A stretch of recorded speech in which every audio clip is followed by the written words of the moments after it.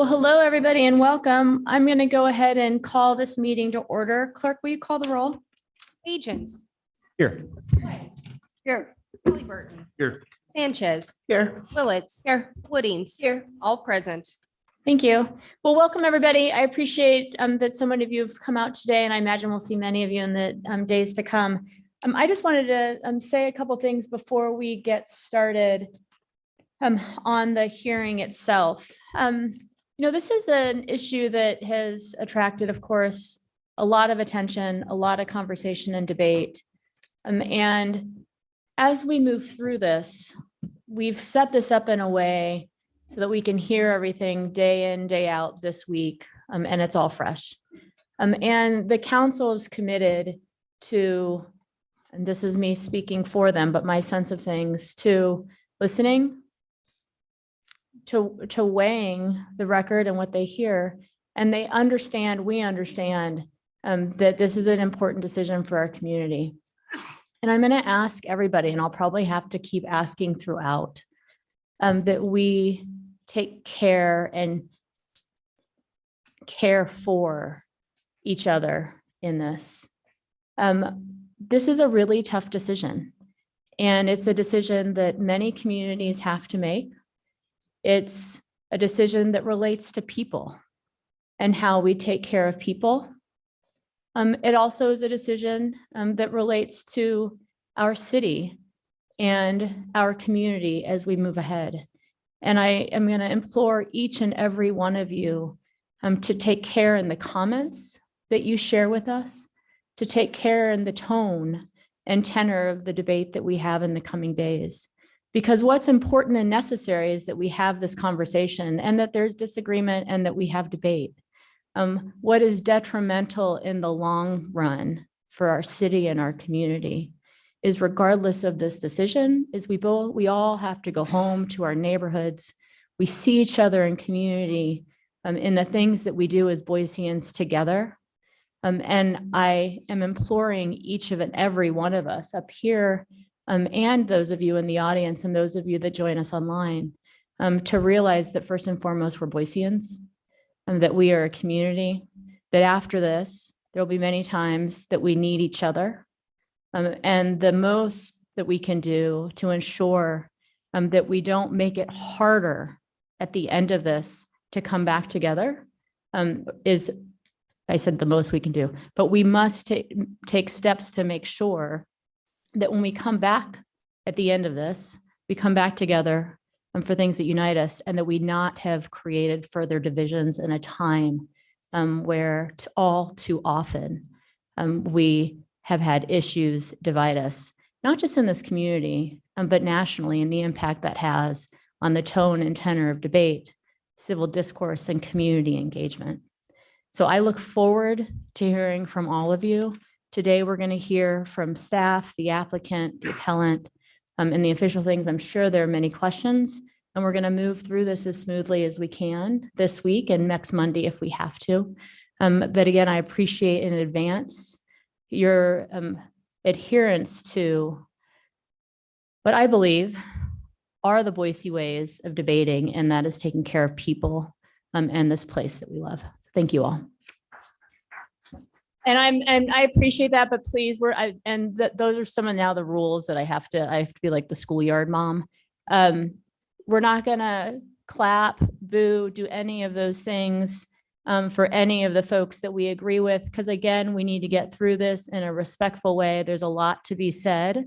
The noise is not going to impact the decisions. Having been a council member, I can tell you the decisions or the way a member is going to be thinking about this, but it does impact the feeling in the room and our ability, again, at the end of this to come back together. So I expect, because I've already said it, but I expect, because I know we can, a respectful tone and tenor as we move into this, but also expect, and we'll have to shut us down if I see otherwise, but then also that we aren't going to have the clapping, cheering, booing. This isn't a sporting event. It's a community conversation that we must have, and deliberations that will then take place. So thank you all. And so with that, I've got a list here of who will be speaking and how. I'm going to start. I'm not starting, but we are starting first with the staff presentation by Josh Wilson. And in that, then there'll be different department heads who are here this evening to present as well. And then we'll move into the applicant / appellant. And so with that, Josh, go ahead. Thank you and welcome. Thank you, Madam Mayor, members of council. I'm here tonight to present on Interfaith Sanctuary's appeal of a denial of a conditional use permit to operate a shelter home. I'll give a brief summary of the applicant's request, the Planning and Zoning Commission's decision, and the appellant's grounds for appeal. So the subject property is approximately 2 acres and is located at 4306 West State Street on the north side of State Street, about halfway between 36th Street and Collister. The majority of the property is zoned C2D general commercial with design review, and a small portion at the rear of the site is zoned R1C single family residential. The zoning code recognizes situations like this and allows the standards of the predominant zone to be applied to the entire property through the conditional use permit process. The property previously supported a retail store which was operated by the Salvation Army about halfway between 36th Street and the applicant's proposal is to convert the 2 existing buildings into a space for the shelter. The applicant is also proposing to construct a day room, bicycle parking facilities, and other site amenities, including improving the existing parking lot. The perimeter of the site will be landscaped. There'll be a new screen wall and enhanced landscaping at the rear of the site. Landscaping will also be added to that existing parking area in the front of the building. The findings for approval of a conditional use permit include criteria intended to evaluate the effects of a specific proposal on the surrounding area. These findings are shown here and include whether or not the use is compatible with other uses in the neighborhood, whether or not undue burden on transportation or other public services will incur, whether the site is large enough to accommodate the proposed use, with conditions if the site will adversely affect other properties in the area, and if the proposal is consistent with the comprehensive plan. In the planning team recommendation to the Planning and Zoning Commission, we recommended approval of the conditional use permit, including site-specific conditions of approval that were focused on mitigating potential impacts of the facility on the surrounding area. These conditions included required site improvements, limitations on the number of clients served, prescribed hours for check-in, and limitations on the use of the outdoor areas. Additionally, Interfaith Sanctuary was required to meet regularly with Our Path Home representatives, enter into a good neighbor agreement, and submit a security plan for approval. The Planning and Zoning Commission held a series of hearings starting in November of 2021 and continuing through January of 2022. After extensive public testimony and deliberations, the Planning and Zoning Commission did vote to deny the conditional use permit by a vote of 5-1. At their January 10th public hearing, they adopted a reasoned statement with the reasons for the decision as required by code. Those reasons include incompatibility with other uses in the general area, that adequate emergency and police services are not available or planned for, that adverse impacts on character of the surrounding neighborhood were possible, and that there was a lack of information submitted with the application, specifically a draft security or operational plan. On January 20th, 2022, the applicant submitted an appeal of the Planning and Zoning Commission's denial of CUP 21-00026. And on February 3rd, the appellant's appeal memorandum was received by staff. By the prescribed deadline of February 10th, 2022, over 100 replies to the appeal were received from parties of record and are in the materials presented to you tonight for the hearing.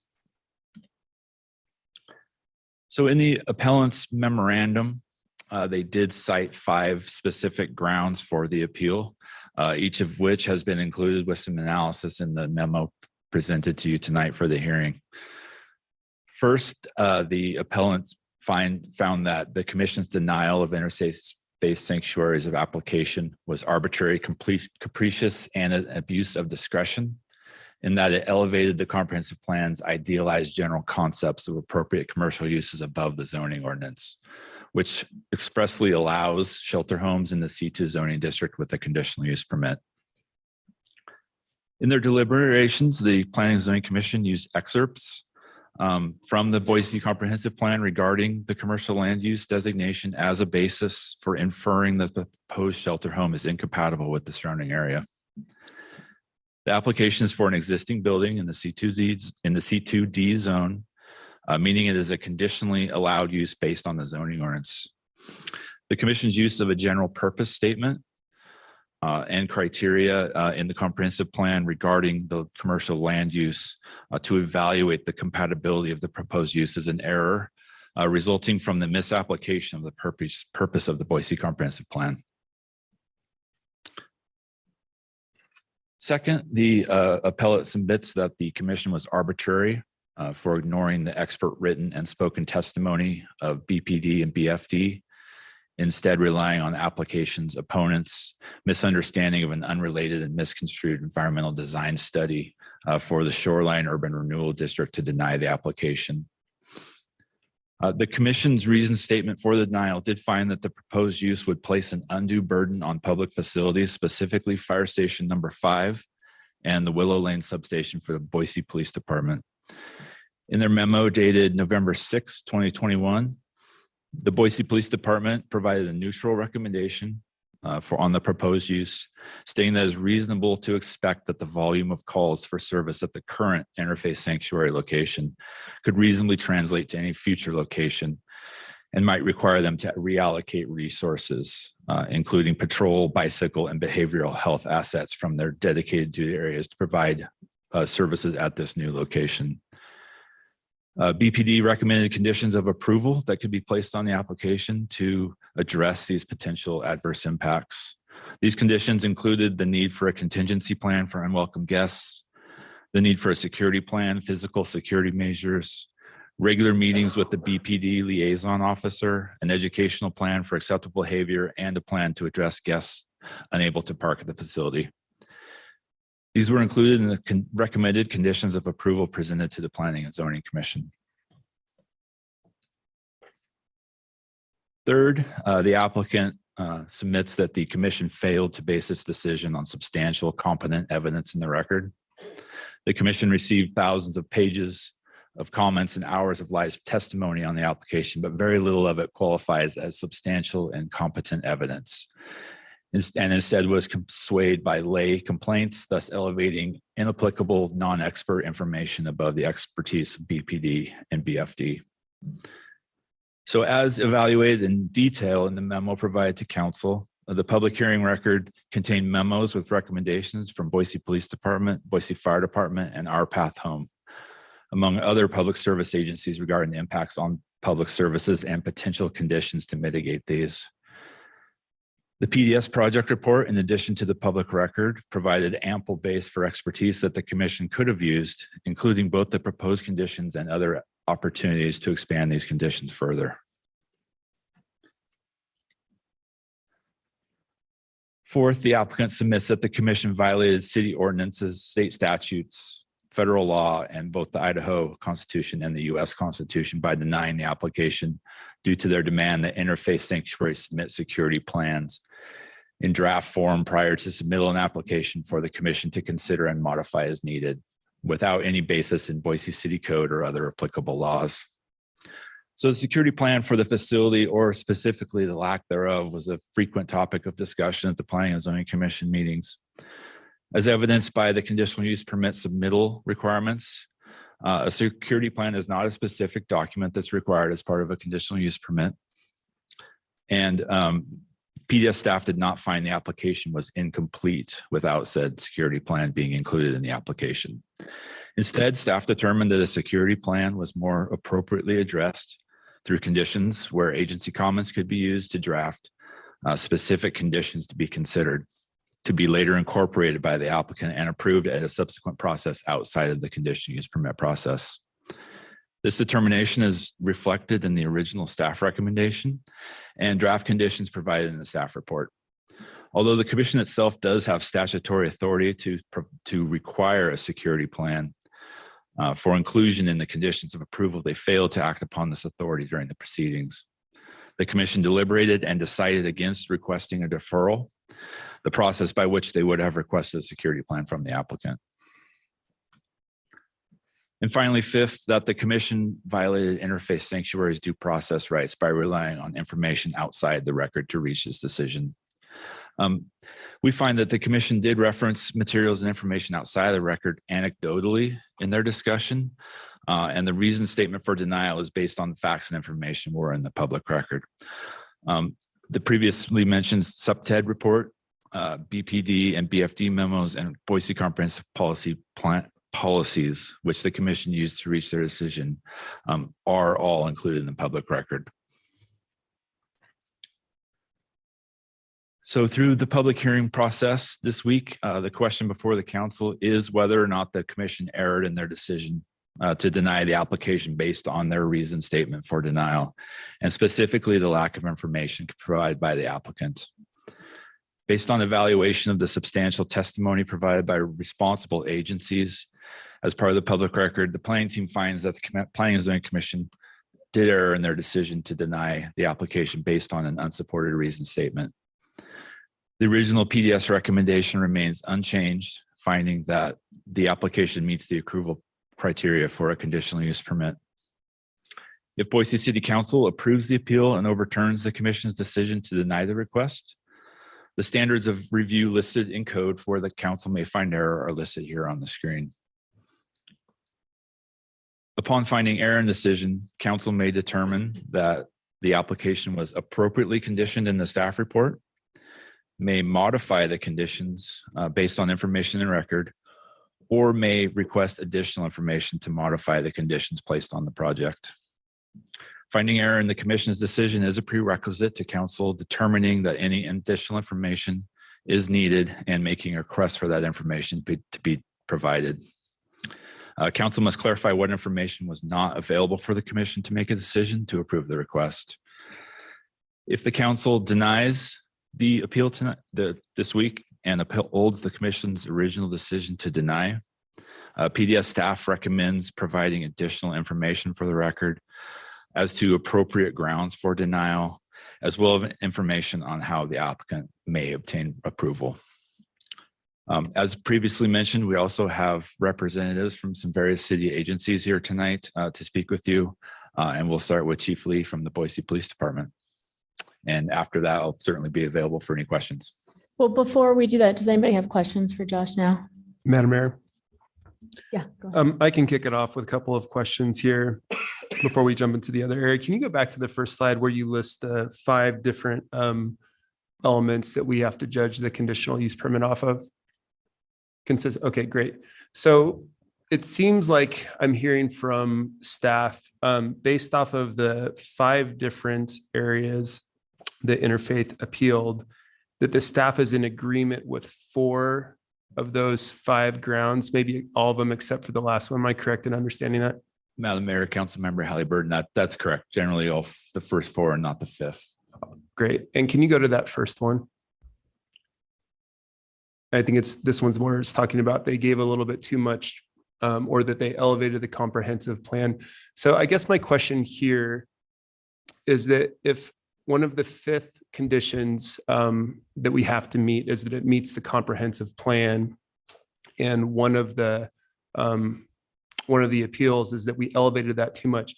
Can you explain to me how staff is in agreement with this when at the same time we list this as our 5th condition? Sure.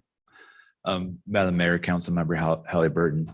So the comprehensive plan is a guiding document that then informs Boise zoning code, which is the law by which we evaluate proposals. So when a use is in the C2D zone, there is a table of allowed, conditional, and prohibited uses. That table and that zoning code is informed by the zoning or by the comprehensive plan and that broader concept for what a commercial area is. But what is inappropriate is to take a specific land use that is listed in the zoning code, use language in the Boise comprehensive plan to specifically call out whether or not that use is compatible or not with the surrounding area. That decision has been made through zoning the property C2D and providing a table of allowed and conditional uses. And Madam Mayor, just to make sure that I understand that correctly. So what we're saying here is that we do want it to match up with the comprehensive plan. That needs to be one of our, one of the aspects of a conditional use permit, but at the same time, it doesn't override code. That's what you're saying? Madam Mayor, Councilmember Halliburton, I think that's a good way to say it. Also recognizing that the Boise Comprehensive Plan has numerous policies related to proposals beyond just compatibility with the neighborhood. We talk, vehicular connectivity, environmental stewardship, things like that. So there are a whole host of policies in the comprehensive plan far beyond compatibility, which is better addressed through the zoning code. Great. And Madam Mayor, just one more question, and then I'll open it up for other folks, and probably some of these can be answered by other folks as well. You had talked about a security plan being part of a subsequent process. What's a subsequent process look like? Councilmember Halliburton, it may be helpful to display some conditions of approval on the screen here, and specifically that one that refers to the security plan. And I apologize, I'll find it. I'll just locate it here real quick. So condition number 20, the applicant shall submit a security plan to Planning and Development Services for review and approval by the director. After consulting with the Boise Police Department, the plan shall identify security systems and processes based on this consultation. So in effect, after theoretically, if the application was approved prior to building permits, prior to occupying the building, the applicant would submit this security plan to our department. We would work with Boise Police on evaluating that proposal, changing it if need be based on expert input, and that would be in place before they began operations, essentially. Yeah, so there would still be additional permits that they would have to get, and this would be something that might have to be submitted before a certificate of occupancy, a building permit, so on and so forth. Absolutely. So, Madam Mayor, Councilmember Halliburton. So, when a use like this occupies a building, they go through their construction permit process before the construction permits are issued and they can begin work. The planning staff verifies compliance with all of these conditions of approval, and that would be very standard for any project within the city. So we would not sign off on the construction permits until these are satisfied. Madam Mayor. Josh, another question about the security plan. So I understand staff's view of it.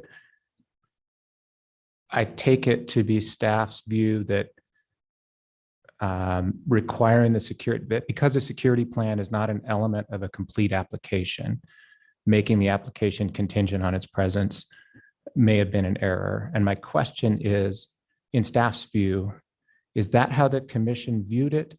Or did the commission view the absence of a security plan as being absence of evidence that the proposed use would be compatible or friendly to the neighborhood? Because I can kind of see it both ways. So I just want to know staff's view. Madam Mayor, Councilmember Bajan, I think you stated it very well in your second portion there. The Planning and Zoning Commission felt like the absence of a security plan did not give them the information they needed to evaluate compatibility and mitigation of adverse impacts on that neighborhood. So I think you stated it very well. Okay, to follow up, taking it one step further then, I guess I'm trying to understand how our staff views the absence of a security plan in this argument that because it's not a required element of an application, it shouldn't have been required. So in staff's view, and I think we'll hear different views from different people, but in staff's view, should we be looking at it through that element of an application perspective, or should we be looking at it as mitigating evidence on burdensome use, such that, maybe no security plan, but some other information could have presented or made the Planning and Zoning Commission comfortable, et cetera? Like which lens should we look at it with? Madam Mayor, Councilmember Bajan, I would say that we look at it through the lens of it is an item that would be provided not as part of the initial submittal. Planning staff does not have the expertise needed to evaluate a security plan. Neither does the Planning and Zoning Commission. I think they recognize that in their deliberations that, we certainly don't have the expertise to evaluate a security plan as part of a conditional use permit. But it is appropriate to require that it is vetted through appropriate professionals, which this conditional approval has done. Thank you. Madam Mayor, I'll follow up on that a bit. I work a lot in the transportation world, and a lot of people say we should just rely on the engineers because they know what we're doing, they're doing, and you lay people don't. And I often find their expert decisions and plans to be lacking. And so for me, as I look at the security plan, I've heard it likened to the DR process. Well, after you approve it, it goes through the DR process and has to get that approval before it goes forward. But unlike the DR process, there's no publicly vetted criteria by which it's judged. And so my question about the security plan and about the decision of the Planning and Zoning Commission based on the lack of the security plan is, at what point is there public oversight of that professional decision-making? We don't have a code that outlines it or outlines the criteria. Staff is suggesting that we approve it, and BPD and Interfaith will work out the security plan, and we will just accept because they're experts, it will be the right plan. And I guess I believe, as I read the record, that was what P&Z was uncomfortable with. Madam Mayor, Councilmember Clegg, I think that's a fair assessment of where they were at and how they reached their decision. I will just add that I would probably defer to Chief Lee for any expertise on how that plan would be vetted and what those responsible individual qualifications would be. I am not familiar with that, but so I'll defer to him. Okay, thank you. Madam Mayor, a follow up to that for Mr. James Smith, I think at some point later in the hearing is fine. My question is along the lines of what the council president just asked. If condition 20 delegates the approval of a security plan to BPD or others, and then they get to make the decision about whether that security plan is sufficient to mitigate the proposed conditional use, does that take the administrative or quasi-judicial decision out of the council and into somebody else where it doesn't belong? Is it improperly delegating our decision-making authority to rely solely on an expert when it's not spelled out exactly what the criteria in the security plan will be? Madam Mayor, Councilmember Bajan, for the record, James Smith, Deputy City Attorney. On that question, I think it depends on what is being delegated, but the condition at issue here would not say puts a city on the wrong side of delegating too much authority. Back to Mr. Wilson's comments, the import to be given to a security plan or an operational plan and how much it matters and how much it will affect the use or the adverse impacts from it that's a judgment for council to make. And if that amount is delegated or tasked to staff, then that's perfectly within council's discretion here, as it is on many other applications, or be they special exceptions or whatnot, to require staff to follow up regarding the use or require further meetings or subordinate permits, that kind of thing. Thank you. Mayor. Josh, if I could continue, since I started down this road. Let's talk about the comprehensive plan for a bit, kind of following up on Councilmember Halliburton's line of questioning. The staff found particular items within the comprehensive plan that they felt supported this use. And while I'm not necessarily here I want everyone in the audience to know that I'm not arguing that this isn't an appropriate use. I'm just going to go through those one by one and maybe talk about whether or not our comprehensive plan, frankly, may be lacking in this particular regard in terms of how do we support this kind of use. So the first one that was cited was ES 9.5, reuse of buildings, promote the adaptive reuse of historic buildings rather than demolition to promote energy conservation, conservation of embedded energy and reuse of building materials. Now, while one might argue that the word historic shouldn't necessarily be in there if we're really truly proposing to support adaptive reuse, it is. And would you argue that this is an historic building? Madam Mayor, Councilmember Clegg, no, I do not believe it is a historic Yeah. building. So again, I'm just saying, in this case, I think our comprehensive plan frankly might be missing a beat because there is no other adaptive reuse designation. On goal NAC9, which is also cited, assist in the provision of housing for low and moderate income households throughout the community. As I then look at our definition of housing, and sure, there isn't a true definition of shelter housing. There's transitional, there's a group home, there's all kinds of other things. And there is some indication, both through that and through case law, that shelter housing is a different category than low and moderate income households. Again, not arguing that we shouldn't support shelter housing, but as I look at the comprehensive plan, this has made me realize maybe some weaknesses that we probably need to address after this hearing, but regardless of that, we can't consider those during this hearing. So then in NA 9.5, non-traditional housing, which is also cited, it says explore the feasibility of non-traditional housing models such as cooperative housing and single room occupancy to provide affordable housing and temporary or transitional shelter for those with special needs, such as for the abused, homeless, and disabled. But it specifically calls out such as cooperative housing and single room occupancy, which is a fair amount different than shelter housing. So again, some question in my mind as to whether or not this is the particular comprehensive plan, goal, or policy that is very helpful. NA 9.6 says encourage, which is not cited, self-help housing programs, encourage development of self-help housing programs through nonprofit organizations. It seems to me that that one is actually more supportive than the ones that are cited. And then finally, our goals, CC, promote transit-ready development patterns.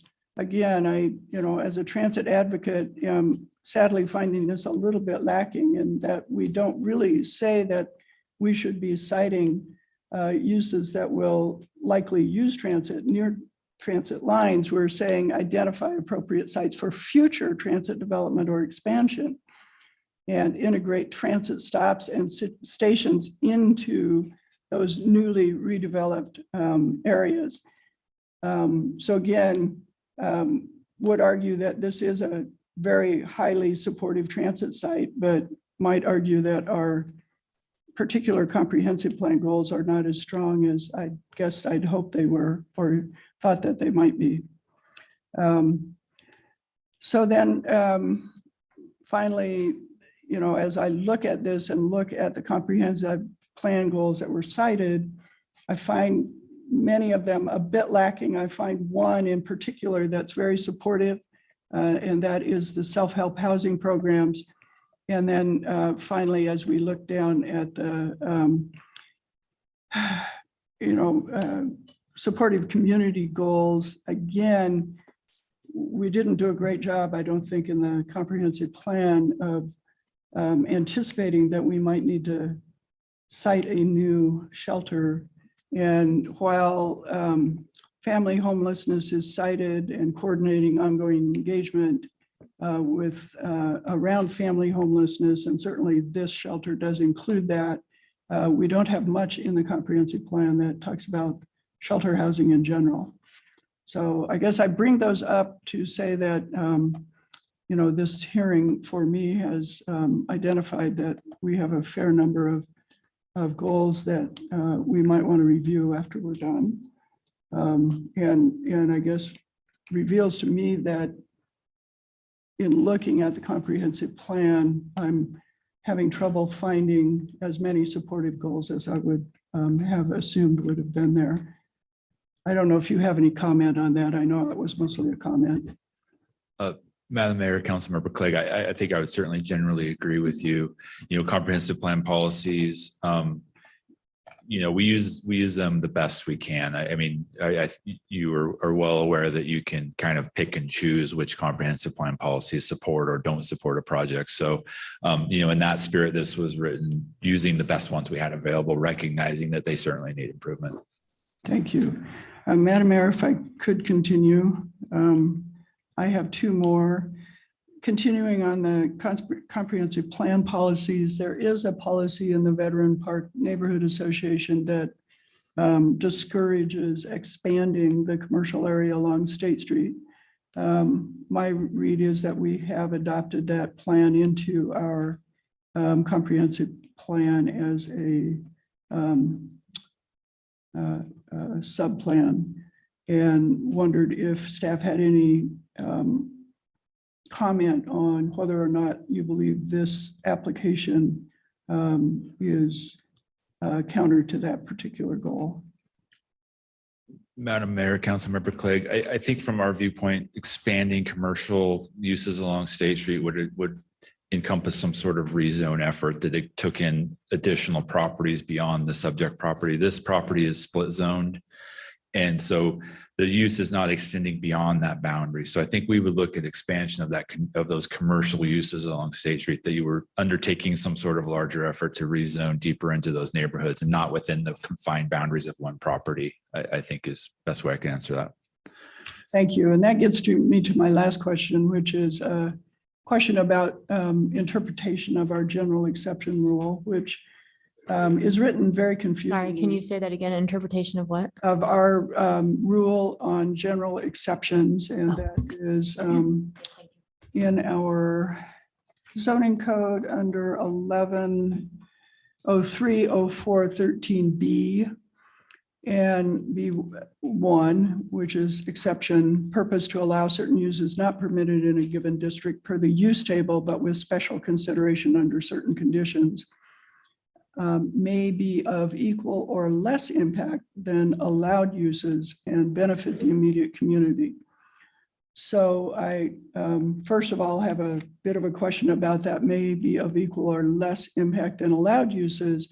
And then a question about the general organization of our exception, which has B, applicability, 1A, general exception, and then ABC under that. And I've been told that the interpretation is that A is the general and that B and C are separate and both pertaining to the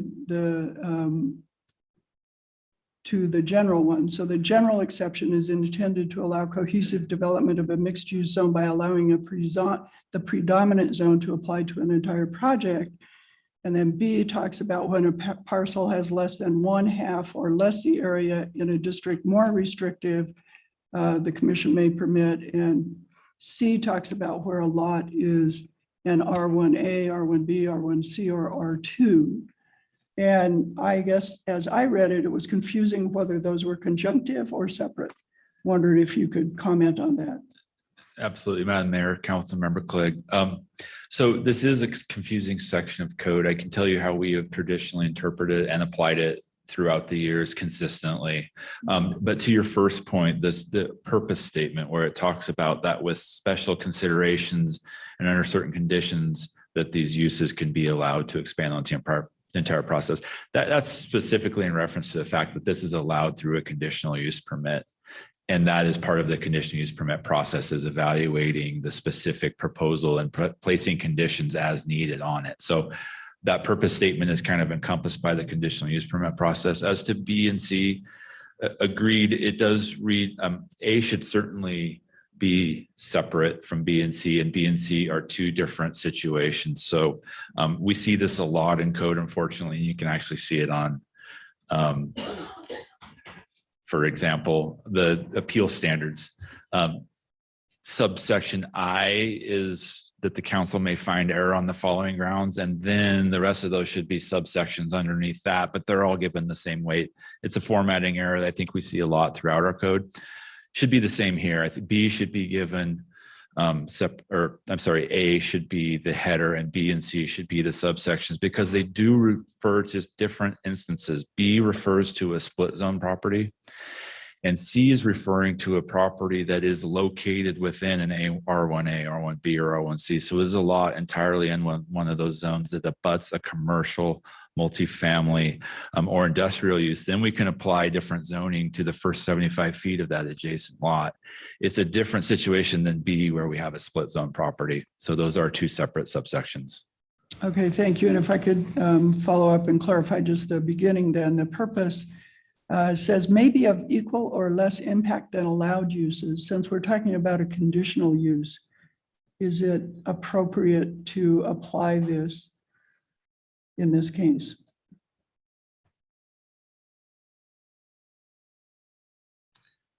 Madam Mayor, Councilmember Clay, I think it is, and it's that it is with special considerations and with under certain conditions that it may be of equal or less impact. Those are specifically addressed through the conditions placed on a conditional use permit. Okay, thank you. I appreciate hearing your interpretation of that. Madam Mayor, yeah, if nobody else, just to follow up to that question. So what's an allowed use? What's something that could go there by right? So if we were talking about housing, height, number of people, what could we actually be allowed to go there without a conditional use permit? Madam Mayor, Councilmember Halliburton. So in the C2D zone, multifamily actually is a conditional use. So it would go through this same process through a plan unit development. Things that would be allowed uses would be things like a retail store, a restaurant without a drive-through. Drive-through would be a conditional use permit. Various commercial uses. There's an extensive table in the zoning code, but those are, retail and restaurants, certainly the most predominant use in this zone. Yeah, Madam Mayor, to follow up with that. So when we're talking about restaurants and retail, does that include bars, or is a bar that's serving alcohol, is that going to be a conditional use permit as well? Madam Mayor, Councilmember Halliburton. So within 300 feet of residential, it does require a conditional use permit. So at this location, a bar would be a conditional use as well. And then Madam Mayor, just one more follow up. So if we were talking about any amount of residential in this space, that would be a conditional use permit. Madam Mayor, Councilmember Halliburton. Yes, that's correct. Yep. Great, thank you. Mayor, I don't have a question for Josh, but I just wanted to thank Josh for getting us this record well in advance of this hearing. We've now been sitting with this record for over 3 weeks, and it's given us ample time to review everything that everyone said, review the verbatim minutes from planning and zoning, and review all of the associated documents. So I just wanted to give you a shout out for that. Thanks. Anything else for Josh right now? He's not going far. Yeah. All right, who's next? Chief.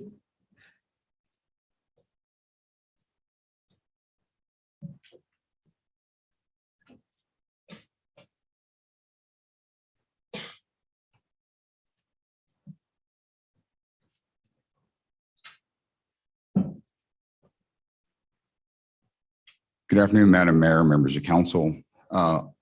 Knowing that you've had ample time to review the information, I will hit sort of the high points and then address any questions that you may have. Essential to the success of any move of Interfaith Sanctuary, and let me preface this by saying that the Boise Police Department is neutral as to this conditional use permit or its move, but essential to whether or not it is Interfaith Sanctuary or any shelter facility that may be located someplace else.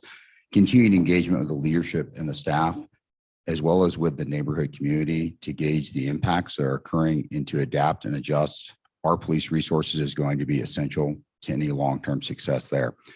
There's a series of recommendations originally provided in a memo, which I believe is in your packet, dated November 5th of 2021, that outlined 13 bullet points that the department, in consideration of this, felt was essential. I'll allow you to refer to those, but that is where many of the questions from the security plan are coming from. And then last, the Boise Police, pardon me, allergy season. The Boise Police Department will be able to pivot and reallocate resources as necessary, much as was covered in our earlier testimony in front of the Planning and Zoning Commission. Boise Police Department deploys the vast majority of its resources from essentially West Boise, the police headquarters, City Hall West. The ability for us to reallocate where they spend their patrol time and their resources, their time hour resources, that is where we direct them to go do their work and their patrol.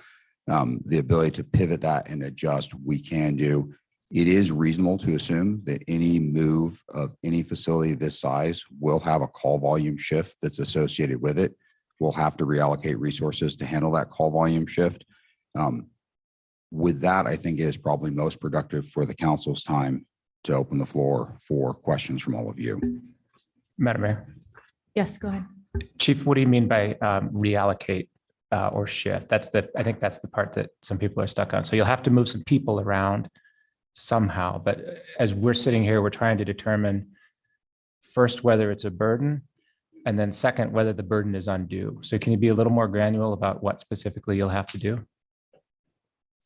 Madam Mayor, Councilmember Bajent, what we would have to do, most of our police resources that are assigned to patrol services, our neighborhood contact officers, our behavioral health response team, they conduct their work from a patrol vehicle car.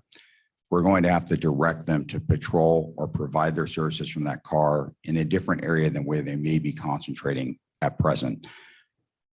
With our bike officers, obviously they are mounted on bicycles. Some of that is directing them to ensure that where they may be concentrating patrol efforts, it is literally, hey, we need you to concentrate your patrol efforts in another area. Obviously, if we take officers from one area of the city and shift where they're doing their patrol related work, there is a decline in potential police resources, but that is always based off of what the costs for service are. So if you can, I mean, the way I can explain this is if you're pushing something one place or moving it to another place, there's always going to be an associated shift. We will have to pivot the resources that we need to handle that shift by telling them where to work. Again, the vast majority of our police officers do their work out of patrol cars. It's literally a matter of directing where they patrol. Madam Mayor, two follow-ups. The first is, and I just like your perspective on this. I'm not, we'll ask lots of other people too. But there was discussion at Planning and Zoning about a relatively high call volume in the shoreline area where Interfaith is now. And then there was a lot of disagreement about whether that high call volume was attributable to the Interfaith type use. Some people said, yes, it is. That problem's going to follow me into this new neighborhood or follow into the new neighborhood. Other people said, well, there are other factors going on in that area and that drives the call volume. My question for you is, from the burdening of the police department perspective, one of those things has to be true. If the increased call volume is associated with Interfaith shelter, then it would move to the new neighborhood. You'd reallocate officers. There'd be no net loss in service. If it's not associated with Interfaith sanctuary and you end up with two parts of town that need increased police presence, then I start to see something that maybe looks like a burden on the police department. So can you help me pick that apart? Madam Mayor, Councilmember Bajent, I'd be happy to help you pick that apart. So I think when we look at the crime prevention through environmental design study that was started prior to my swearing in, but was published shortly thereafter, when you look at that, it was examining the entirety of the shoreline neighborhood, and it was looking at, with all of the stakeholders in place, essentially the infrastructure was there, what could we do to help reduce, through environmental design, crime-related challenges. Part of that analysis was looking at calls for service, police workload demand. It's important to remember that calls for services do not always equate to a crime, but they are still police workload that we have to go and commit resources and conduct that investigation to. What is attributable to Interfaith Sanctuary, we can look at the present Interfaith Sanctuary, and we can look at the calls for service that are directed to that address. We could presume that a good portion, if not that same portion, in any relocation would move with them. The part that is more difficult to discern is with other service providers in the area, other things that would encourage transitory population, less invest in the community to pass through, which even includes things like the Greenbelt. what is the amount of calls for service that are actually related to those other issues and what is specifically attributable to Interfaith Sanctuary. It's reasonable to assume that some of those calls that don't come back to the hard address of Interfaith have a connection to Interfaith.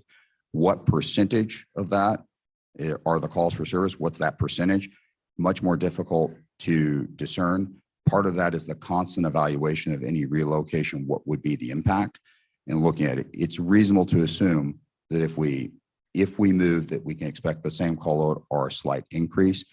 The impact that that would have to service, especially with officers deploying mostly from patrol cars, could be negligible. It's difficult to discern what exactly goes back to Interfaith when the address of the call isn't Interfaith. It's maybe a street corner.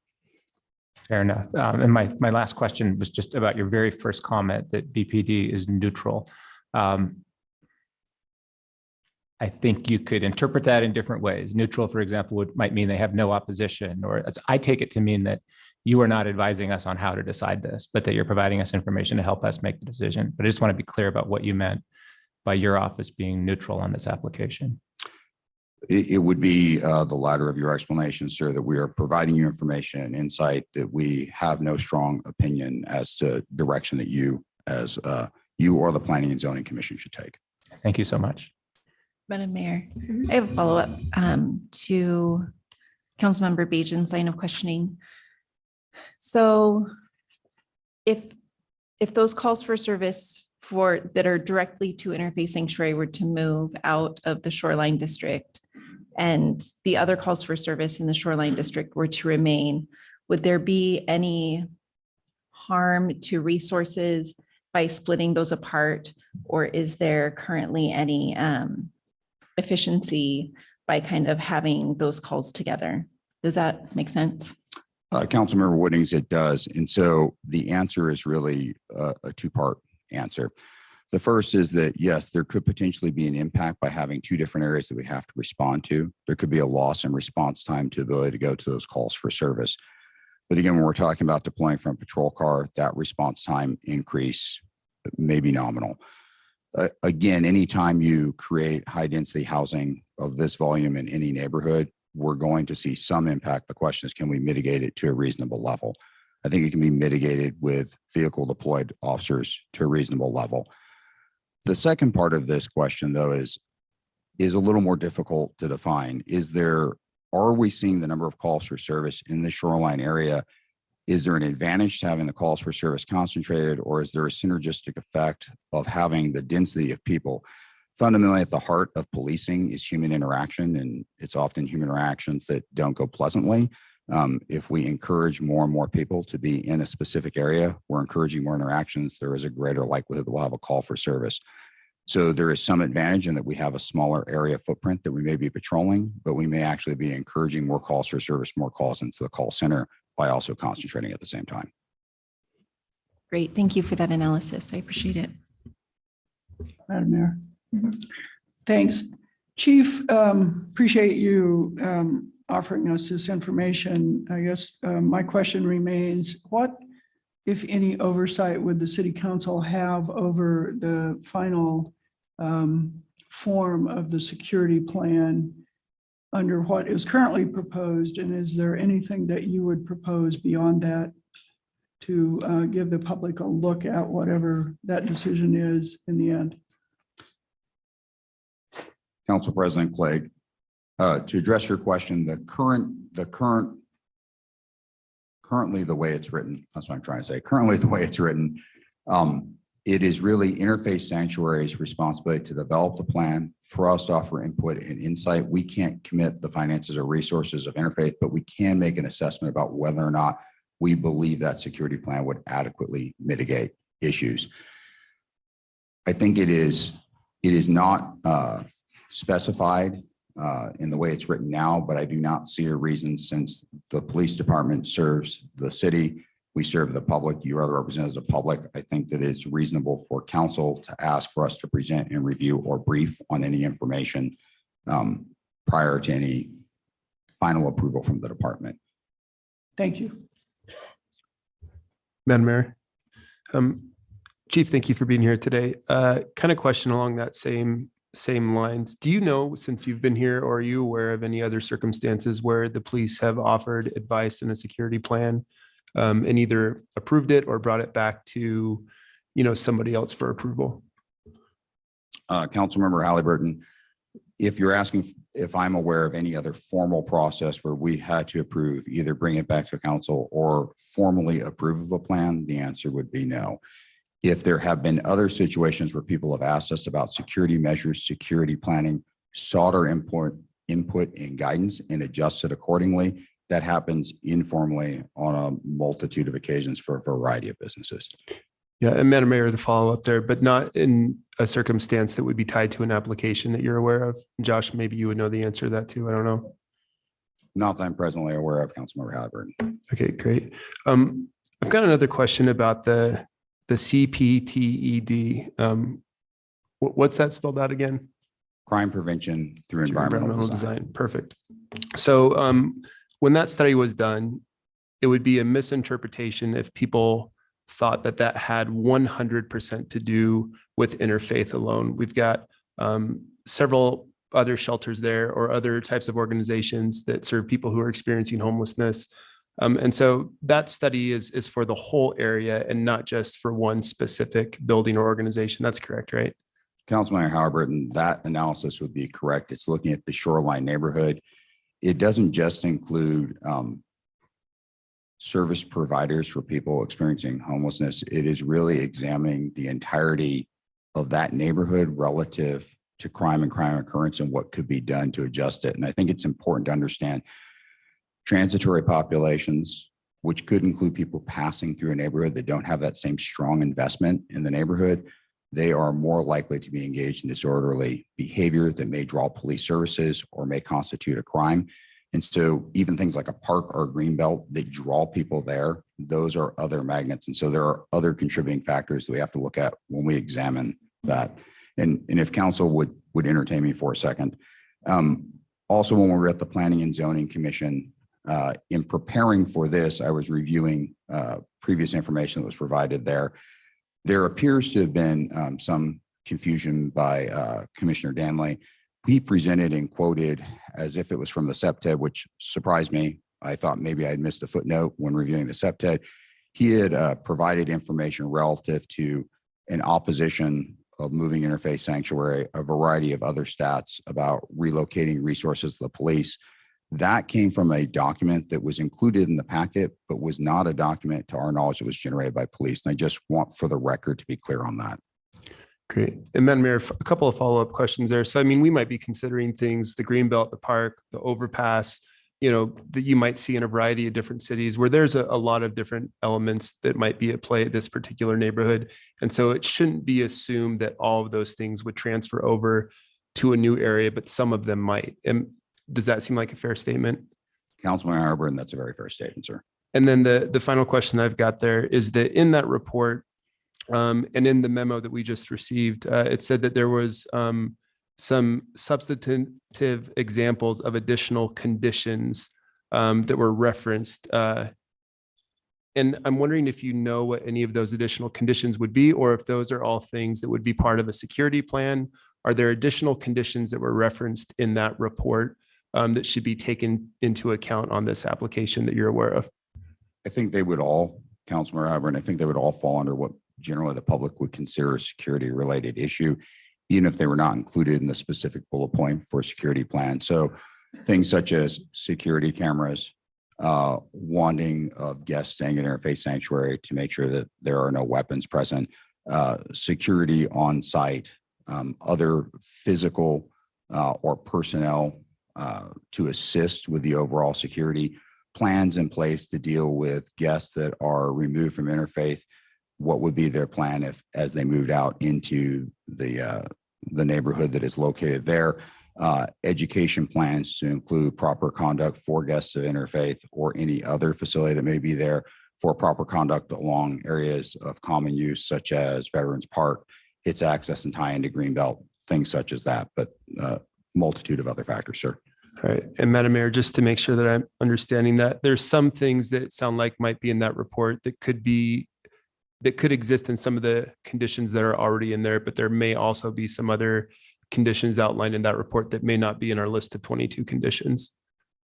I believe that would be correct, sir. All right, great. And I actually have a clarifying question, Councilmember Halliburton. When you say the report, are you referring to the SEPTED report or are you referring to the report from BPD that lists the 13 bullets? Because my sense was that some of what you just rattled off is in the list of your report, but I'm not sure what you're. I'm asking about the crime prevention by environmental design. And or through what- environmental and- design. So Chief, what you were just discussing, I believe, were some of the 13 points in your report, yes? That would be correct, Madam Mayor. And I think to Councilmember Halliburton's question, it would be correct to say that there may be things that are enumerated in the SEPTED report that may be beneficial that are not fully captured specifically in the 13 points that we outlined, but could be inferred from the SEPTED report. Great. And Madam Mayor, I guess just the question there, do we know if in our packet, if we have access to the conditions that were listed as examples for the environmental design report? So I'm not sure that I'm following what you're asking for. I have it printed instead of how you have it. We have a section of the conditions from the proposed conditions from the chief. And then we also do have the SEPTED, but I don't know if anybody went through and pulled from the SEPTED proposed conditions. And Madam Mayor, I can just go through and I can look through that report. I guess the question, Josh, when in our memo, it says that the SEPTED offers substantive examples for additional conditions. And so I'm just wondering if we have a list of where those may be, or if we should just pull those through reading through the report, but they're not necessarily listed out anywhere for us. Madam Mayor, Councilmember Halliburton, before I yield the microphone, I think what's important to remember about the SEPTED report, why there's inferences that we can get from the SEPTED report that may apply to any venue that Interfaith Sanctuary may relocate to. That report is designed specifically for the shoreline neighborhood. There are things that you could take as general information that would transplant, but remember that is specifically in context to shoreline, sir. Yeah, thank you, Chief. Appreciate Josh, is that. there anything you'd like to add? That makes sense. Well, I'll ask a follow-up question related to that. Josh, if you could address whether or not, and the chief might want to weigh in here too, whether or not these 13 suggestions from the police chief and the police department, I should say, were incorporated into specific conditions, or if that ought not be looked at in the questions about how council has oversight around accountability for the proposed condition, for the proposed safety measures. Madam Mayor, so all of those 13 conditions are not captured within the conditions. I feel like you might need to talk a little louder.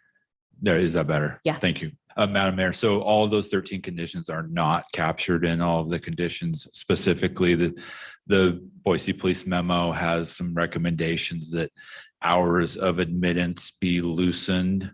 And I know that the conditional use permit conditions include some very tight hours of admittance. So no, all of those recommendations are not in the conditions of approval. Okay, thanks. Anything further for the chief? Madam Mayor, Yes. just to clarify, so the SEPTED is specific to the shoreline area. Councilmember Sanchez, that is correct. It's designed for the shoreline neighborhood. So applying it to another area would not be a responsible thing to do. Councilmember Sanchez, I think there's information in there in general principles, but applying it wholeheartedly without all of its context would be a mistake. Thank you, Chief.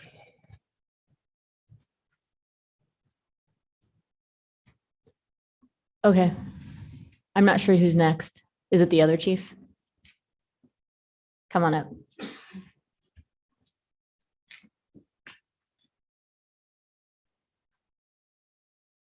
Madam Mayor, Council, good evening. Like Chief Lee, we're going to present to you the best information we have to hopefully allow you to make the best decision possible. I'm going to click that one more time. I guess I can do that. So like Chief Lee, we would have a shift in responsibility, and I'll answer that question now. Currently, the current site is serviced by Fire Station 5. That is our busiest fire station in the entire city, has been for a long time and continues to be. A change to the State Street location would shift that call volume to Station 9 off Sycamore, just north of State Street. When we look at any application, we look at two predominant things when it comes to response. One is response time. Can we get to this anticipated application or this proposed application within the response time that we shoot for? And in both locations, we can do that, whether that's Station 5 or Station 9.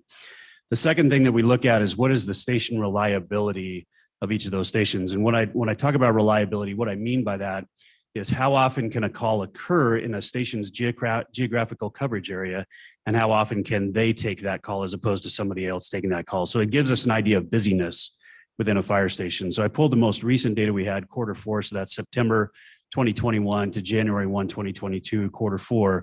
You can see Station 5 right now is at an 84% reliability rate, and Station 9 is currently at an 83% reliability rate. I will talk a little bit about a caveat. Station 5 does have two apparatus housed in it. We have the ladder truck and we have the engine. So both of those apparatus can handle the call for the significant amount of calls that Station 5 has. I thought it was also worth mentioning Ada County Paramedics is who we respond with when it comes to medical emergencies. They are the transport partner that we have. The closest transport station with the proposed location is at Glenwood and Marigold, right there on Glenwood, and it's about 3.1 miles away. One of the challenges we have with any shifting or any large facility like this, it's going to increase calls for service. So whether we're talking about assisted livings, nursing homes, or this shift, our calls for service are going to increase. Our concern, the concern the fire department has right now, are the non-emergent calls for service. Our calls for emergent services, the heart attacks, the strokes, those critical calls are slightly increasing. Our non-emergent calls are significantly increasing across the entire city right now. So one of the conditions that we did request is that Interfaith put on a part-time medically trained individual, and by part-time, we did spell out 20 hours a week, that could handle some of those non-emergent issues, medical issues that residents might have, visitors might have. So that is the condition that we had requested in addition to the fire code conditions, sprinklers, egress, lighting, et cetera. But our one special condition in this that Interfaith has agreed to is that part-time medically trained individual to help decrease the burden of some of those non-emergent calls. So with that, Mayor, Council, I'd answer any questions you might have. Madam Mayor, Yes. thank you. Just good to see you, Chief. Good to see you. If you could just tell us again, what are examples of those non-emergent calls? Yeah, Madam Mayor, Councilmember Sanchez, they vary. There's a long list of them. Anything from my arm is sore to I sprained my thumb. The list kind of goes on from the non-emergent calls. So anything outside of the heart attacks, the strokes, the difficulty breathing, the anaphylaxis, all those allergic reactions, all those kind of critical calls, that fills up that non-emergent list. And I can only tell you that list is growing. Certainly some of the mental health component, those calls are on the rise. Some of just the non-emergent minor traumas, minor illness calls. What would, just a follow-up, Madam Mayor, in terms of a medical professional, what type of credential are we looking at? We have worked with Interfaith. We didn't specify an RN. We specified medically trained. So quite honestly, it could be an EMT, for example, that has some medical training that can recognize sick versus non-sick, critical versus non-critical, and help the non-sick to find different avenues to get that treatment done as opposed to the 911 system. Thank you. Mayor. Hi, good to see you. I have a question about the shift from Fire Station 5 to Fire Station 9. Would you also anticipate that some of the calls for service would also shift, and how would that impact the percentage of time that Station 9 would be able to respond to those calls for service? Good question. Madam Mayor, Council Pro Tem Woodings, those calls would shift. And like Chief Lee, we've looked at and tried to understand call volume within the area of Interfaith. We can certainly go down to the facility itself by address and know the call volume there. The calls around Interfaith are really hard to pinpoint. Was that an Interfaith call or was that a general public call? So it's very difficult to understand that. We can look year to date, we've had 125 calls in the general area of Interfaith, but certainly getting down to the details of how many were a result of Interfaith, it's really hard to do. So there would be a shift in calls. We would see some impact to Station 9, certainly as far as reliability goes. We'd also see Station 5's reliability come up. So it is a shift. Great. Thank you. Madam Mayor, Yes, go ahead. I think you just answered my question, but to clarify, your expectation is that if this application is improved, calls for service will increase at Fire Station 9 and decrease at 5, such that I infer the station reliability for 5, you would expect to go up, and the station reliability for Station 9 at Sycamore, you'd expect to go down. Madam Mayor, Councilmember Bajan, I think that's a fair assumption. Now, I will caveat that with, we don't know the human body. We don't know Yeah. calls for service, but I think it's a fair assumption. Thank you. Madam Mayor. So a little bit of follow-up on that. First, a question. You note that the closest Ada County paramedic station to the State Street site is on Marigold. Where's the closest station to the site today? Oh, gosh, you're going to get me. Is it Madam at Mayor, St. Council Luke's? President, Is there a medic There is. station at St. Luke's? Oh, boy. I'm going to have to follow up with that on the specifics of where they're at. There is a ambulance located very near St. Luke's downtown. That would probably be the closest ambulance to that one, to the current location. So one other impact potentially is that the ambulance service is further away than it is today. Potentially. Okay, so back to the reliability. How does that impact the neighborhood at large around the proposed site if the reliability of that station goes down? Maybe ask that one more time. So if Sure, the gotcha. reliability at Station 9 becomes worse, decreases, what impact is that likely to have on the neighborhood where Station 9 is? Anecdotally, it could delay response times to that area. If that reliability goes down, meaning we're busier out of Station 9, running more calls, then we may have to have second engines coming in to handle that secondary call. And then final question. Well, I guess it's two-part. Station 5 right now has 2 apparatus, has both an engine and a ladder. So that 84% reliability and the call volume is based on the 2 apparatus rather than 1, right? Correct. Okay. Correct. Okay, so just clarify that.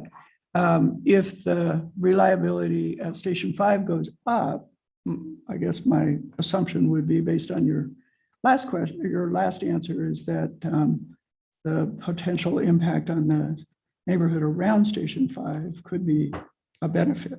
Is that Correct. You would have a reverse situation that you just asked me about with Station 9. We'd have more availability for the ladder and the engine out of Station 5 with the calls shifting. okay? Great, thank you. Go ahead. Chief, thanks for being here. I have a question that I'm curious about, and I'm hopeful that you can walk me through to make sure that I understand. So right now, the closest paramedic station is 3 miles away, and the standard time should be about 5 minutes and about 9 minutes. How long would it take to get to the proposed shelter site at 3 miles away? I know this sounds like a story Perfect. problem. Yep. It kind of is. Love the question. Thank you. Madam Mayor, Councilmember Willits, 3.1 miles, based on our response times, lights and sirens, et cetera. That ambulance would hit the 9-minute standard because they're an ALS, advanced life support ambulance. And they can get there in about 7 minutes to 7.5 minutes from that location. Thank you. Madam Mayor. Over here, a couple questions. Yeah. You made me lose my train of thought, but that's all right. I'll pick it back up. So Chief, good to see you. The 5th condition that we have on here that's currently recommended by the staff is the Interfaith have professional staff, including at least 1 individual trained in basic first aid, shall be on duty in the facility at all times that guests are present. I guess maybe I'm making an assumption that this is different than the EMT that you were requesting, or is that the same EMT? Because you had said 20 hours a second ago. And Yeah, Madam Mayor, Oh, Councilmember. just a second. Sorry, Councilmember Halliburton. What were you just reading from? the conditions of approval. Oh, great. Okay. The 22 conditions of approval that staff had submitted. Okay, thanks. Madam Mayor, Councilmember Halliburton, we believe that that would be an addition to. The first aid is is very simple, basic. This would be medically trained to identify, again, sick, not sick, and be able to take an appropriate course of action for that individual. And Madam Mayor, a couple of follow-up questions there. So just like on the first aid position alone, is that something that we can require, that a facility has based off of the type of facility it is, an assisted living home, a shelter, those types of things? Or is that something that we request so that it doesn't have an adverse impact on the other existing medical capabilities? Yeah, Councilmember Halliburton, fortunately, the state does that for us when it comes to assisted living facilities, nursing homes, and other healthcare facilities. They have a certain level of requirement, so we don't have to make that a condition within our comments on the application. Well, and then I might suggest that you direct your question then to council, because I'm curious about that as well. Josh or council, related to putting an additional condition on the application. Madam Mayor, Councilmember Halliburton, if you look at the conditions of approval, the last site-specific condition of approval, number 22, requires that the applicant comply with all fire department comments. One of the fire department comments is that part-time, 20 hours a week, be provided on site. So they are required to provide that per the existing conditions of approval. And Madam Mayor, I just want to follow up on that because I want to make sure that I'm clear here that the first aid, it sounds like that's something that the state can dictate for us. Can we, on top of that, require an additional EMT level position to be there? Legal. Yeah, maybe that's a legal question. I'm curious if that's something that's within our ability or if that's something that we can request that people would then have to do voluntarily. Madam Mayor, Councilmember Halliburton, the amount of burden imposed in the condition that's really a sliding scale. It depends on what's justified under the circumstances, and it's depend on it would be a particular analysis of what the impact is and what is necessary. And so as long as it is what is necessary to mitigate the adverse impact, but these are also, as I understand from the testimony, difficult to quantify those. So I think those questions of what amount of expertise and what amount of service on site is necessary, I think the facts to justify that would need to come from the technical knowledge of the relevant agencies. Great. Yeah, that's helpful. Thank you. And then I've got just the final follow-up question related to the same thing. We got the memo from staff when it talks about the appellant, and it says that the commissioners had the opportunity to impose any additional low acuity medical services beyond what was already provided, but then didn't. So I guess the two questions are, what are the low acuity medical services? Is that the EMT? Is that basic first aid? Is that additional types of medical services that could be on site? Low acuity, in our opinion, would be those non-emergent medical issues that an EMT or higher would be able to mitigate. Okay. Madam Mayor. Thank you, Chief. So earlier we were talking about how the potential move would impact the reliability for Station 9. Do you think, is it your opinion that by putting these additional requirements on staffing at the facility itself, do you think that would then mitigate some of that change in reliability? So you would have fewer calls for service for some of those low acuity medical calls, and those would kind of be eliminated from what would be called into 911. Madam Mayor, Council Pro Tem Woodings, that's exactly why we asked for the condition, is to hopefully alleviate that aspect, to decrease that call volume and keep reliability a little bit better. Excellent. Thank you.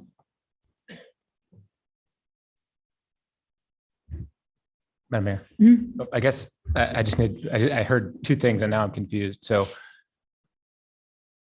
the hope is that the medical staff person would eliminate some number of calls for service such that reliability at Station 9 wouldn't drop if the application is approved. Is that your view? to clarify, I think the shift will happen in call volume, so there will be a cause and effect with Station 9. But by asking for the part-time medically trained individual to hopefully head off any unnecessary 911 calls, the goal is to minimize those slightly. But Station 9, I want to be clear, will still have an impact. Thank you. And I really do appreciate that we're asking you to predict the weather here. So thank you. Anything further for the chief? All right, thanks for being here. Jessica, before you come up, the council is going to take a super fast bio break. And I say the council because we do have a break at 6, but council members don't want to miss the next piece. So I'm going to let those that need to leave take a quick break. And as soon as I've got all 6 back up here, we're going to start. So I'd encourage anybody that can stay put, just to stay put.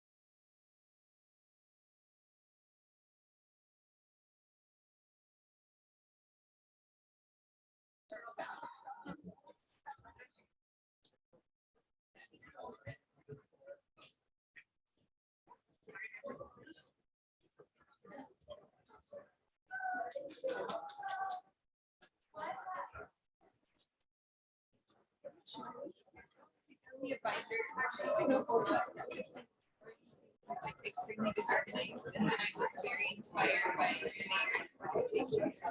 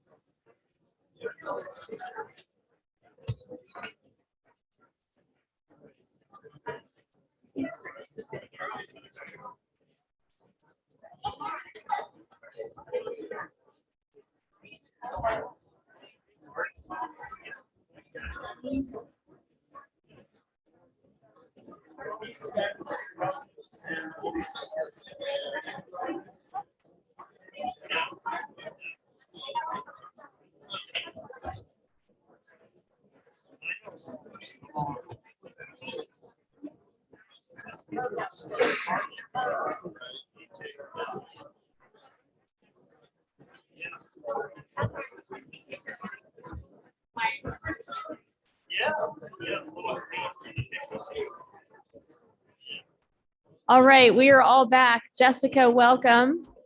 We're going to go ahead and get started. And if everybody wants to hear what the library director has to say, I'm going to ask that you be quiet right now. We're going to go ahead. Madam Mayor, members of the council, always happy to talk to you about the services that the Boise Public Library provides. As you know, we have a mission to support all members of our community and to provide a welcoming space that supports our mission of enhancing knowledge, realizing creative potential, and sharing ideas and stories. Our 5 physical locations and our online location provide access to information and opportunity and really help people remove barriers to their quality of life. Boise, as you all know, is a growing and changing and evolving community, and the library continually evaluates our services and aligns our collections and our services to meet our community needs. And with that, I will answer any questions if you have them for me tonight. Madam Mayor. Yes, go ahead. Hi, Jessica. Great to see you. I'm going to ask you the same question basically that I've been asking everyone else.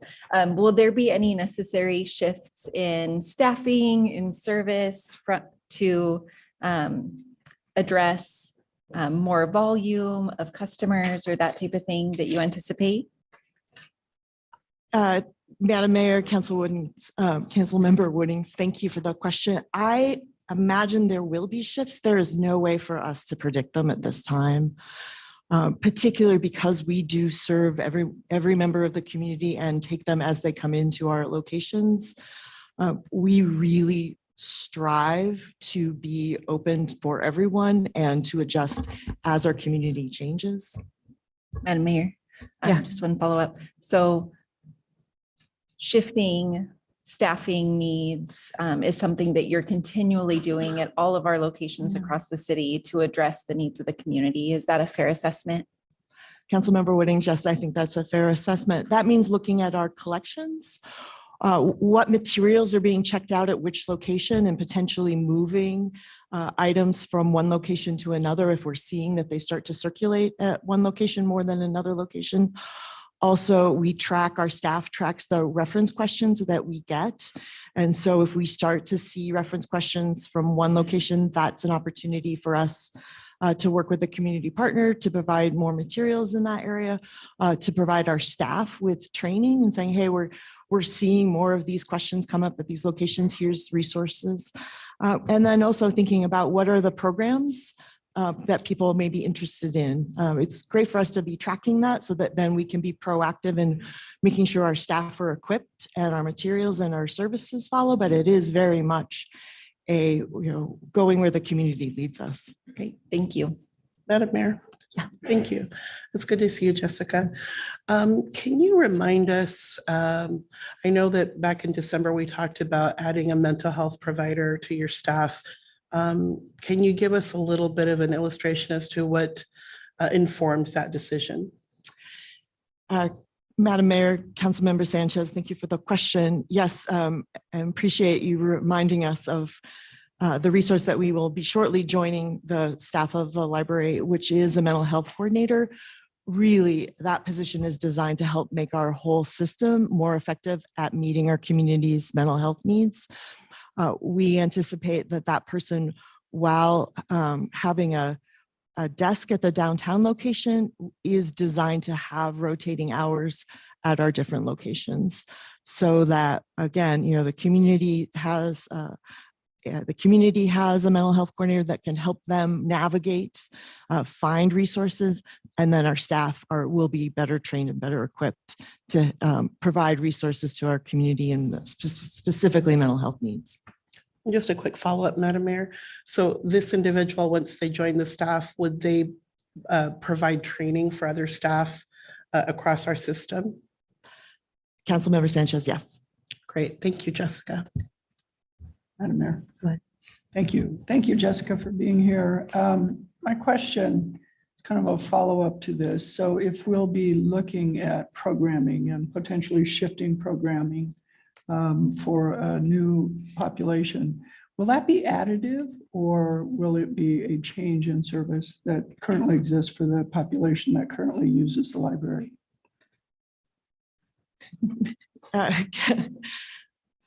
Madam Mayor, Council President Clegg, coming out of COVID, it all feels additive at this point. And I don't mean to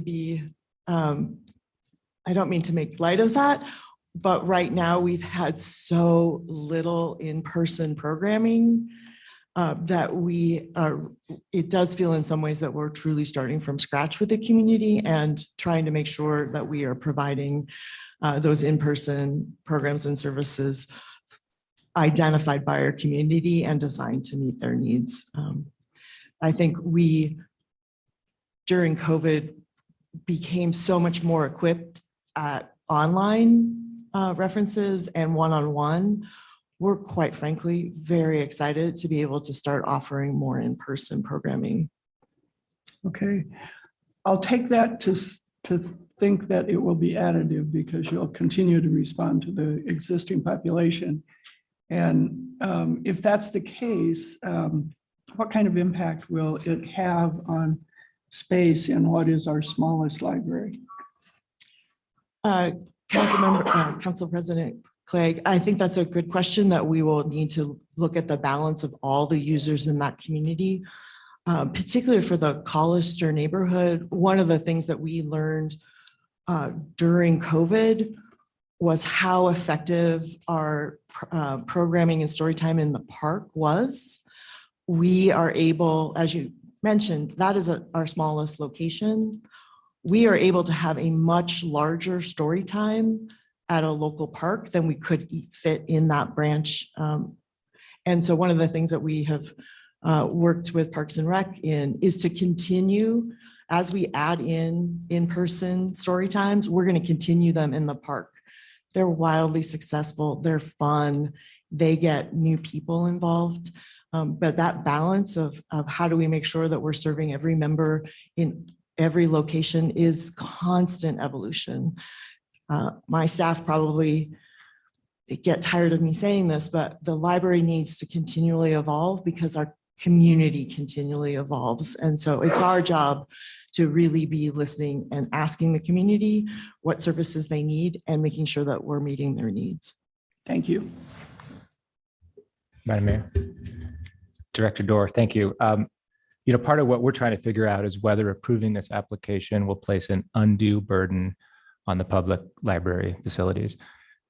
And I think I'm hearing you say no, or maybe everything feels really burdensome right now. But what is your direct answer to that question, if you can? Will it be an undue burden on your operation?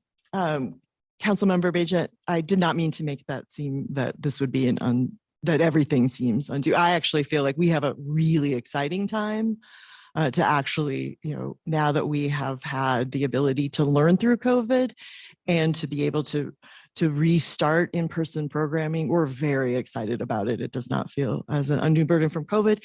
And with this change, this is the strength of libraries, this is our mission, is to continually evolve to meet our community needs and to be able to make sure that we're providing access and opportunity for everyone in our community.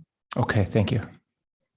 Madam Mayor, I'm going to follow up a little bit on that question, and thank you so much for being here. Our library does an absolutely incredible job at helping people who are experiencing homelessness navigate all the different types of barriers that they have to overcome, from looking for work to other resources in the community, even to, addressing medical and all sorts of other types of things. The library really plays that central role there. And the library is always great at evolving. And I completely agree with that. My question is more, I guess, specific about the resources and the materials that are actually there. So do we have enough computers at that current library to exceed the need that currently is there? I mean, I don't know if the computers fill up, if internet access fills up, and is there actually computers and space there to add additional people into that library to navigate those really important things? Councilmember Halliburton, I think that's a great question. And that is absolutely something that right now we are looking at that with all of our locations. As you remember, during COVID, we had to pull a lot of seats and computers out of all of our locations. And we are being very intentional about putting them back in a way that is data driven, where we're starting to see that they fill up. We're seeing, people are coming back into our facilities, which is really exciting for us. A lot of it's driven by our youth services. Our youth materials are really checking out, and we're thrilled with that. Our computer use, we haven't seen the same, we haven't seen it go back to the pre-COVID. We have some hypothesis about, we think that students have more devices, as a lot of schools have gone one-on-one. But we're going to test that, and we'll continue to test that. Right now, the Collister Library, and I think if you go into if you go in every month this year, each location is looking different, because we are really inviting the community back in and seeing where the need is. And, sometimes it is more computers, sometimes it's more meeting space. Sometimes it's more books that help with homework. So it really is a balance. And as you've pointed out, in particularly some of our smaller locations, we do really need to be thoughtful about trying to serve everybody well, but also sometimes thinking about, okay, are there places where we could have an online service or a program in the park, or how are we thinking about all our assets? And really making sure that we're providing as many resources as possible for as many people. And Madam Mayor, I'm just going to follow up on that real quick. I think what maybe I'm hearing is that there's probably a likelihood that we might have to invest in additional equipment, additional computers in this particular library. And there's a chance that we might need to do that in the post-COVID world anyway. So we know that we've got lots of different investments that we want to do, but we also know that this may increase the amount of need for computers and equipment that's at this particular library. Councilmember Halliburton, I think that's very well said. Okay. Yes.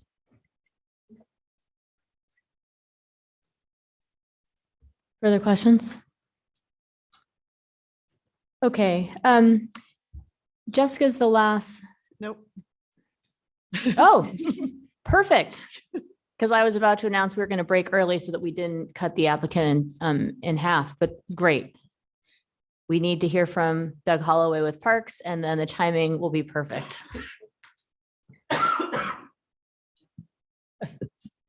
Thank you, Madam Mayor. Council members, Doug Holloway, Director of Parks and Recreation. So I guess I will start this by making sure that folks understand what our mission is in Parks and Recreation.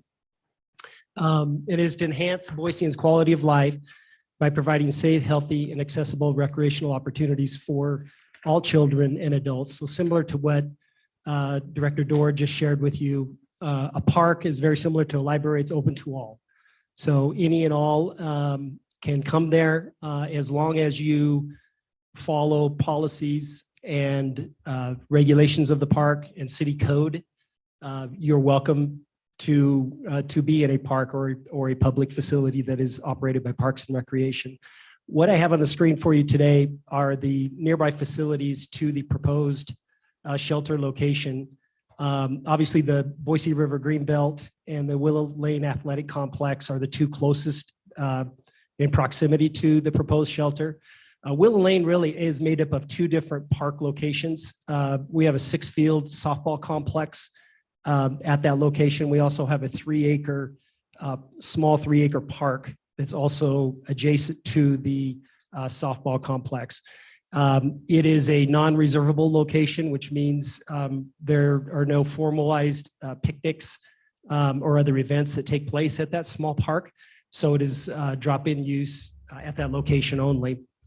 The Sunset Park is just over a half a mile away from the proposed shelter location.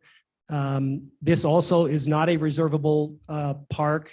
We do allow commercial use of the park from a reservable standpoint, but as far as picnics and other events, we do not allow that at Sunset Park. It's about a 10-acre park, so it's actually a little larger than most of our neighborhood locations. So it has a number of different amenities at that park and is surrounded by houses. And then Veterans Memorial Park is just under a mile from the proposed location. This also is a reservable park.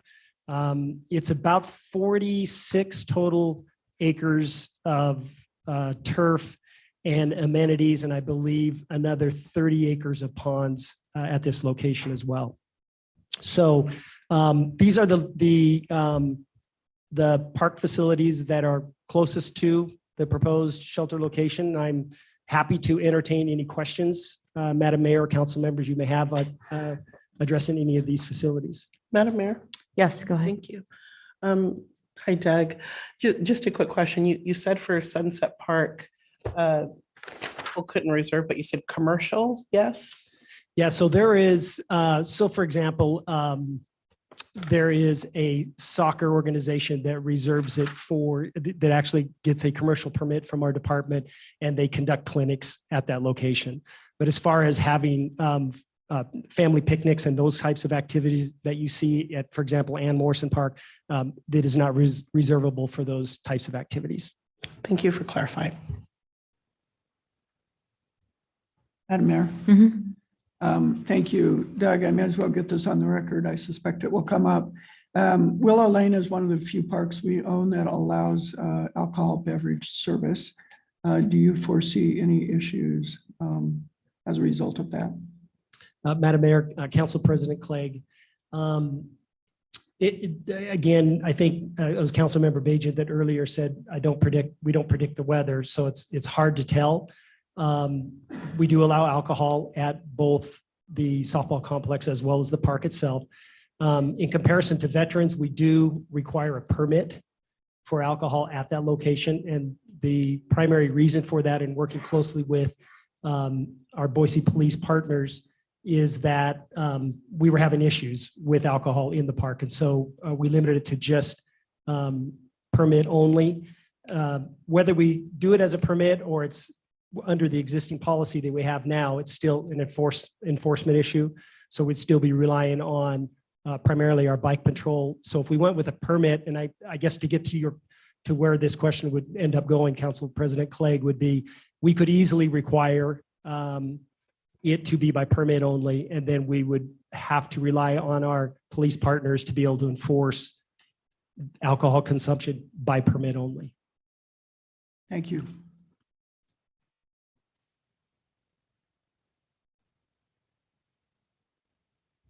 Further questions for Doug? Go ahead. Madam Mayor, Doug, I just want to clarify that. So are you saying right now it is permit only, or And it would? And at which facility? Yeah, I just need a little bit more clarification. Madam Mayor, my apologies, Councilmember Willits. It is not required by permit. So you could go to either of those park locations, the athletic complex itself where softball is conducted, or to the 3-acre park, and you could consume alcohol without having a permit. That's easily remedied. If there was an issue that did arise, then we could quickly put a permitting process in place. I've got a follow-up on that, and but veterans currently requires permits. Is Yeah. that what the park you were referring to? Okay. Yep, Madam Mayor, council members, yes, it does. Madam Mayor, that now, thank you for clarifying. I should have asked for that. Now raises a second question in my mind. As we talk about burdens and undue burdens and what's appropriate and what's not. The reason that we allow alcohol at Willow Lane without the permit is because of the, I think, relatively responsible use by the softball members. If we were to go to a permit system, what impact would it have on our ability to host softball tournaments and our ability to host those leagues that play there? Madam Mayor, Council President Clegg, that's a great question, and one we've discussed internally. What I would envision recommending would be that we would first just do the 3-acre park outside the softball complex and continue with our current policy inside the softball complex, and we could delineate those 2 locations. You are correct. The alcohol consumption at the softball complex is very timid. It's in line. We have very few issues. They follow the rules and regulations of no glass. And so hopefully that would not change anything that we're doing in the softball piece to it. But I think our recommendation would be hit the 3-acre park first and see what happens after that. Madam Mayor, Yes. thank you. Just another question. So no, not no issues, but few issues. What are some of the issues that have occurred there?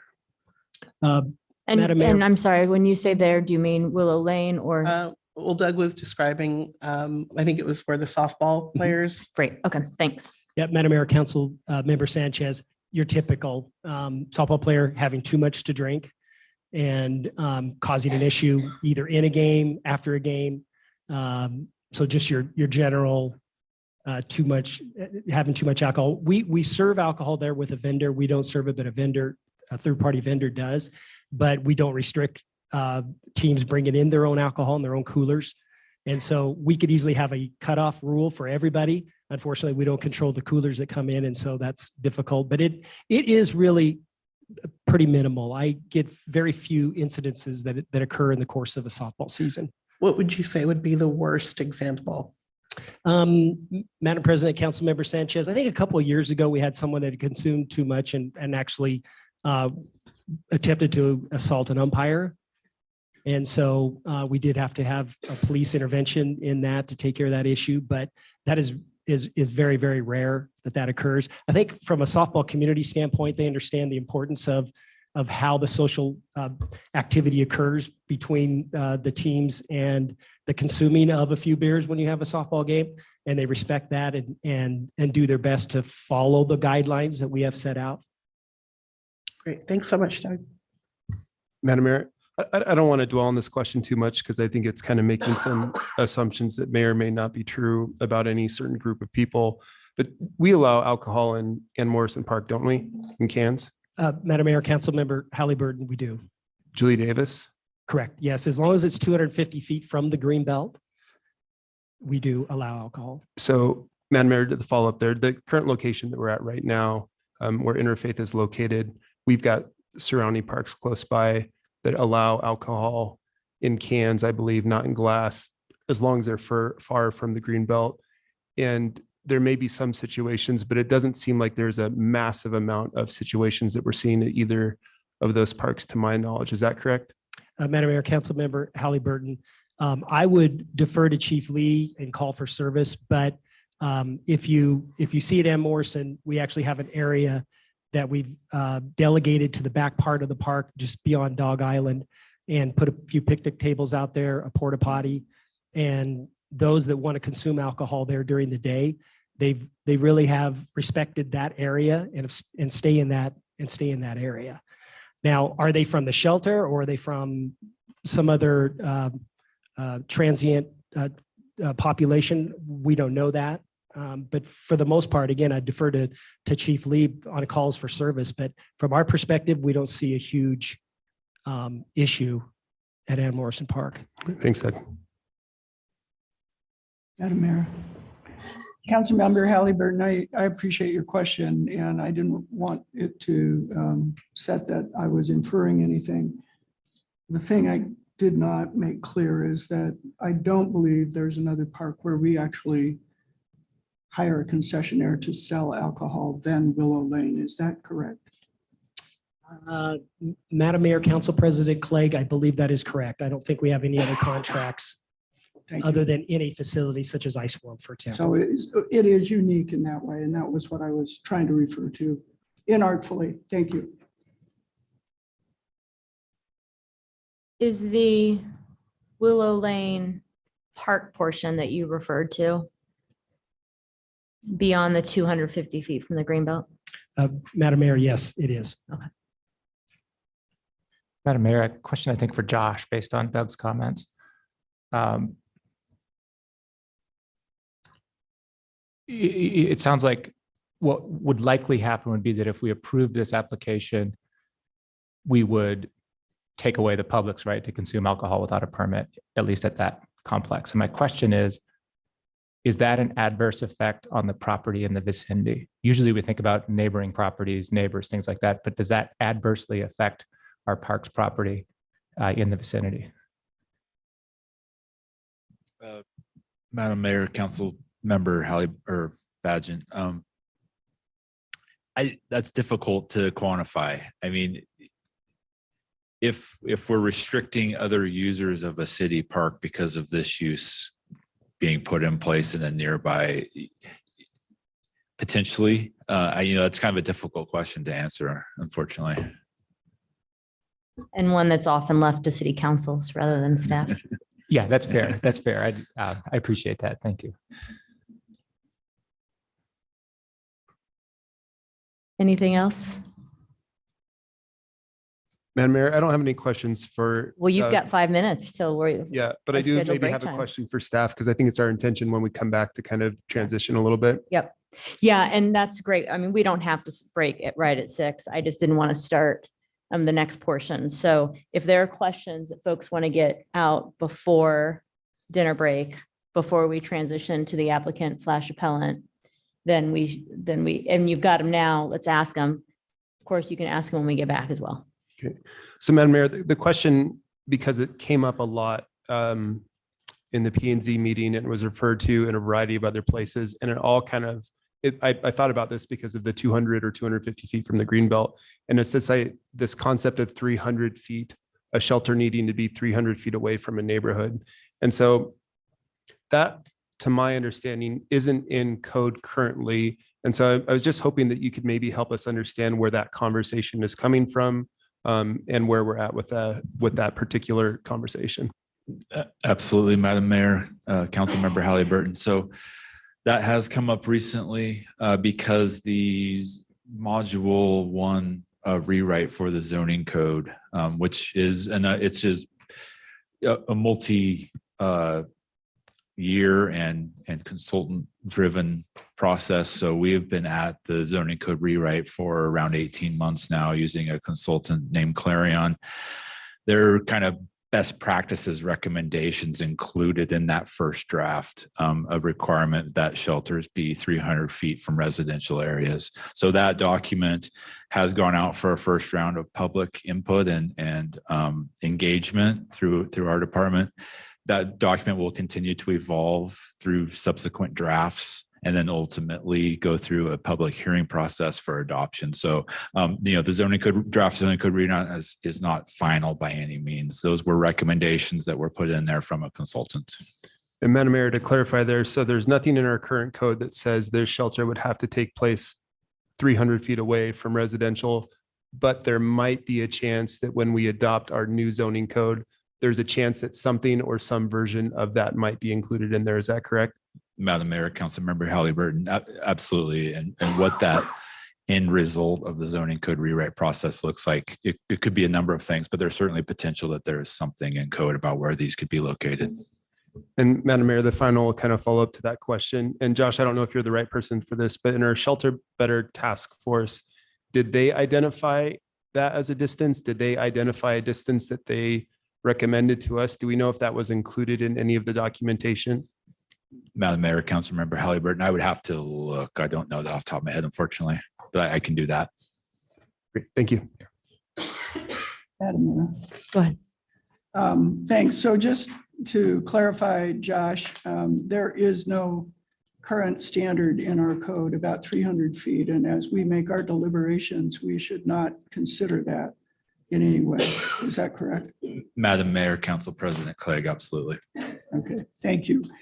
My question for you, had we pursued a rezone on the R1 property rather than the general exception, we would have had a process that would have allowed us to incorporate a development agreement. Is there any other process that allows the incorporation of a development agreement pursuant to this application? And I ask because as I look at applications in other places, there often is a management agreement attached to that. And the only vehicle I can think of within our code that would allow such a management agreement would be a development agreement. Madam Mayor, Council President Clegg, in our current structure of our zoning ordinance, there is no other vehicle other than a rezone or annexation to attach that development agreement. So something certainly to look at in the zoning code rewrite, but as it stands today, no, that is the vehicle. Great, thank you.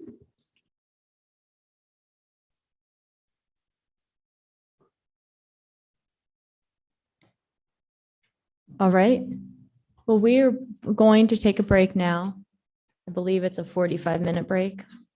No, half an hour break, half an hour break. And we'll be back then at 6:30. Thank you all.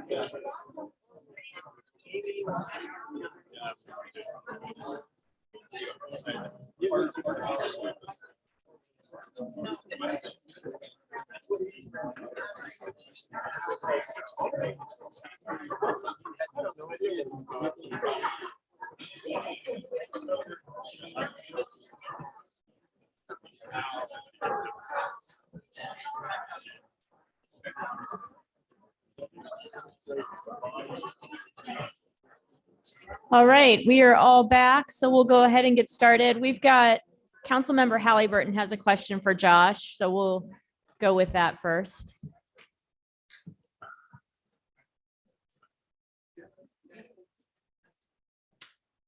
Madam Mayor, thank you. Right, I imagined it was, if it's somebody else, it can also be other staff, sorry. All right, no, I think Josh can start out with it. We'll see if we need anyone else. I did end up having one additional question that I didn't ask, and it has to do with the staff's recommended condition number 4. And it says the facility is limited to a maximum of 205 beds, excluding cribs. This restriction does not apply to emergency situations. I'm curious where the number 205 came from. So maybe you can talk to me just a little bit about why we identified 205 as the max. Thank you, Madam Mayor. Councilmember Halliburton. This is going to sound like a cop-out, but I wasn't the original staff member on this application. So I am going to need to just look real quick. And that may be what the applicant proposed. And it may also be based off of building code square footages, but I can certainly confirm that real fast. And if you could confirm that, that'd be great. It's kind of a leading question to what I'm trying to get at a little bit more. I asked a similar question when we were talking about staff that our emergency services could require. Do we have the ability to limit that number? I mean, can we legally say like 205 beds? Could we say 175 beds? Could you say 20 beds? Like, how does council have the ability to actually state that number? Madam Mayor, Councilmember Halliburton. So, And I'll just ask that rather than having you speak at it from a legal perspective, to clarify the question from a kind of PDS permitting perspective, your view, and if council needs to jump in with anything more, then that'd be more appropriate. Yes, that'd be great. absolutely. Councilmember Halliburton. So we impose conditions of approval on conditional use permits all of the time in terms of hours of operation is a very common one. We also limit the number of children in a daycare, for instance. Those have specific basis in code, but we do have the ability to add conditions as needed in a conditional use permit to mitigate those adverse impacts that it directly references in code. And I think James had more to say about the nexus of what those requirements are. Great, thank you. Madam Mayor, Councilmember Halliburton, I'll just add, like with the question before, that it would need to be tied to the record in terms of a need to mitigate specific impacts, and that this limit, and by way of a condition of bringing down that occupancy is necessary in order to mitigate those impacts. So how those are quantified and how that connection is drawn certainly relies on lots of technical expertise that the city has through its staff, would certainly depend on input from the applicant and all other interested parties, but it's that nexus and proportionality needs to be drawn and make sure that that's in the record. Madam Mayor? Yeah. I had a question about condition 4 too, and this is probably a good time for it, Josh. It limits to a maximum number of beds with an exception that says it does not apply to emergency situations where temporary shelter is needed.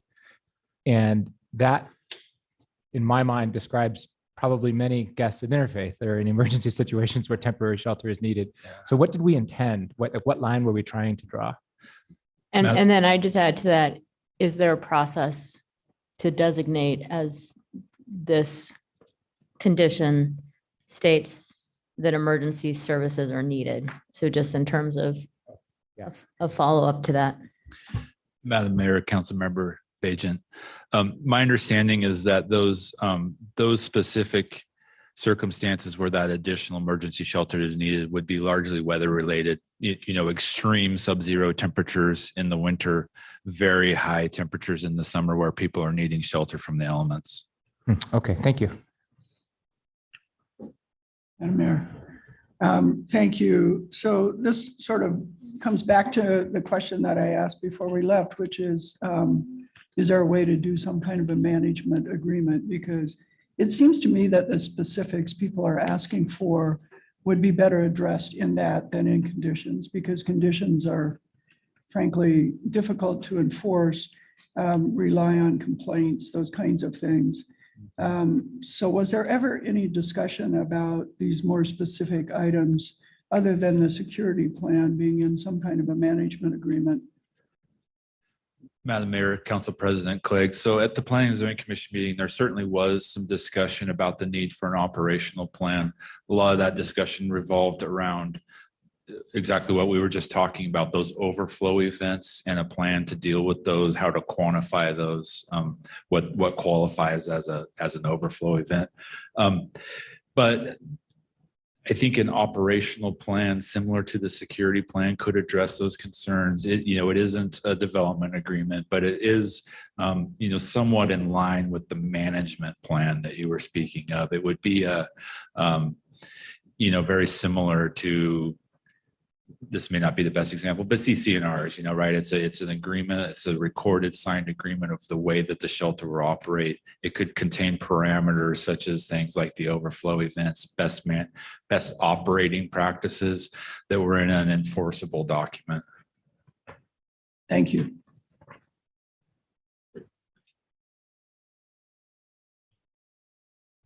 Anything further for staff? All right. We'll move into the applicant's testimony. Welcome. Thank you, Madam Mayor. As we get started, Jeff Wardle, Counsel for Interfaith Sanctuary.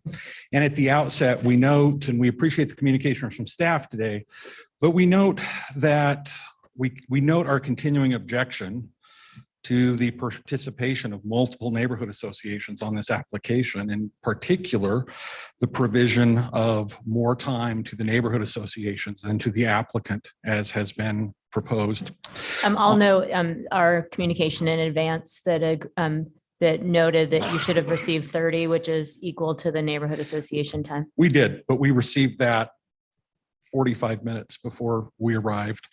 But again, your code provides that the registered neighborhood association representative is the only party that's authorized. And so we've raised that with P&Z. We've raised it here, and we're going to move on to the merits of the application. Again, as I said, Jeffrey Wardle, Counsel for Interfaith Sanctuary, address 251 East Front. Madam Mayor, members of council, we're here today solely to discuss the denial of the Interfaith Sanctuary's conditional use permit by the Planning and Zoning Commission to redevelop the existing Salvation Army facility on State Street as a shelter. We recognize the magnitude of this, and we recognize that you recognize the magnitude of this. You've set aside significant amount of time However, the standards on an appeal and the procedures related to an appeal are very specific in your code and very limited. This is not a de novo hearing. This is not a relitigation of all of the facts that were received by the Planning and Zoning Commission. This is an evaluation of the record and an evaluation of the errors committed by the Planning and Zoning Commission in denying the conditional use permit application. We will establish that the Planning and Zoning Commission did commit error.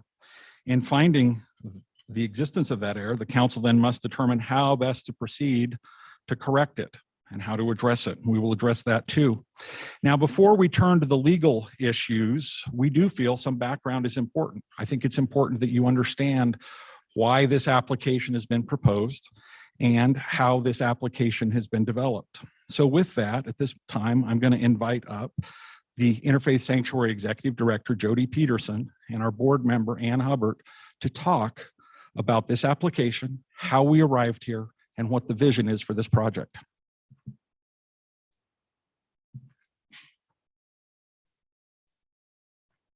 Thank you, Madam Mayor and City Council, for allowing us to speak today. Mayor McLean, I remember vividly as the pandemic made its way to Boise, I called you and I expressed my fears regarding the threat of the pandemic and the need to find more space to serve our homeless population. I asked if there would be help available to create a safe space to serve families with children, seniors, and our most medically fragile. Mayor, you quickly secured funding, permitting these guests to move into the first hotel, expanding shelter and saving lives. This created new and needed programming for our seniors, medically fragile, and families with children. City council leaders, you were right there with Mayor voting quickly to help money be made available so that we could respond to these turbulent times with partnership and really real solutions. Through this support, a hotel shelter was opened that served chronically ill with 24/7 care, home health, and hospice.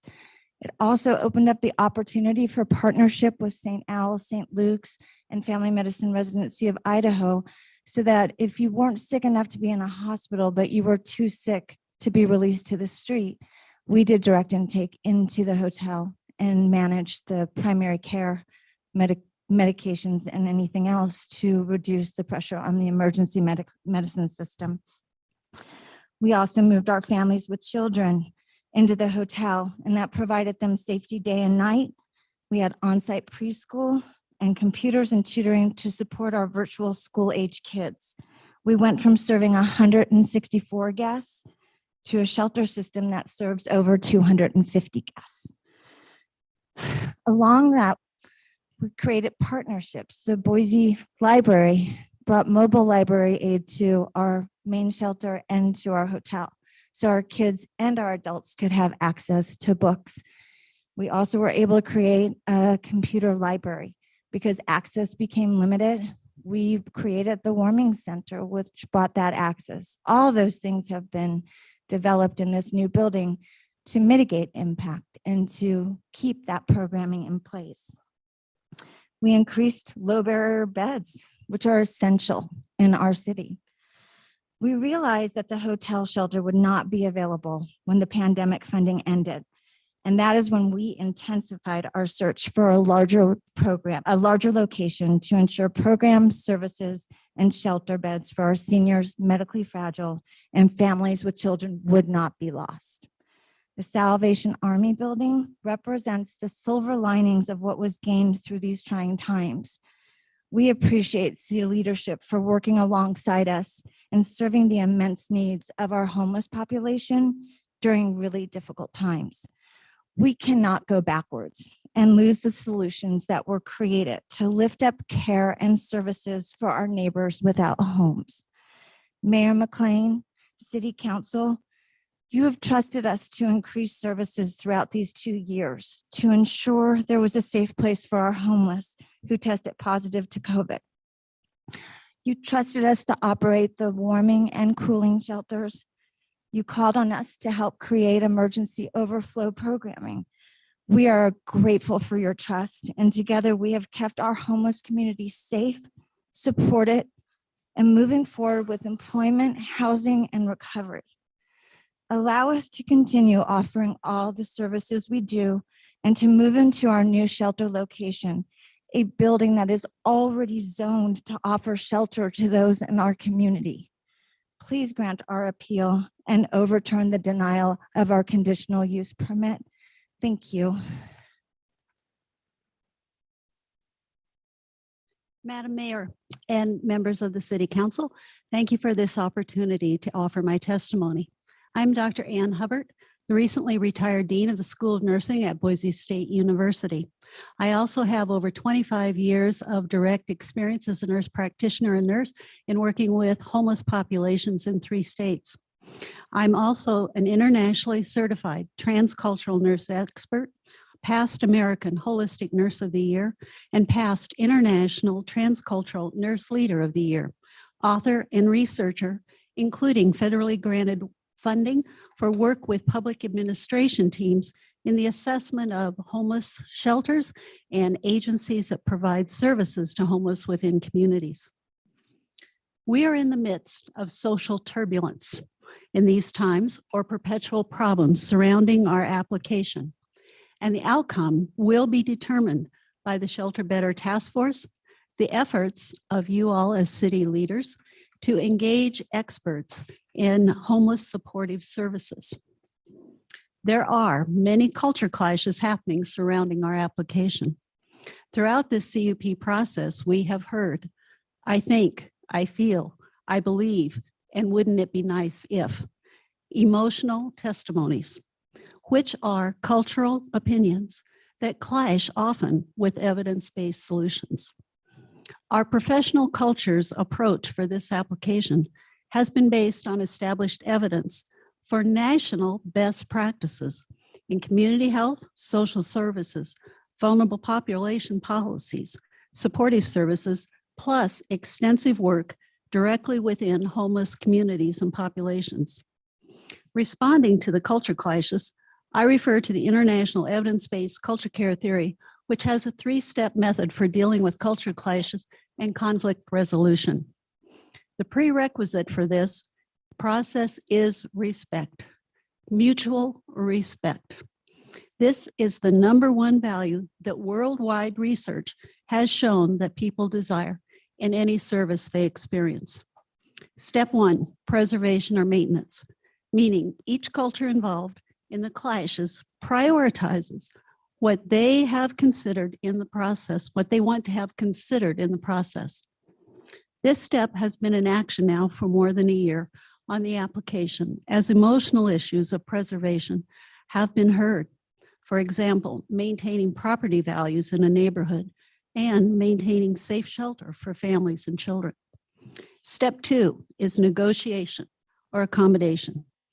In pursuing this application, we have respectfully acquired an understanding of opposing views and concerns and accommodated these concerns with extended timelines, additional meetings, modifications to the design, and presented evidence-based solutions. Step 3, restructure and create a new paradigm or model. This appeal is asking city leaders to approve the CUP and advance our restructure model. Our application is the basis for establishing Boise as a national model. As you consider your decision, I refer to the Society of Public Administrators Ethical Values, #7, to promote ethical organizations that serve the public. I know professionally and personally that Interfaith Sanctuary rises to the highest level of these standards. I cannot imagine there is a needs-based evidence out there that would lead you to have Interfaith Sanctuary close our doors.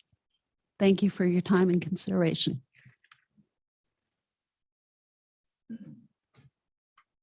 So, Madam Mayor and members of council, as we proceed, we are very appreciative of the work that your staff has done on this project to date. First meetings on this application were held well over a year ago in late 2020. And since that time, we have worked, they've given us the guidance and direction for our clients' benefit And the work that staff has done on this application is evident in their staff report and in the original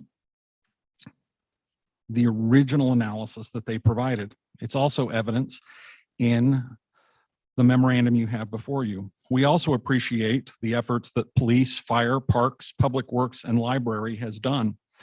Now, Boise City Code is clear that after giving due consideration to the commission's decision, error exists if the commission's decision was 1, in violation of Constitution, state, or city law, 2, arbitrary, capricious, or an abuse of discretion made without a rational basis, or 3, not supported by substantial evidence. You have before you a significant record developed below, and lengthy appeal memoranda. You have the recommendations of your own experts, as well as the materials that we have proffered. Again, there is no need to relitigate the hours of testimony and evidence previously submitted. We believe the record is complete. Let us now turn to these 3 specific errors. First, the commission's decision was in violation of constitutional, state, and city law. We recognize the importance of a security plan. We don't understate that. We have had a security plan. We will have a new security plan. But as set forth in our memorandum, the commission exceeded Boise City Code and imposed an ad hoc standard that has no basis under the Local Land Use Planning Act or your code. When the commission, in its deliberation and then ultimately in its reasoned statement, held that the applicant must, quote, submit a security plan in draft form prior to submittal of an application for the commission to consider and modify, close quote. That is erroneous. It's unconstitutional. It has never been imposed by Boise City Council on any of the other shelter facilities whose conditional use permits have come before you. It violates the Idaho Code to deny a land use application for failure to adhere to a requirement that was not adopted by ordinance. This requirement was not specified by Boise City Code. As indicated, we have an operations and security plan, and we've been developing one. However, when the Planning and Zoning Commission requested that we defer action, that we go and work with the police department and prepare such a plan, it was clear that such was inappropriate. And I, as counsel for Interfaith Sanctuary, rejected that demand. The demand that we stay the proceeding to undertake the development of a plan for its review and public comment. Why?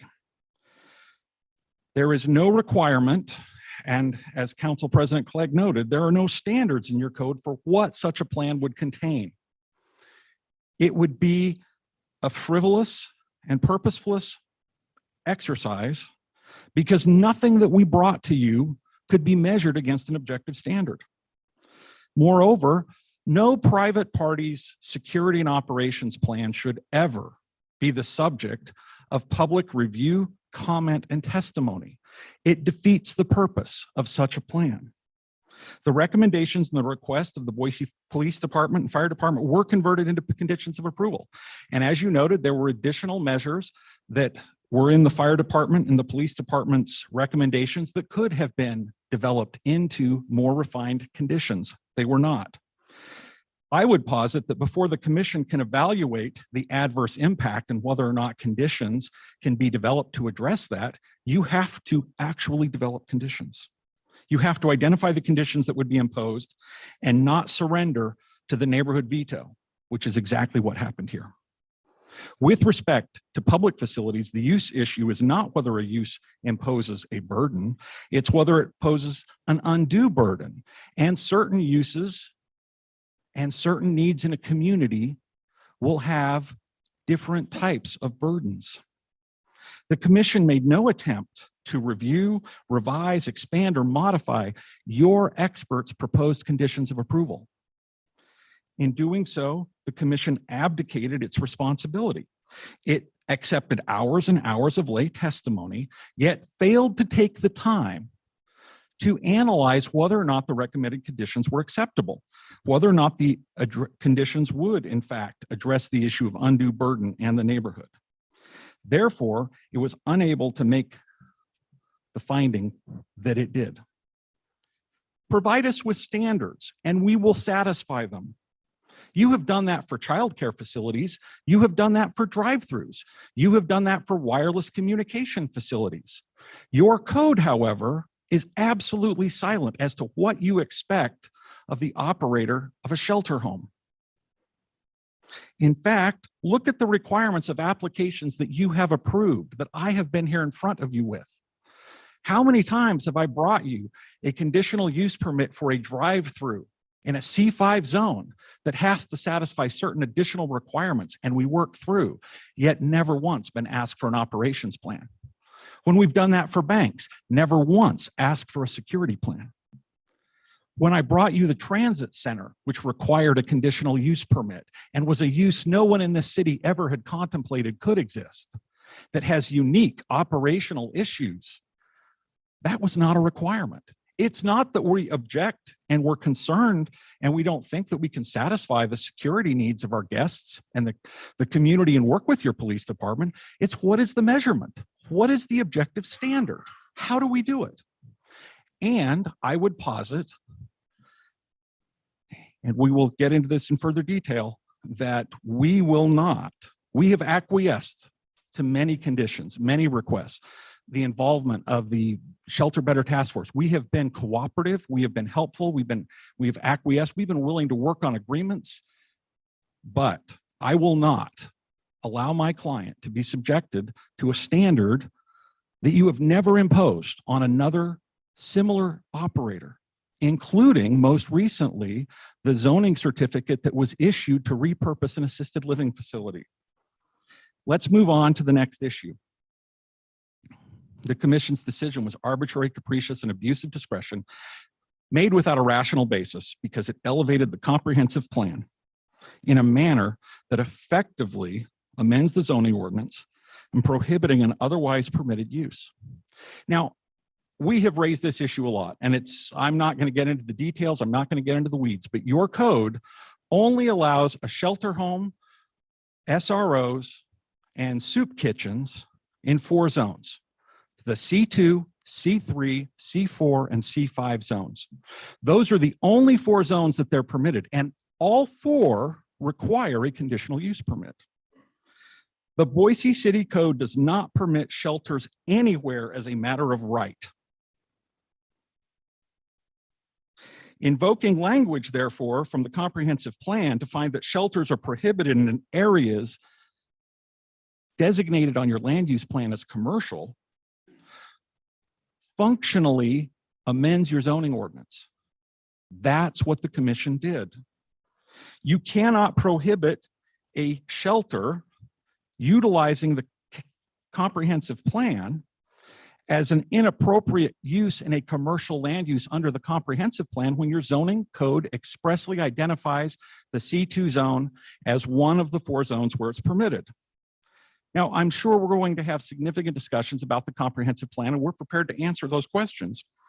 But we submitted this application under a zoning code with the shelter use designated as an allowed use with a conditional use permit in this zone. It is an abuse of discretion and is arbitrary and capricious to utilize the comprehensive plan to find a use that is expressly permitted with a conditional use permit to be prohibited. If the comprehensive plan is deficient with respect to this, and I respectfully agree with Council President Clegg that our comprehensive plan has done an inadequate job of addressing the needs and the services for the most vulnerable in this community. But if it's deficient as to this application, it is deficient as to all. And we will be having this discussion with any other application we bring forward to you. So, where a conditional use permit is required in any of those commercial zones, all of which are permitted to be immediately adjacent to residential property, you cannot leverage the comprehensive plan to trump the existing zoning. Now, the commission's decision was not supported by substantial evidence. Disregarding the actual testimony of experts without articulating why lay testimony outweighs it makes the decision unsupported by substantial testimony. The efforts of the Veterans Park Neighborhood Association are commendable. They have put in a lot of work, a lot of time. They've come forward with a lot of slides. They've had a lot of people show up and testify. But that doesn't trump the fact that your experts, your agencies that deal with these things, even if they've taken a neutral position, have articulated the fact throughout the proceeding that yes, this is a use that will necessitate a reallocation of resources. But that doesn't mean that the SEPTED report means that we have to ghettoize all such uses as interfaith sanctuary in one location.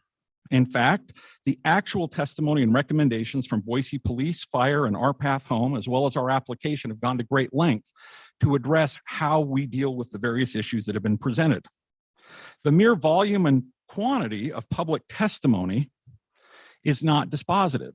Moreover, as the police chief noted, the commission misstated and misunderstood lay neighbor testimony on the data from the SEPTED report and imputed that to the police department and the fire department. Now, why is that problematic? That's problematic because if you're going to accept lay testimony as dispositive on these issues, then you have to articulate why the representations and statements of your experts, the police department and fire department, that they can reallocate resources and that they do have conditions that can address the problem here should be disregarded. Substantial, competent evidence does not support the commission's decision. The commission was obligated to articulate why it disregarded such testimony, and it didn't. In fact, the commission punted. So we are here. We are here with a defective decision, with errors that have been made. So what do?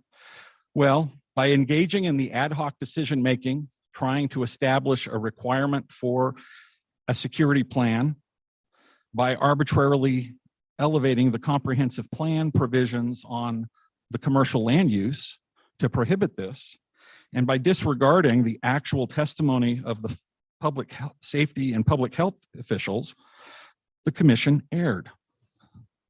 The commission, as having erred, means that this body has the power and the obligation as set forth below. If an error is found, the review body decision may be reversed or modified.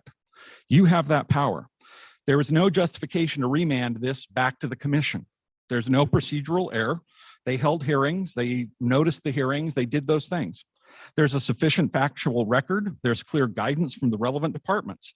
Staff developed substantial conditions of approval and set them forth in the staff report. The commission failed to act. The staff, as outlined in the staff memorandum, has noted that if council finds an error, you have the inherent power to figure out and act how to resolve it. You can review and apply the recommended conditions. In this instance, the council must take the conditions that staff and the agencies have recommended, review, refine, and finalize them. Now, that does not mean that you are disregarding the efforts of your Planning and Zoning Commission. What it does mean, though, is that a mistake was made that has to be fixed. Now, my client has been incredibly patient, incredibly cooperative, has acquiesced at length to the requests that have been made to us by the city. We have listened, we've acted based upon reasonable public comments, the Shelter Better Task Force recommendations, the requests and recommendations of staff to improve, augment, develop, and refine this application. Interfaith Sanctuary has done all that has been reasonably requested of it, and we are willing to engage and undertake and address and identify and work through those conditions as necessary. But that was not an effort that the Planning and Zoning Commission elected to do. And unfortunately, what we fear with the testimony you're going to hear over the next few days, project opponents have showed an unwillingness to articulate any position other than no. And the result has been a degree of hostility,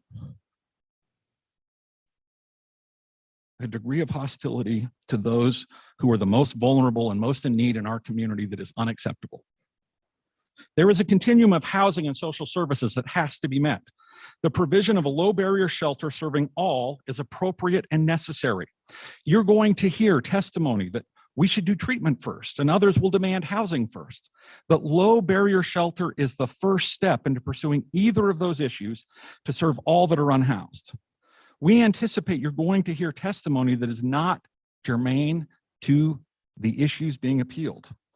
The commission was focused on what they believed the primary issue to be, and that was the impact on public safety and security.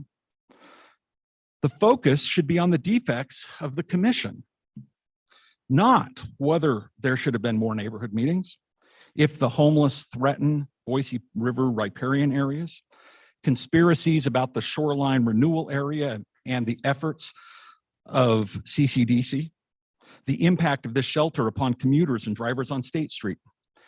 If Interfaith is responsible for the courthouse protest, if the Boise Rescue Mission has capacity or not, if homelessness should only be addressed as an element of criminality necessitating carceral solutions, if there are different, better, or alternative solutions. None of those are germane and none of those are relevant to the use that we're presenting to you, because we are unabashedly and unashamedly an operator of a low barrier shelter that came into existence when this community defaulted on the social contract to its citizens.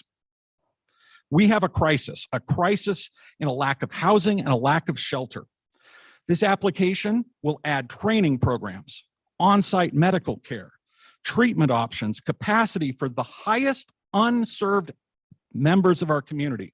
The three most important groups that are currently unserved and growing rapidly, and that is families who are experiencing homelessness, the elderly who are experiencing homelessness, and those with significant medical needs.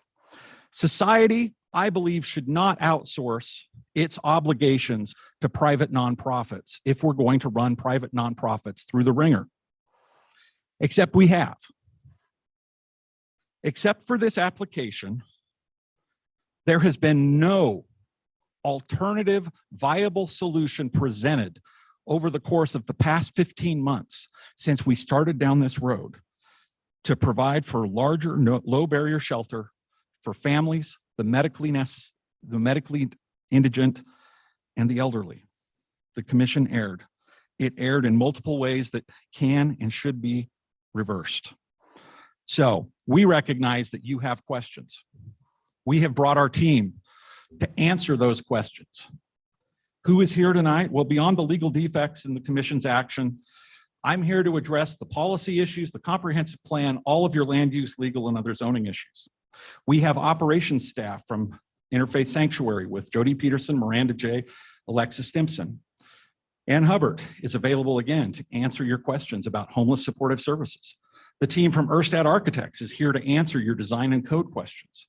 With respect to the security plan, the current one and the future one, Jerry Sturgill of the Interfaith Board, as well as my partner and colleague at Clark Wordle, Josh Leonard, are here to answer those questions. If you have questions about the transactional history, which we do not believe are germane to this appeal, but we're prepared to answer, Andy Scoggin, our board chair, is here. And finally, the institutional knowledge of how we got here rests with one person who I value greatly, and that is Rabbi Dan Fink.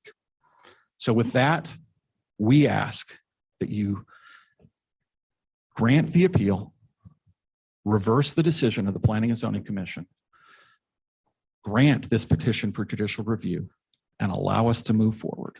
And with that, I'll stand for any questions. Madam Mayor. Thanks, Mr. Wardle. I have a couple of specific questions about your arguments about errors. Because frankly, I didn't quite follow one of them. And if there's a mistake, we do need to fix it. So let's talk first about elevating the comprehensive plan above the zoning code. So, as we all know, with a conditional use permit, there are various factors that have to be met. Won't adversely affect property, compatible with the vicinity, et cetera. One of those elements is that the proposed use is in compliance with the comprehensive plan. So what I thought I heard you to be saying is the Planning and Zoning Commission shouldn't have looked at the comprehensive plan, or if it did look at it, shouldn't have considered what was in it, because that then elevates that document above the zoning code. But then I look at this and they have to look at it. So remember I said it's a specific question. The specific question is, your argument was that the decision lacked a rational basis and was arbitrary. because they look to the various elements, including look at the comprehensive plan. And so my question is, if they're walking through the conditional use statute, element by element, looking at what the statute directs them to, how is that arbitrary? Because that's your appeal argument. Madam Mayor, Councilmember Bajan, I think it's very clear from the record that you have before you.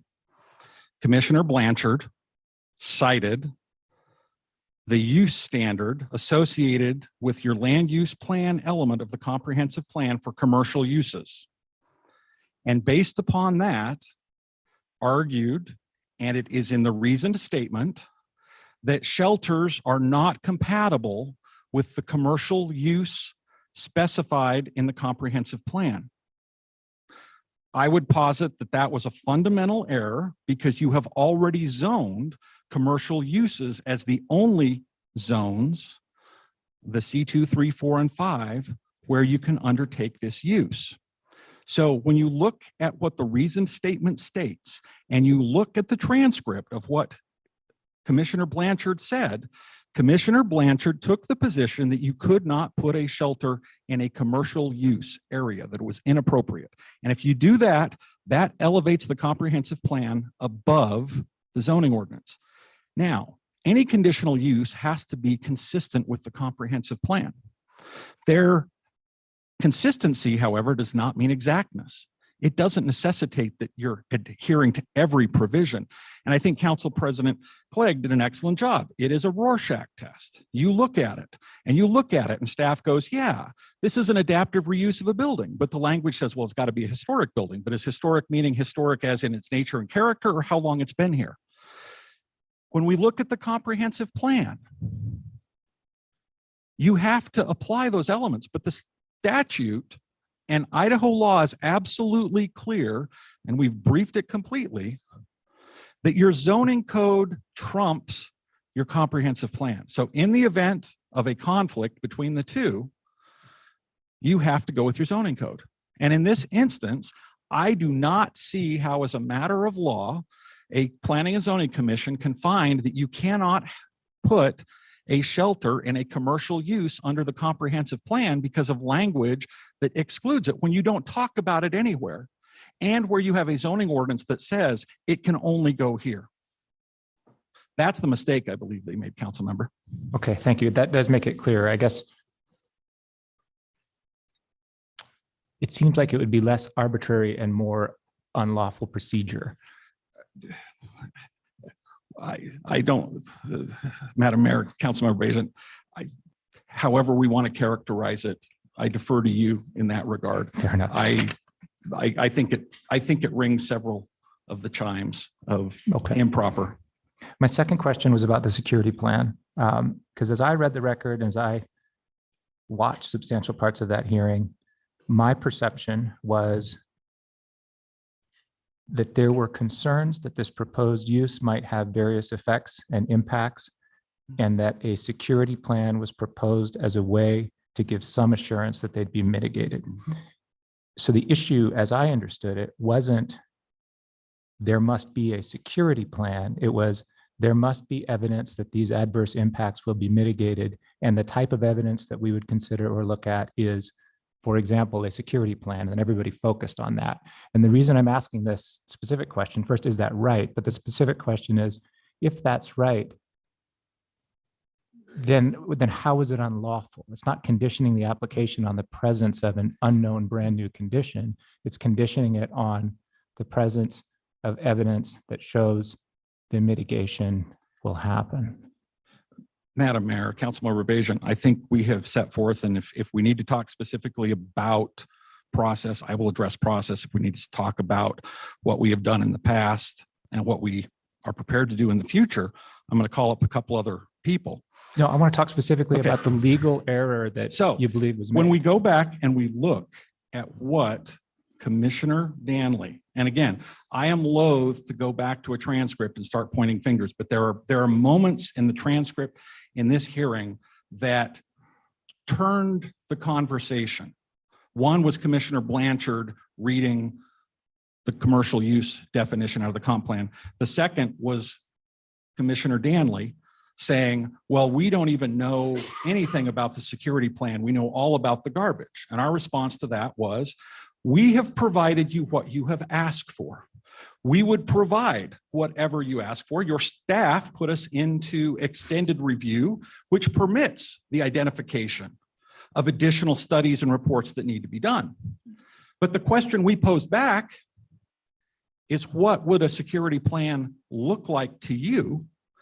And there was an argument by counsel for the Veterans Park Neighborhood Association that they had the right to review, participate, and vet that plan. I disagree with that.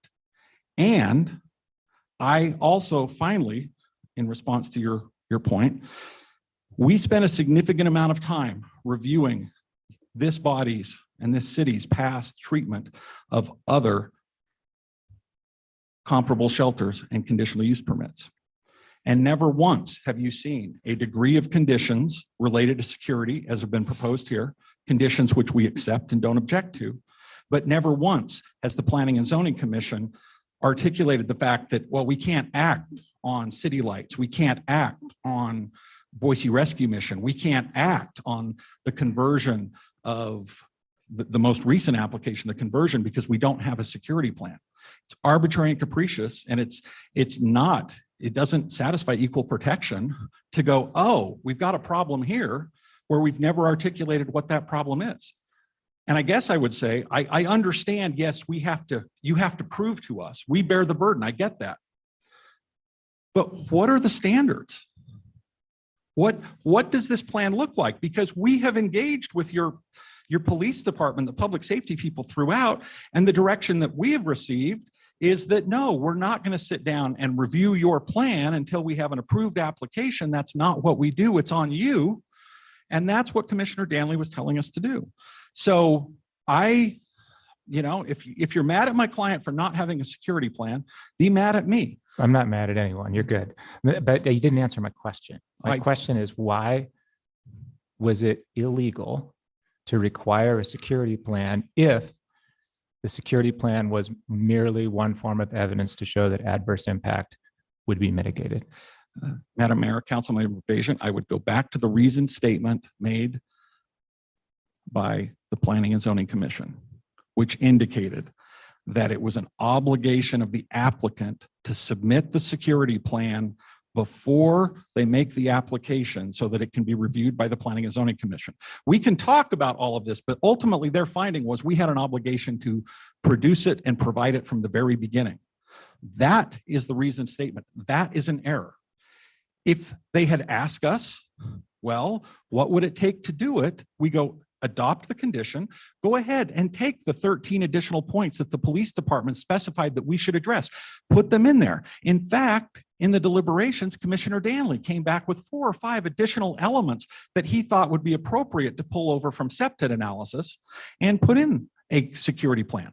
We are totally amenable to that. But adopting and providing a security plan, it's about security. And there is no basis whatsoever. And if I have to die on this hill, I will, but there is no basis whatsoever in a land use process that the operations and security plan of a private applicant should be vetted by the neighborhood association. And that's what was demanded of us at the commission. It's in the transcript. Okay, I think I understand your argument. Thank you. Thank you. Madam Mayor, some conversation, I guess, on that same topic. And I guess I want to make sure that I'm understanding you, because sometimes as you're talking, what I'm hearing is that there is no standard to require a security plan. So part of me hears you saying that, like, this shouldn't be a requirement at all at any point. And that's an undue burden that we're putting on you, the applicant. Am I hearing that, or am I hearing that, like, it should not be a requirement prior to approval in front of P&Z and City Council, but it could be required later down the road, as we see in some of our conditions, with advice from our fire department and police department. So I guess I'm just trying to figure out what I'm hearing here. Is that it shouldn't be required at all, or is it that it shouldn't be required prior to council and P&Z making a decision? Madam Mayor, Councilmember Halliburton, it's both. You've identified the two issues. One, the commission held that we had an obligation to provide it from the outset. We disagree with that.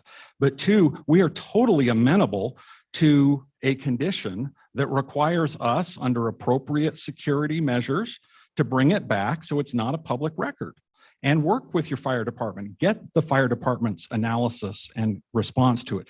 Have the police department confirm that we've identified the elements that they've done. We are totally amenable to working through that, but this notion that we had an obligation to come forward with a security plan that has no standards whatsoever, and in fact, neither fire nor the police had articulated, even though we had extended review under your code, and even though we deferred our application, direct communication as to what they wanted in terms of that came to us less than 10 days before the hearing, before the Planning and Zoning Commission, after our application had been pending since April. So you can't demand that we should have done something that you have no standards for, and then you cannot reject a recommendation where the condition is, yeah, we'll come back and work through it then. It's totally appropriate to impose that as a condition, and we will satisfy it. And as staff outlined, there are various points in time. We're still going to have to go through design review. We're still going to have to come back for a building permit. We still have to get a certificate of occupancy. There are thresholds at which you can require us to report on the progress or the satisfaction of it. But the last point that I want to make about the security plan, and I raised this at the Planning and Zoning Commission, there are elements of this application related to security that are not going to be finally resolved until we get through design review. And so it is rather presumptuous to think that we can come into you with a security plan that is totally baked at the outset, where we don't know what requirements you're going to put on us as to the total number of beds, what requirements you're going to put on us as to what hours people check in and check out, and where they have to check in, where the doors and entrances and those other elements are. I mean, we can talk about security, we can talk about operations, we can talk about what we currently do, but to have a complete and final plan that addresses and implements the elements that your professionals want us to have, it's tied a lot to design. And as you see, there was something of a difference of opinion on conditions that were recommended by planning staff and recommendations that were made by the police on hours of entry, hours of intake. So those are all elements that can and should be worked out, but they're not elements to be worked out here. And the last thing I would just posit in that regard is that if the city decides that it wants to have security plans, the Local Land Use Planning Act says you can do that if you implement that as part of your code. Otherwise, your mechanism is to address it as a condition of approval. You can impose additional requirements on conditional uses. You can impose additional elements, but it has to be clear, it has to be consistent, and it has to be adopted by local ordinance. And that didn't happen in this case. Yep. That was a lot of words, but I think I'm clear where you're at on that. So I appreciate that. The second question here is kind of your third claim, that it's not supported by sufficient evidence. And I think that the words that you used, and correct me if I'm wrong, is that we disregarded expert testimony in favor of lay speculation. Is that close? That is correct. Okay. And so in the expert testimony are, folks who have been serving the homeless for a long time, our Shelter Best Task Force, our police, our fire department, our parks, our library, a few of these other groups. That's correct. Those are experts. Correct. Great. And so I guess what I'm trying to figure out here is that when we talk about lay testimony, we've got some neighborhood associations who I think did a fair amount of research, probably so much so studying some of the studies that are out there that were presented to both council and planning and zoning, that they may know more about some of the best practices and the current studies than maybe some folks who work at our nonprofits based off of the amount of research that they did. So when they come forward and they submit best practice studies that are adopted by different organizations across the country in different cities, things that have worked there, are we not considering that expert testimony since they're bringing expert facts and figures and studies to the table? Madam Mayor, Councilmember Halliburton, I do not want to denigrate the efforts that the Neighborhood Association has done. But I would posit to you that having a neighborhood association president who creates a massive slide deck and hands out that information to various people in the community does not rise to that level. And the key testimony that's the most problematic was the fact that Commissioner Danley kept going back to your fire and police department and asking them why their opinion had changed, imputing to them the lay analysis of a neighborhood opponent. And that colored the whole evaluation and the whole discussion. When the police and fire departments say, we're neutral, we have resources, we can reallocate them, you do not, unless you make a finding why that testimony is more compelling, you do not disregard your experts when your fire and police go, with these conditions, we believe it can be met, to just have the analysis of an individual who fired off an email. And again, they did significant amount of work, but the Planning and Zoning Commission highlighted the fact that many of the standards and best practices they were arguing for are quantitative standards that are not in your code. Madam Mayor. Okay, great. Madam Mayor, I think just to follow up there, I think that we've identified a specific example the chief did earlier. My question is, when somebody from the public submits best practices into the public testimony, studies that other nonprofits that have adopted, organizations across the country, should we disregard that information presented by them? I don't think you disregard it, but if you're going to disregard your police and fire and the practitioners that had reviewed this application, it becomes an issue of applicability and it becomes an issue of weight that should be given to that testimony. It doesn't mean it should be disregarded, but it still has to be weighed against what your code is and what empirical evidence you have here that you are receiving from the experts that you would ask for opinions, namely your police and fire departments, as to what conditions would be appropriate. Okay. Madam Mayor, thank you. Jeff, sorry, Councilor Wardle. Jeff's fine. You told us one way that we could rule if we find error, and that is that we could reverse the decision. You failed to note that we can find error and uphold the decision by identifying other sufficient reasons to support the outcome. Isn't that also in our code? It is. I don't think you have a record in front of you that would permit you to do that, however. Certainly, in your opinion, I understand that. Just wanted to make sure we got that on the record. You also said that there are no other applications for shelter in which there have been required security plans and other things that we're talking about with your client. However, you've also noted somewhat proudly, and I think rightly so, that you're the only low barrier shelter in the city. Isn't it true that a low barrier shelter presents other challenges than some of the other shelters that have not had those conditions? Madam Mayor, Councilmember Clegg, I understand your question. I disagree with the premise, because when we look at the other shelters that have been approved via conditional use permit, there was never really any discussion with respect to those shelters as to whether or not they were high barrier or low barrier shelters. And it's not for me to argue whether or not, City Lights, the others, how they function, what they do, they serve an important need. I would posit, however, that if the city council believed that a low barrier shelter required heightened evaluation, that you have an obligation to establish the standards and articulate the difference. It's the same as it is with a childcare facility. You have grade-aided standards for the size of childcare facilities and their locations. And I recognize the importance, and I'm not going to denigrate the fact that we serve a population who we serve all. But at what point do we reject this notion that the low barrier population, deserves to be treated in such a harsh manner? I don't think they do. That's a difference of policy belief. I think that every shelter that you permit and authorize ought to be subject to the same standards.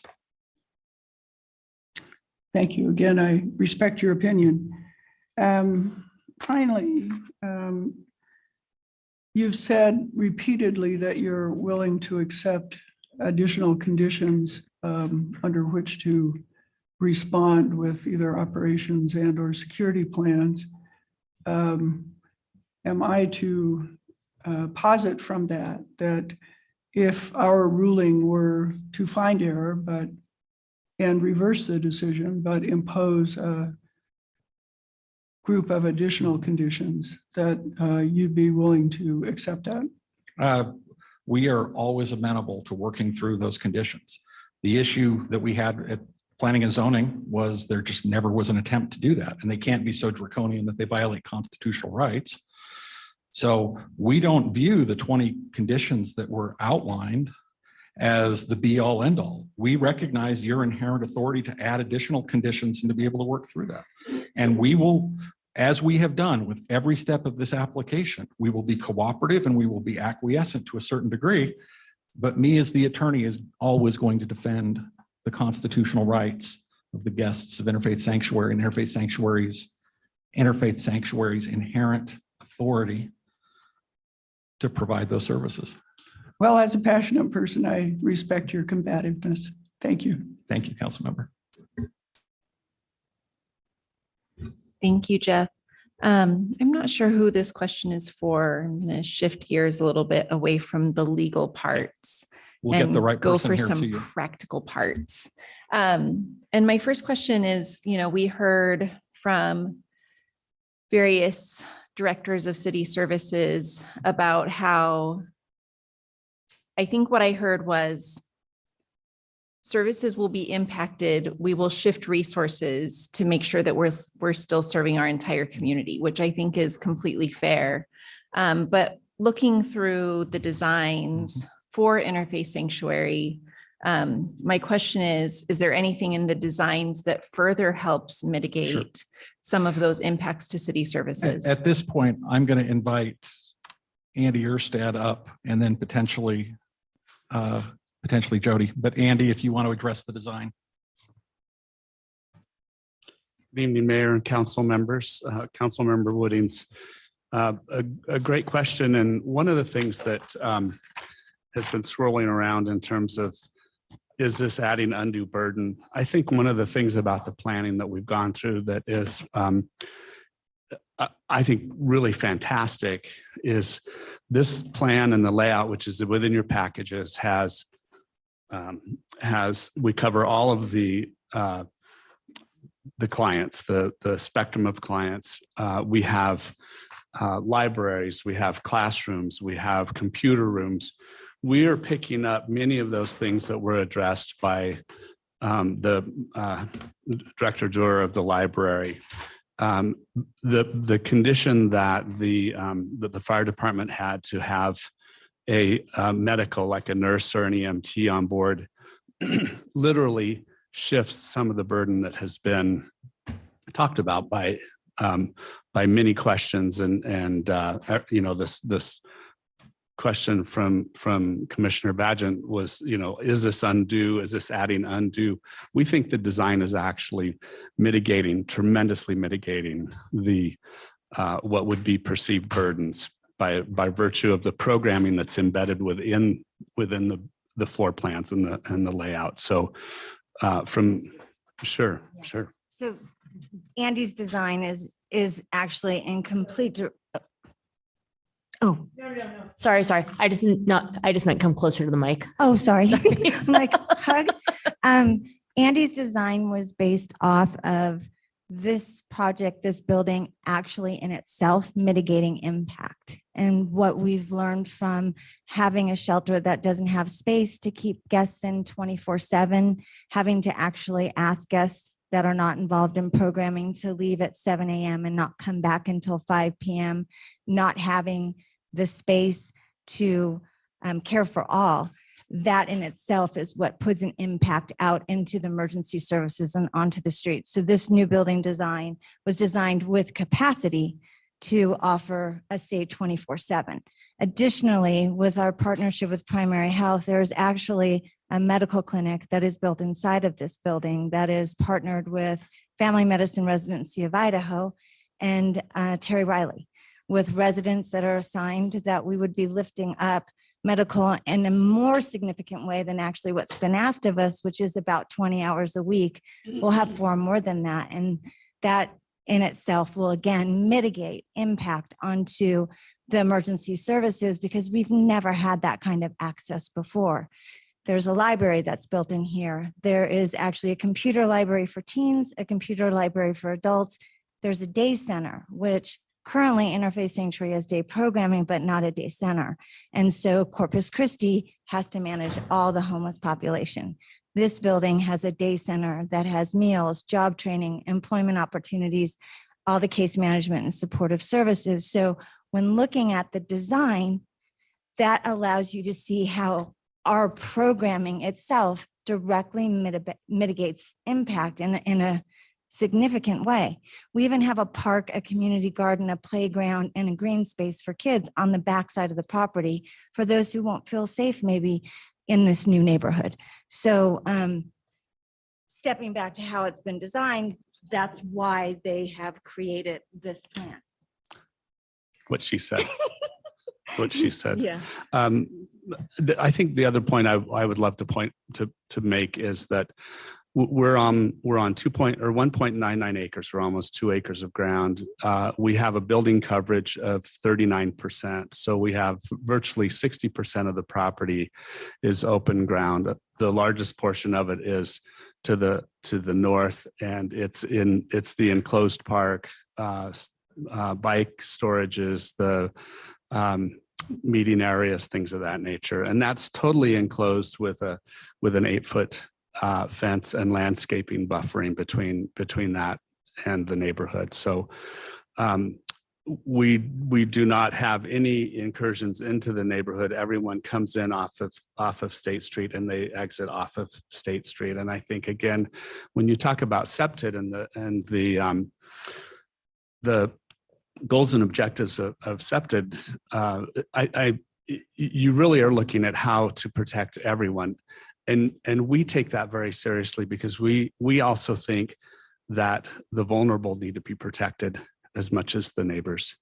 And, that is one of the reasons we've spent a lot of time and a lot of effort on designing the protective enclosed open space, green space for the clients. I might have more questions in a little bit, but let me digest that for a minute. Thank you. Madam Mayor, well, while you both are up there, question for you both. I asked this from staff a little bit earlier, but we arrived on a condition and in the application that talks about 205 beds plus some capacity for emergency.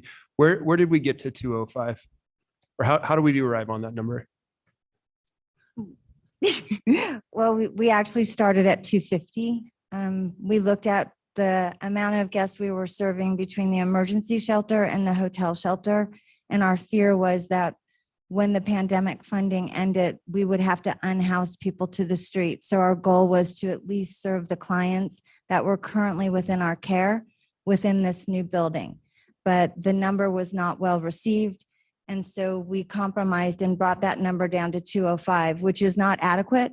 But if it allows us to have an opportunity to move into this building, then it's a compromise we will make. And the overflow programming, that's based on severe weather.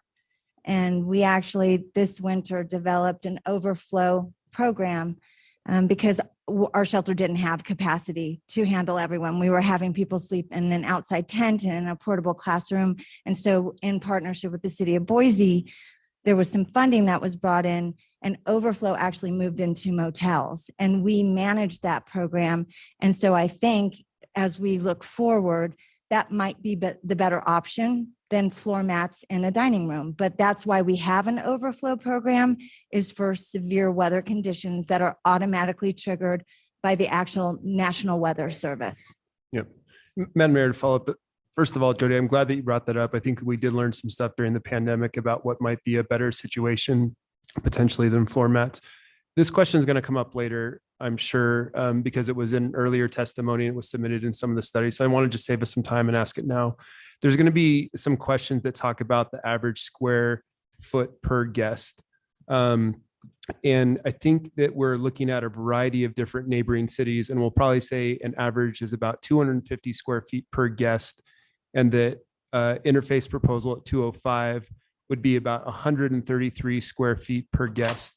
And so I'm trying to understand from someone who might be an expert who works in this field all the time, like what are our best practices? What is the amount of people per square footage that we should be shooting for?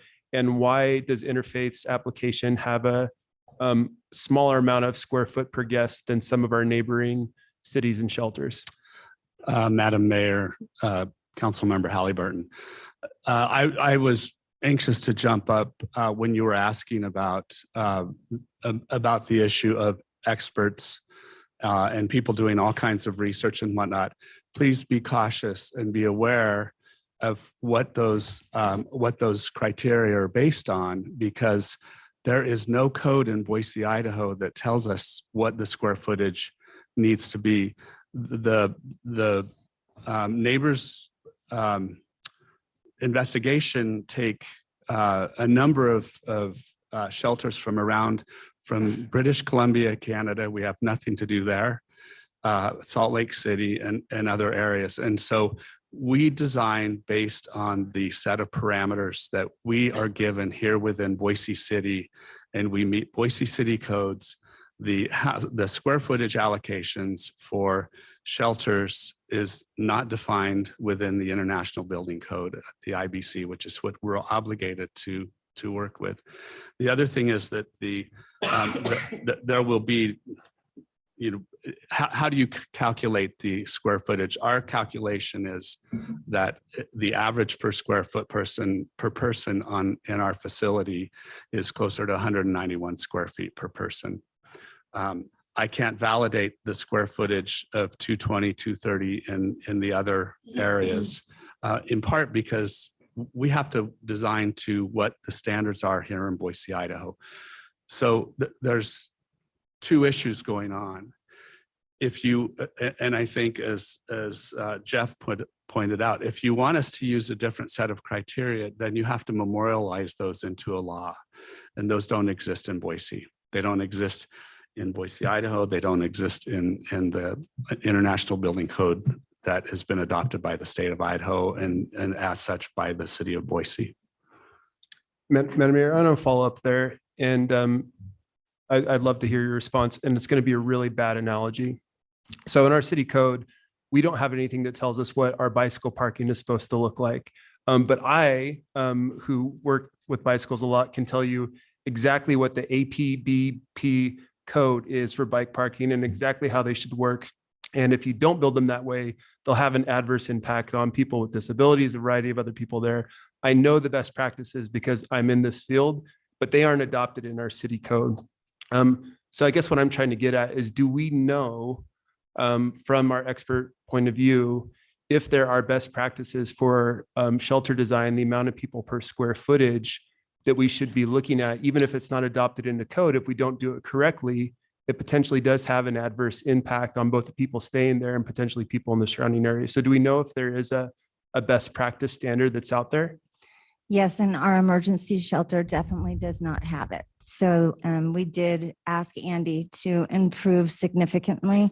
I don't know if you've been into our shelter lately, but serving 175 guests with bunk beds only, not enough ample bathrooms and showers.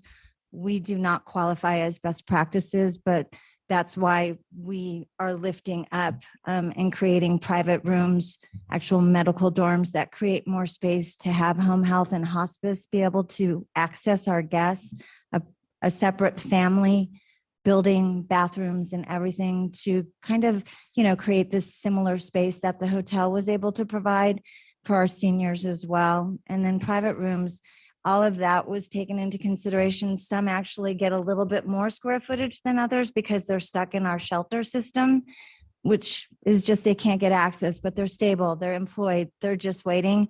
And so all of that was brought into the design. So best practices we went far beyond compared to what we do every day at our emergency shelter. But we keep our guests safe, and we're working hard to get them to a better place.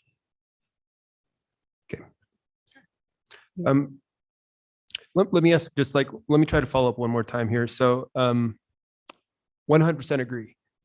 You're doing a lot in the space that you have right now. You're probably doing too much in the constraints that you have. And it makes a lot of sense that you would be trying to do something that improves the situation for your guests. And I have no doubt that, you know, with the exact amount of square footage and the amount of people, you know, that this is going to be a large improvement. I'm still trying to get to, do we know if there is a best practice nationwide from our other shelters? This is going to be a better circumstance, without a doubt. Is it the best? Is it actually going to provide the best in class standard for what we need to be doing for the folks that we're serving? Madam Mayor and Councilmember Halliburton, I think the challenge here is who determines what best practices are. If we go to Salt Lake or we go to British Columbia, are we actually getting the same outcomes? Are we actually getting the same results? And the way we've designed this facility is with a host of different housing opportunities, from incentive housing to just maintained shelter housing to families, women and children, and senior and fragile. So I would like to say that there is the quote best practices book on shelter housing. I go back to the fact that we are trying to accommodate in almost 4 times the amount of square footage from what Jody's been doing at the existing emergency shelter. And so we're considerably greater square footages per occupant. If you have a chance to look at the floor plan, I would say look at the floor plan and wrap your arms around it and try and understand the goals and the objectives of trying to protect and make sure everyone is safe, that the programming and the additional use areas are clearly part of best practices, and they're not found in most shelters. So I would say what we have done without question is light years ahead of what is existing in most of the shelters now. Great. Madam Mayor, that's enough for me for now. I have a feeling that we're going to get some comment on this from our neighborhood associations and from a few other people. And so there might be some follow-up comments later on down the road. Thank you. Madam Mayor, I have a follow-up question, I think maybe for Jody. And this is a little bit operational. So we talked about impacts on kind of parks and libraries and how the facility will potentially help mitigate some extra capacity issues that those might have in the neighborhood. My question is related to everyone's favorite topic of parking. And I'm wondering, because we do see, I did notice in the proposed conditions that there were conditions in there for no long-term parking, only vehicles that have active and valid registration can be parked in your parking lot. But I don't foresee that being the only people who are going to want to park on at your facility.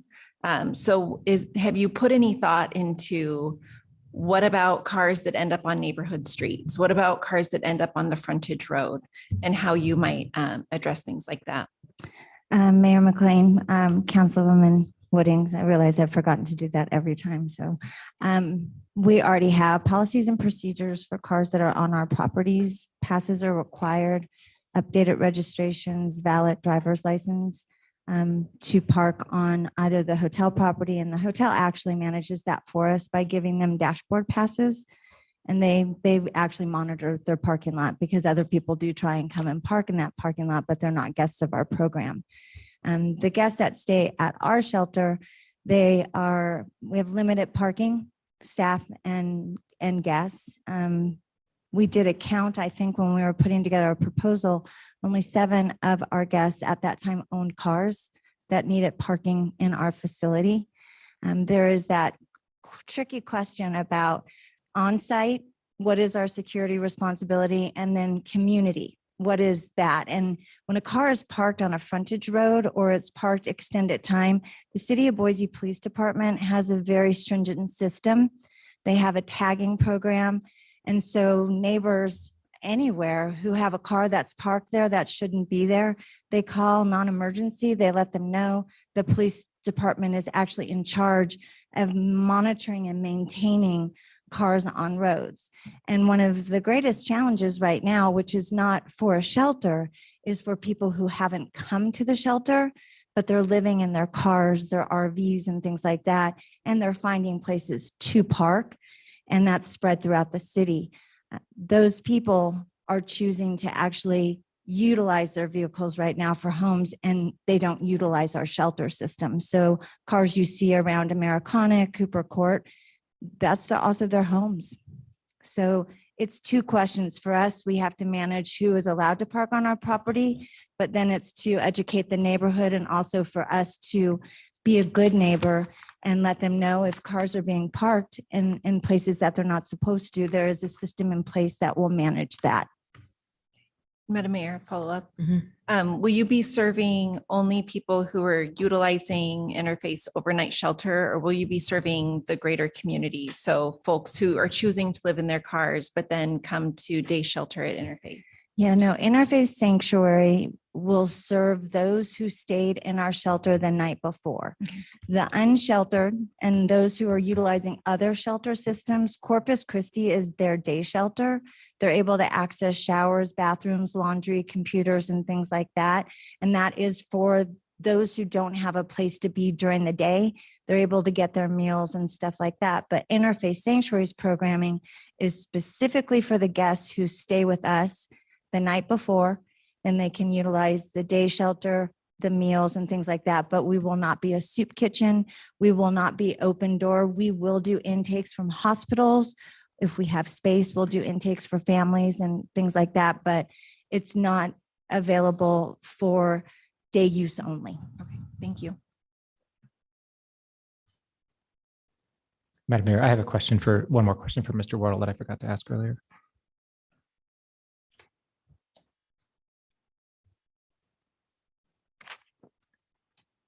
I'm sorry, I meant to ask you this a moment ago, but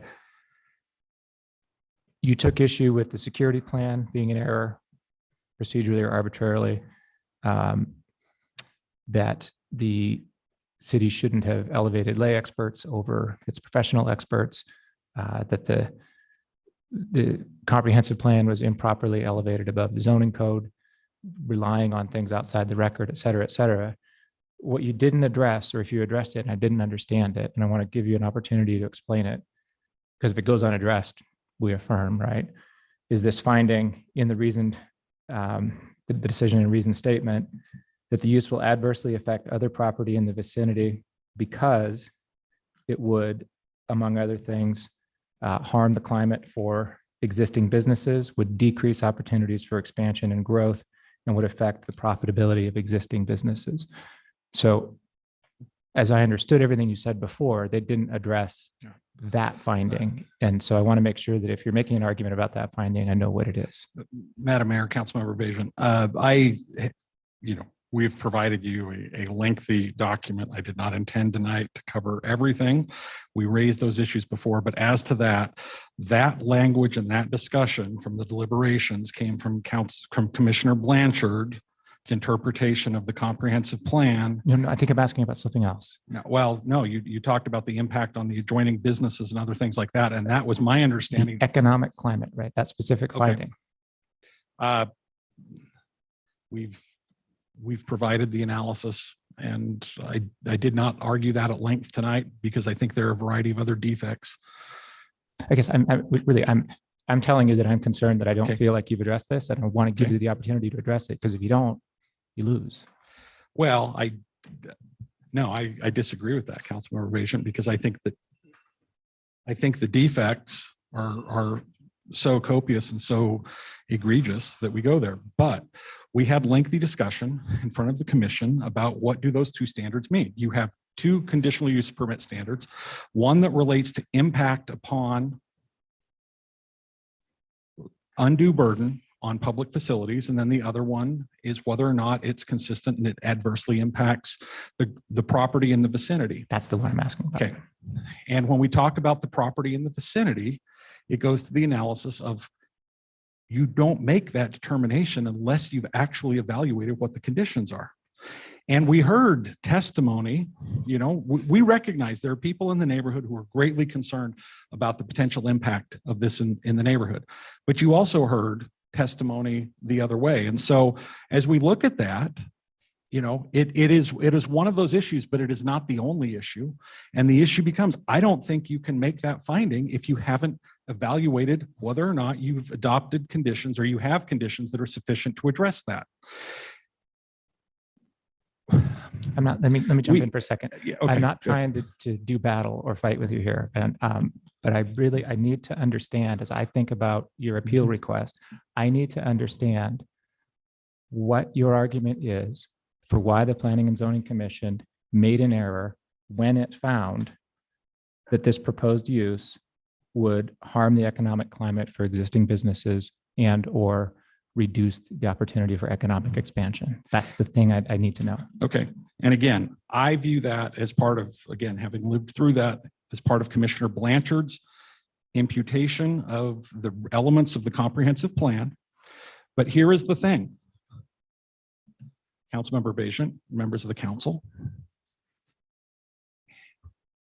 If you are going to make that finding, and you're going to say that we have to show no adverse economic impact at all on local business, then why did you zone your business districts as the only place where we can put shelter? I mean, that's the fundamental issue. And I would posit, and we argue it in our brief, and we've argued it throughout, but many of the arguments that you're going to hear, many of the things that the Planning and Zoning Commission raised. Ask you to drop the voice a little Appreciate bit. it, Mayor. Thank you. Many of the things that have been raised and many of the objections, if not here, then where? And the answer is these are issues that are inherent to the use. They're inherent to the use. We're talking about a low barrier shelter. Okay, that's helpful. But if we're talking about a low barrier shelter and you're going to make a finding that it will adversely affect the economic ability of adjoining businesses to grow and modify and do things like that, you cannot zone the property as neighborhood commercial and the other commercial uses C2 through C5 and then put that back on us. Okay, I think I understand it, but let me try to put it in my words and you can tell me why I'm wrong. The Planning and Zoning Commission made findings about economic impact that you say are inherent to a low barrier shelter. And therefore, because they're inherent to a low barrier shelter, there's something incompatible and wonky in logic land because our code says under the right conditions, shelters can be on these parcels. And given that, something has to give. And what has to give is the conditioned use. And Councilmember Bajent, I think that's a fair and equitable way to articulate it. The only change I would make is I believe that the issues we're talking about are inherent in a low barrier shelter in a commercial setting. And you made that policy decision when the Boise City Code limited shelters to these locations. I think the solution ought to be going forward. There ought to be one or more zones where these uses are permitted of right, where we make the determination that it's appropriate, because otherwise you are going to have this same issue. If I were to just tell my client, let's surrender, go find someplace else and come back, a year from now, as we found someplace else in a C2, C3, C4, C5 zone to do this, you're going to have a different group of neighbors making the exact same arguments and a Planning and Zoning Commission saying, well, the comprehensive plan says we can't put shelters in commercial areas and it adversely impacts the commercial opportunity. Well, we certainly won't amend the zoning code tonight, but I understand what you have to say about that and I appreciate it. Thank you. Thanks. Anything further? I have a couple of burning questions that I have been wanting to ask forever, but because this is a process, I couldn't just call up Jody and ask them. So I'm hoping that she'll come up and answer them for me. Hi. Hi. So we all know, I mean, we do land use decisions all the time. We hear from builders about how long it takes to build things, about supply chain issues. So my question is, if this is approved, how long is it going to take to retrofit, remodel, do everything required under the conditions and actually get this operational? So beyond the actual application process, the remodel from start to finish will take about 9 months. That seems pretty, I know that you're assertive, so I appreciate that. It's based on, it's an infill as opposed to a ground up. And so a lot of it, and we've met with the builder, and Madam Mayor, Councilwoman Wooding, we've met with the developer a few times. If you'd asked me that question about 4 months ago, because of supply chain and expenses, it would have been much more prolonged. Right now where we sit, it's about 9 months from start to finish for us to be able to move programming and guests into that building. Okay. And then, oh, Madam Mayor, sorry. What will Interfaith do in the interim period? Well, so oh, excuse me. Sorry to interrupt, Madam Mayor and Councilmember Woodings. The one component that Jody is missing is the part that's called design development, construction documents, building permitting and review, and design review. So I think on top of the 9 months to 10 months for the construction and the build out, we have probably 6 to 7 months prior to that. So, Madam Mayor, Commissioner Andy. Wooding, Andy, I did mention that. That sounds much more realistic. Thank you, Andy. So what will Interfaith do in the interim? So currently we're working with Our Path Home, with Casey Montoon, and with Idaho Housing and Finance, trying to continue to extend funding over at the hotel. And then we also work with the current owner of the building, and we did get an extension of another year on our lease. And as long as this process continues and we remain good beggars, our hope is to hold people in place while we get this process done. Okay. And I have constantly a plan B in mind. You know, I don't want to have people end up out on the street. So I do look at other creative ideas, but I don't have anything for you today. Okay. And then, Madam Mayor, I have one more process question. So often we see applicants come in prior to purchasing a piece of property. What was your board's decision-making process to do this in the other direction, where you purchase the property and then seek entitlements rather than seeking entitlements before you close on property? So I'm going to invite my president of the board, Andy Scoggin, up, because an executive director doesn't have the power to make any of those decisions, but my board does. So. Yes. For the record, Andy Scoggin, President Interfaith Sanctuary Board, Mayor McLean and Councilmember Woodings, you have articulated our absolute perfect scenario, which would have been to find a building that would meet the dramatically changed circumstances over the last 5 or 6 years, including our increased services that we provide, and also the needs that have happened in the city, both because of changes in population, but also even probably more important because of the changes in cost of housing. So for at least 2 years, we engaged in significant research and searching dozens of properties that we looked at, spoke with the city, spoke with other landlords, looked for anything that would fit into the very narrow sort of property guidelines that our zoning code places upon us, unfortunately.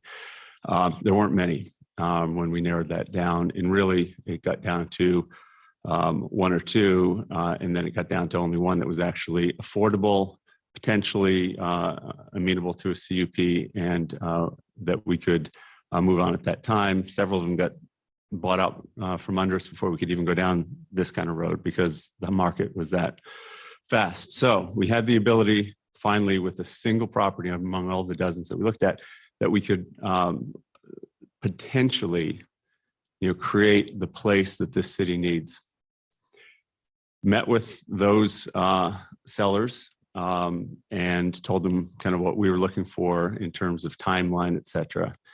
They gave us a couple of minor extensions per our discussion with the city, and then finally said, look, we've got other full price backup offers ready to go.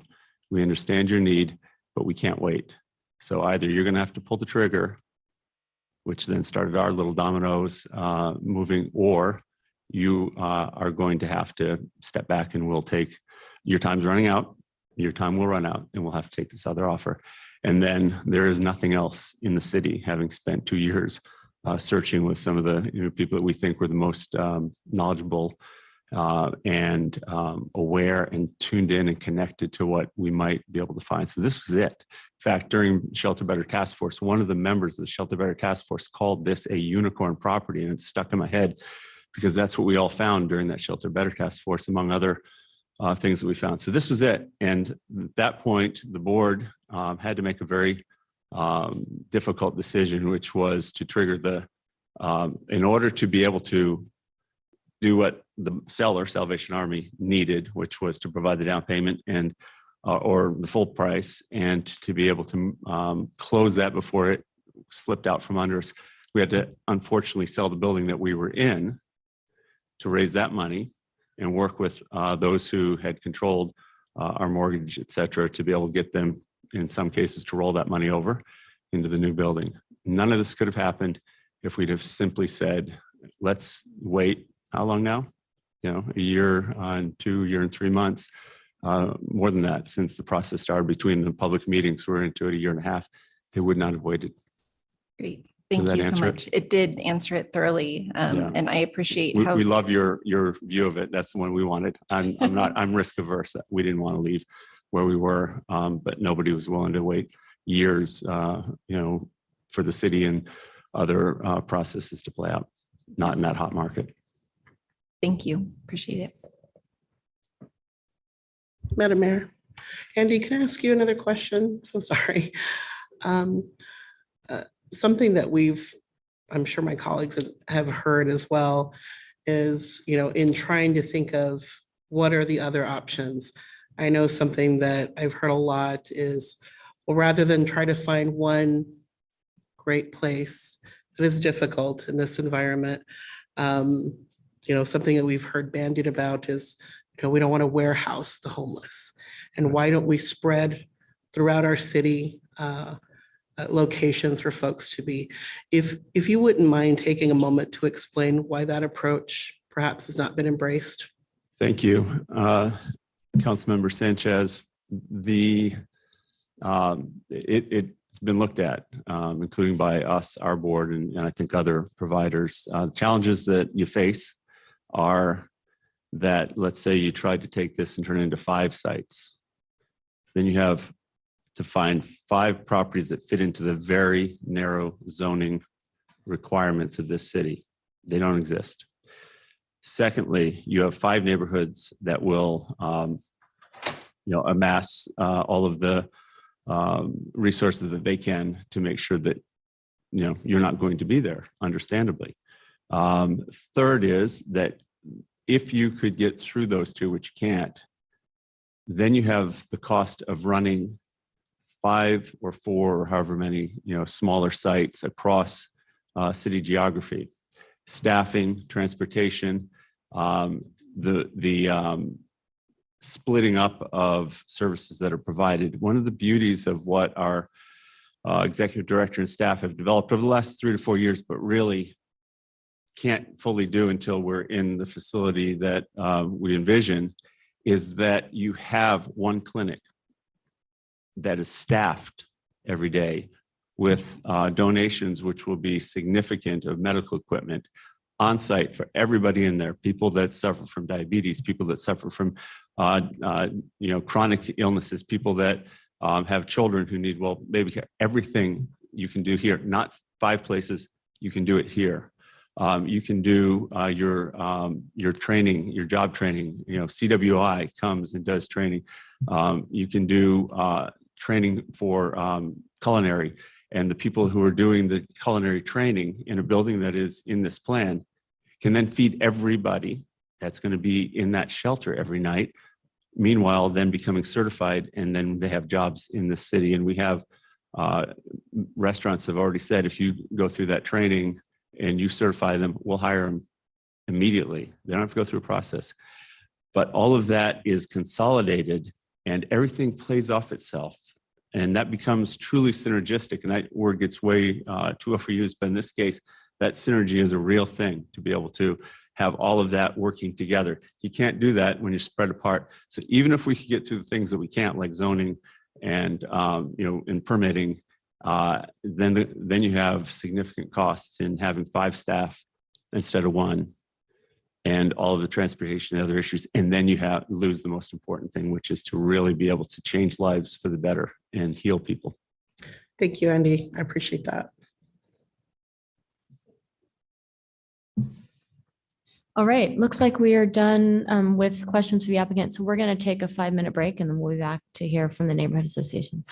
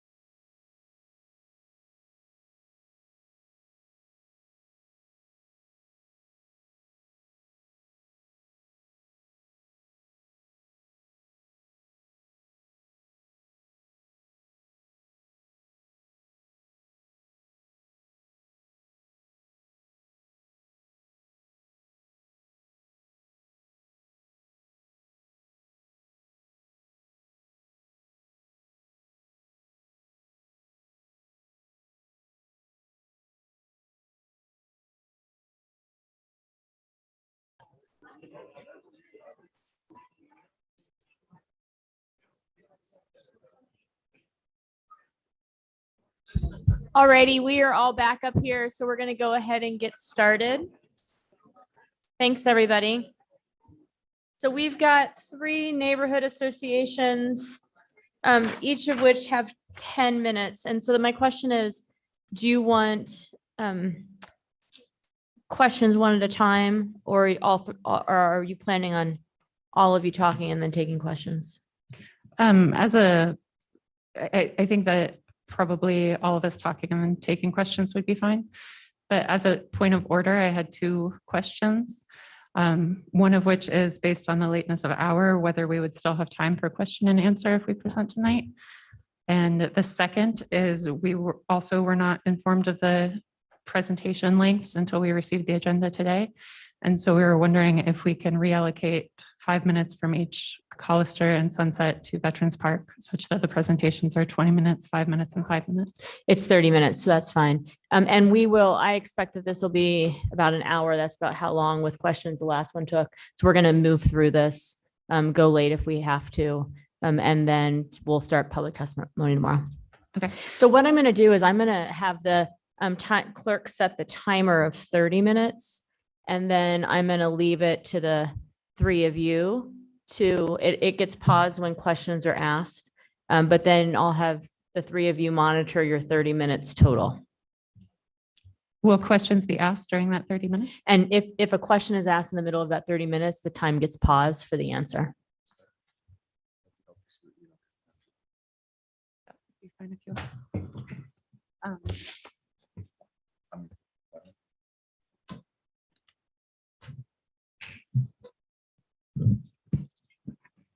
Okay. All right. Go ahead. Okay. Madam Mayor, council members, my name is Doug Drinka, and I'm serving as president of the Hollister Neighborhood Association.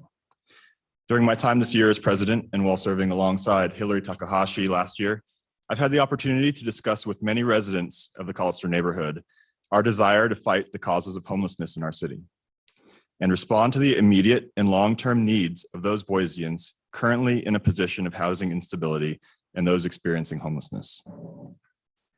It's a shared vision of the CNA board and the neighborhood as a whole to work alongside the city and nonprofits serving the community to find ways to offer decency and compassion to people in every life circumstance. Our neighborhood and those surrounding it already host a number of organizations acting out that vision. And we think there's room for Interfaith to join that community as well. In fact, I think Hollister would welcome being one of the 5. However, I've also heard from many of the same neighbors that they are very concerned about the proposal Interfaith has put forth and is planned to move from its current location downtown to the location on State Street. This concern doesn't stem from a lack of empathy or understanding of those in need of the services IFS provides. Instead, the concern is with the scale with which IFS is proposed to operate. Emergency homeless shelters, by their nature, produce a high impact on the surrounding area, and a shelter of this size would be no exception. Siting this shelter partially within a residential zone and in direct proximity to existing homes and businesses will place a burden on the neighborhood that can't be mitigated by a 24-hour neighborhood support line or a privacy fence. What IFS has proposed on State Street is outside of the scale and level of community impact that we believe is appropriate to ask of our neighborhood or of any neighborhood.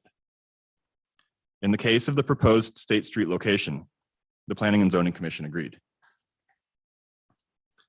With regard to the appeal, Interfaith's advocates made some technical arguments with respect to the commission's findings, but did not effectively refute the underlying basis for those findings.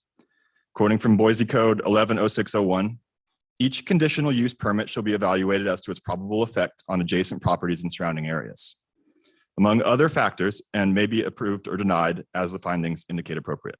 So the keyword there is probable effect. And from 110304, Boise Code, the criteria the Planning and Zoning Committee should use to make that decision includes the following. The location is compatible to other uses in the general neighborhood, and the proposed use, if it complies with all conditions imposed, will not adversely affect other property of the vicinity. To state this more simply, Planning and Zoning's job, among others, was to determine if it was probable that siting the Interfaith Sanctuary at this location on State Street would adversely affect other property in the vicinity or lead to other problematic results in the area. In making this determination, P&Z heard testimony regarding whether other cities predicted adverse impact from siting a shelter in direct proximity to existing residential neighborhoods. Nearly all cities that Boise turns to for perspective have chosen to create a buffer zone between shelters and residential neighborhoods.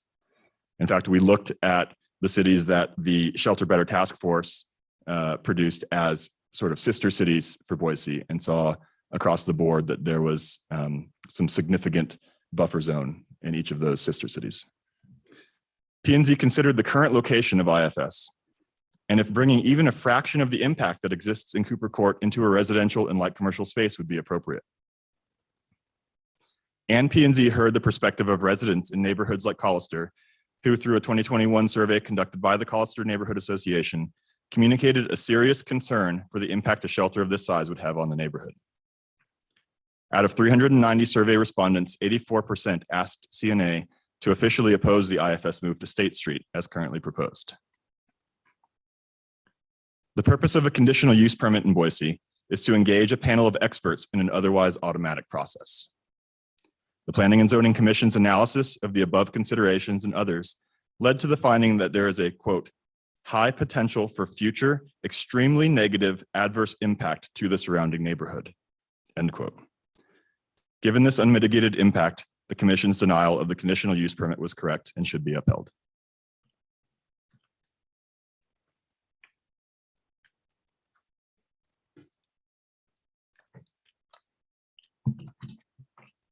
Thank you. Do I need to read name and address for the record? Okay. Slide, please. So first, while the applicant has repeatedly characterized the opposition as stemming from a vocal minority, the surveys that VPNA and the other neighborhood associations have run consistently find broad opposition to this project. Both of our surveys had a 97% opposition rate with a robust 8.7% response rate. As you've heard, Boise Code specifies the scope of the review body may take and specifies that council acknowledge the commissioners are recognized as having expertise in their substantive areas. This highlights the grounds that the applicant's appeal is focused on. And with regard to the legal argument made on the security plan, as Commissioner Badgett highlighted, the request for the security plan hinged on the commission's finding of unmitigated impact, not on an incomplete application. They recommended that plans could be reviewed as mitigation measures in a future case, but the prospective measures, such as a condition for a security plan, did not balance the weight of evidence for presumption of impact. This was within the commission's scope and analogous to the Idaho Supreme Court's finding in Fisher v. Ketchum, which underlined the public's due process rights to review and comment on material conditions of a project. The applicant also argues that the oral and written testimony of the fire and police chiefs was ignored, and that the presence of this testimony regarding undue burden should overturn the finding. However, please note that subsection 5 regarding a finding that a decision is arbitrary and capricious specifically states that where there is room for two opinions, action is not arbitrary and capricious when exercised honestly and upon due consideration. A review of the January 3rd hearing minutes shows that the deliberation did consider the agency's testimony, but found that it was not detailed enough to outweigh the reasonable evidence indicating burden. This is not grounds for error. And finally, we provide multiple lines of substantial competent evidence in the record supporting each finding to counter the applicant's appeal to subsection 6 that states that criteria for error is that decision is not supported by such evidence. In order to overturn the decision, you would also have to find, in addition to the error per the prior slide, that the application meets each of the 5 CUP review criteria. Therefore, you'll hear testimony supporting those findings from the public. As the commission considered unmitigated impact to be the crux of the argument, we will start with criteria 4. Documenting the impact was the bulk of my presentation to planning and zoning, which it sounds like many of you have reviewed. Multiple lines of substantial and competent evidence supporting the finding of impact exist on the record, and they're further elaborated in our response memo to the appeal, which begins at page 8 of the city's public testimony. The bulk of this evidence is with regard to costs for service associated with shelter home use type and with Interfaith sanctuary specifically. There were numerous other impacts identified on the record, including noise concerns, parking overflow, property value, But based on the overwhelming empirical evidence, most discussion centered on the aggregate impact that such a large number of calls for service to the single shelter location that the future neighbors would experience. The parallel data sets on the record show the volume of both police and fire and EMS calls to the Interfaith Sanctuary itself. To be clear, the septide produced by BPD documents how many calls go to Interfaith. There's not a perception that all of the calls that the septide shows are related to Interfaith Sanctuary. The septide says that approximately 1 call per day is made to Interfaith by the Boise Police Department. In addition, the Ada County dispatch data that was obtained by a public records request is on the record, and it shows substantially higher calls specifically to Interfaith Sanctuary itself, which is at the pin in the upper map, than to anywhere in the VPNA, which is shown here at bottom. We presented the commission with data broken out by call type as well, and this imbalance in volume of calls was true across all categories. PCC determined that the River Street shelter was sufficiently analogous to be considered as representative of a potential future site on State Street, and that's supported by BPD's statements on calls transferring to any future site. Because IFS has argued that the move will reduce calls by opening their shelter for 24/7 guest access, we also requested calls for service records around 3 analogous shelters operating in Utah and presented the data to the commission. Because these shelters recently opened, we were able to present data for both the year before and the year after they opened. And the after data represents the mitigated condition at an analogous sites. These sites also offer 24/7 access. They have a similar number of guests. They have programming and case management. They have security plans and good neighbor agreements in place. And yet the data from these shelters and also the semi-annual audit reports produced by their own county government provide clear evidence that they have still generated impact to their surrounding areas, with hundreds of calls to each new shelter in categories such as drug and assault calls, among others, and a significant increase in calls for service in the surrounding area as well, which clustered in residential areas and public spaces, rather than the portions of the surroundings dedicated to commercial uses. The record includes expert testimony from other public servants, social workers, and medical professionals with firsthand professional experience working with the unhoused population. And the record includes a literature review with peer-reviewed and governmental produced documents submitted to the record. PCC found the crux of the application to be that there is reasonable expectation of impact and that the commission was unable to identify conditions that would mitigate the impact. Contrary to the earlier assertions, there was conversation surrounding impact conditions and potential additions. With this expectation of impact, we took a look at how other jurisdictions site their shelters, as has been mentioned. Here, blue shows single-family residential, green shows multifamily housing, red shows emergency shelter, and pink is other social service-owned property that is not specifically the shelter operation.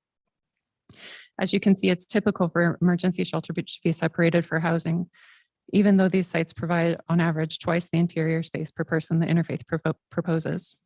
Even the sites shown here with closest to residential areas, upon closer inspection, show that the actual housing is separated or that there are no additional amenities drawing guests through the residential neighborhoods. Zoning codes across North America typically consider shelter home to be a high impact use. We also presented academic papers showing that 70% of other jurisdictions responding to the surveys separated shelters from residential uses, other shelters, and vulnerable use types in their code. Now, obviously, restrictions from other jurisdictions can't be directly applied to this application, but they do provide independent acknowledgement of impact and how other cities have dealt with their impact by mitigating it through site selection. The American Planning Association acknowledges that it's the role of zoning to objectively consider the population level impacts of site users when citing this type of facility. The 2010 Worstel paper quotes, "Certain social services facilities must be regulated. Zoning cannot regulate people's behaviors or activities, but it can regulate land uses where these behaviors occur and control their proximity to sensitive uses, such as residences." Next slide. And now we have the proposal before you in Boise. In contrast to the other sites, it abuts of residential uses on 2 sides. There's limited commercial property in the district, but it already houses an emergency shelter, a permanent supportive housing facility, and 2 dedicated affordable housing developments, including one focused on housing for the refugee community. When Cincinnati had a similar proposal in 2008, they did a code update directing that shelter could not be placed in already impacted areas. This is reminiscent from of a quote from the 2020 Abraham paper that some neighborhoods in the United States are deprived of economic investments and access to opportunities, while other neighborhoods amass wealth and opportunity. This place-based inequality, where low-income residents are segregated from opportunities available in more affluent neighborhoods, is largely due to local planning and zoning decisions.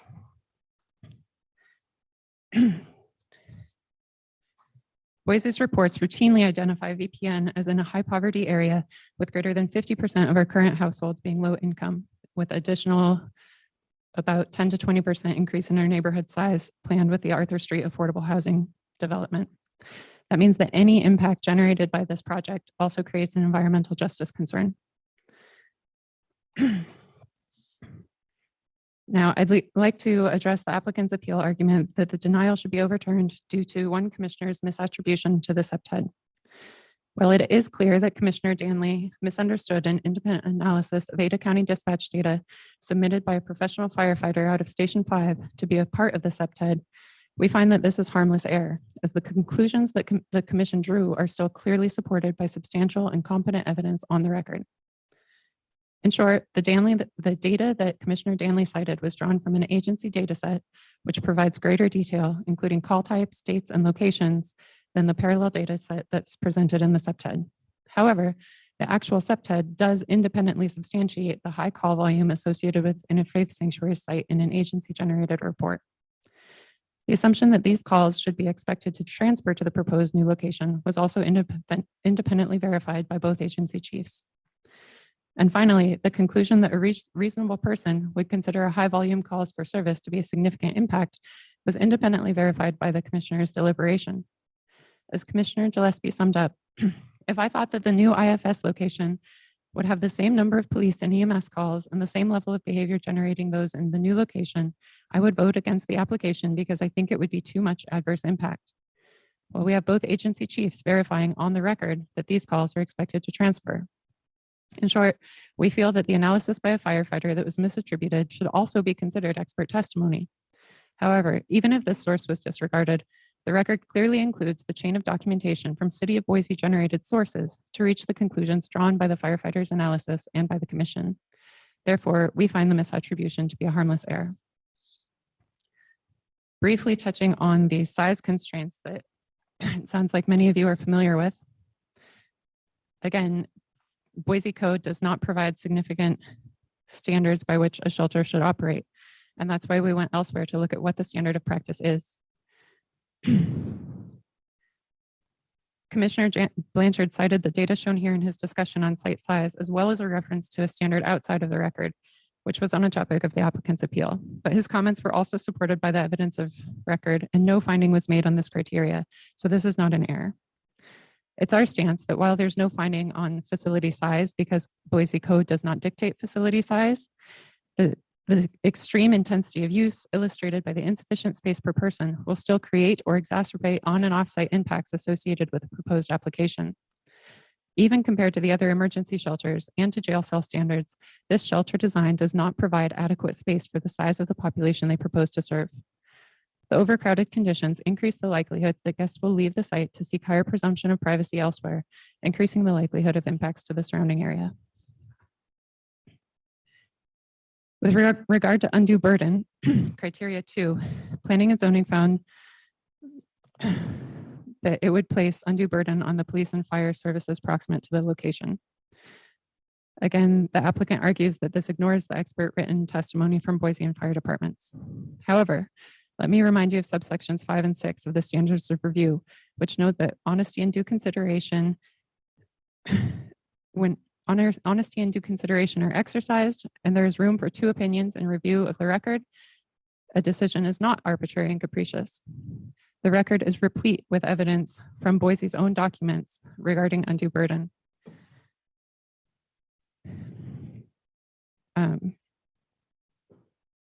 There's an extensive public record documenting the inadequacy of the Willow Lane station for BPD needs, and BPD confirmed that the station would not be staffed if the project were approved.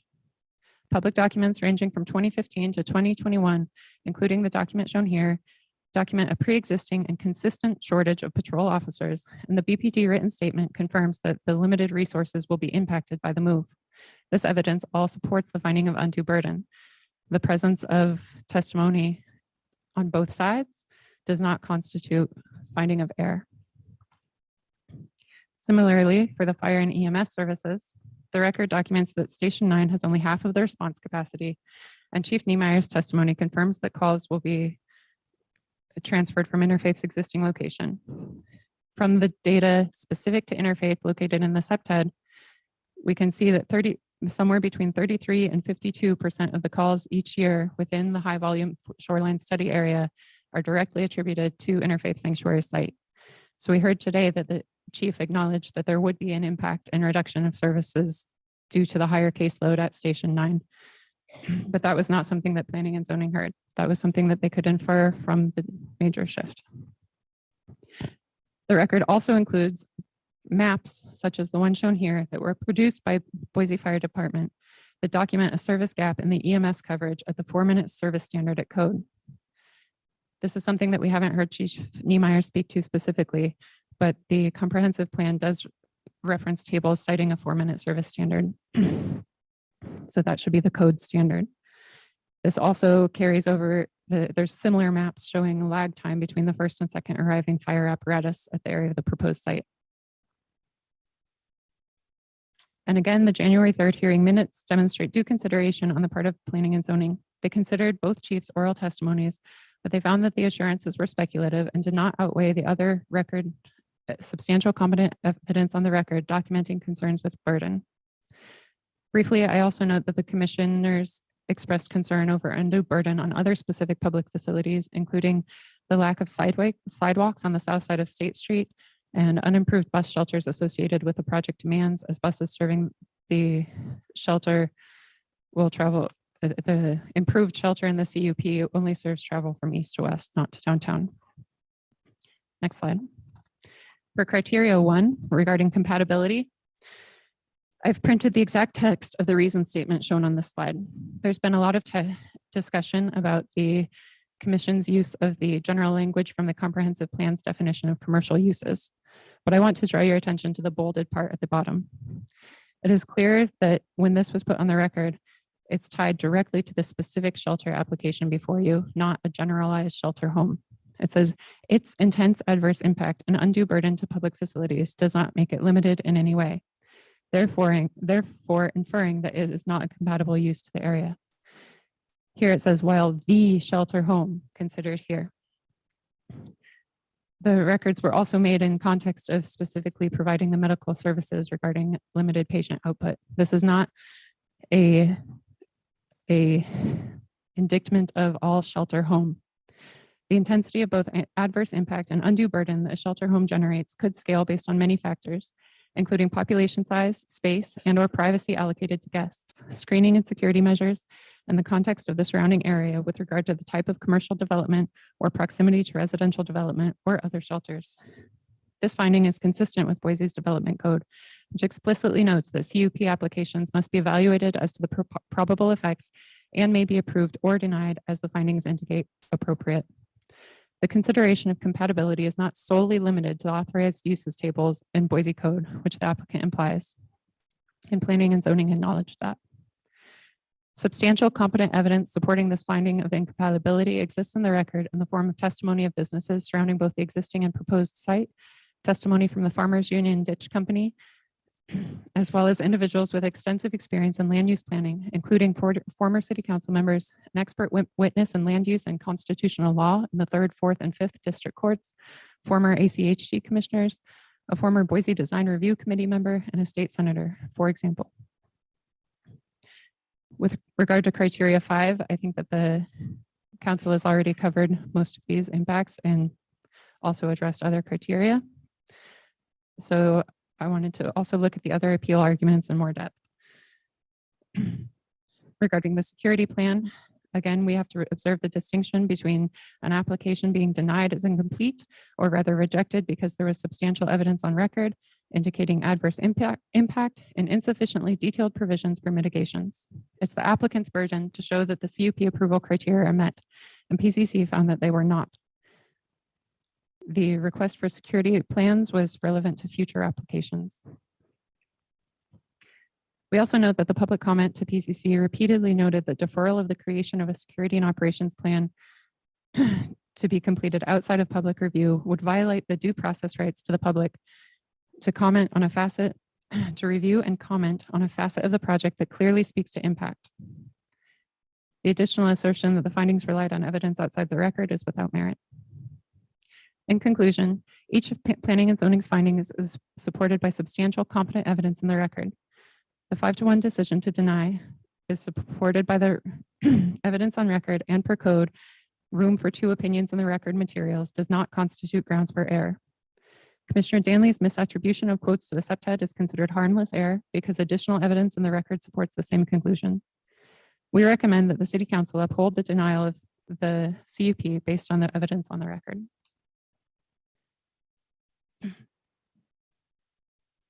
I don't believe we have the other neighborhood here with us today. Are they on Zoom? It's confirmed to me that they're not testifying. Okay. Could I talk for a couple more minutes?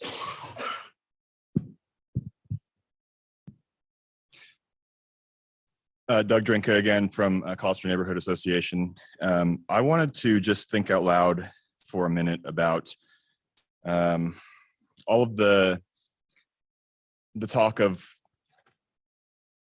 not being able to predict the weather.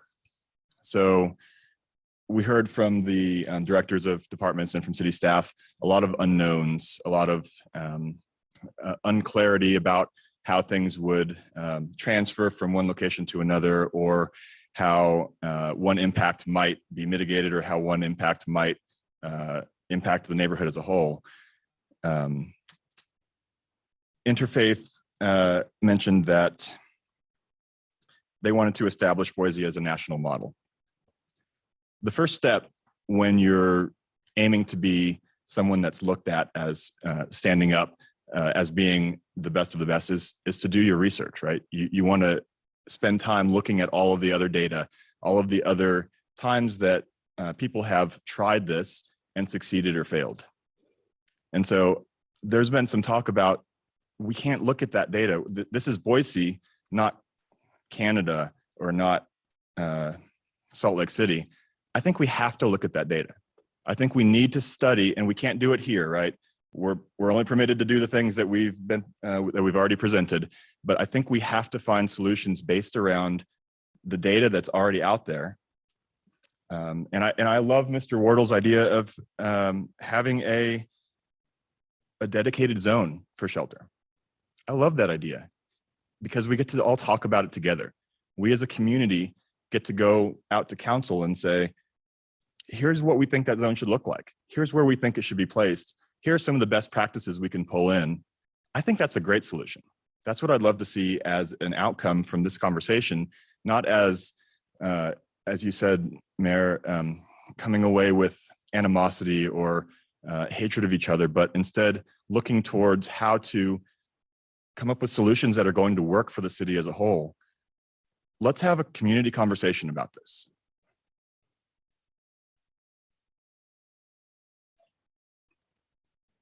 All right, are there questions for the neighborhoods?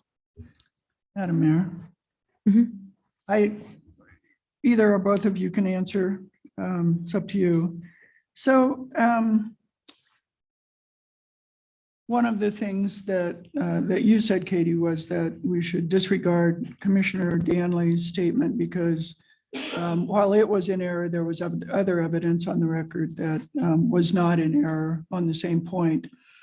However, on Commissioner Blanchard's characterization that commercial zones simply can't support a shelter, given that commercial zones are the only zones in which our zoning code allows shelter.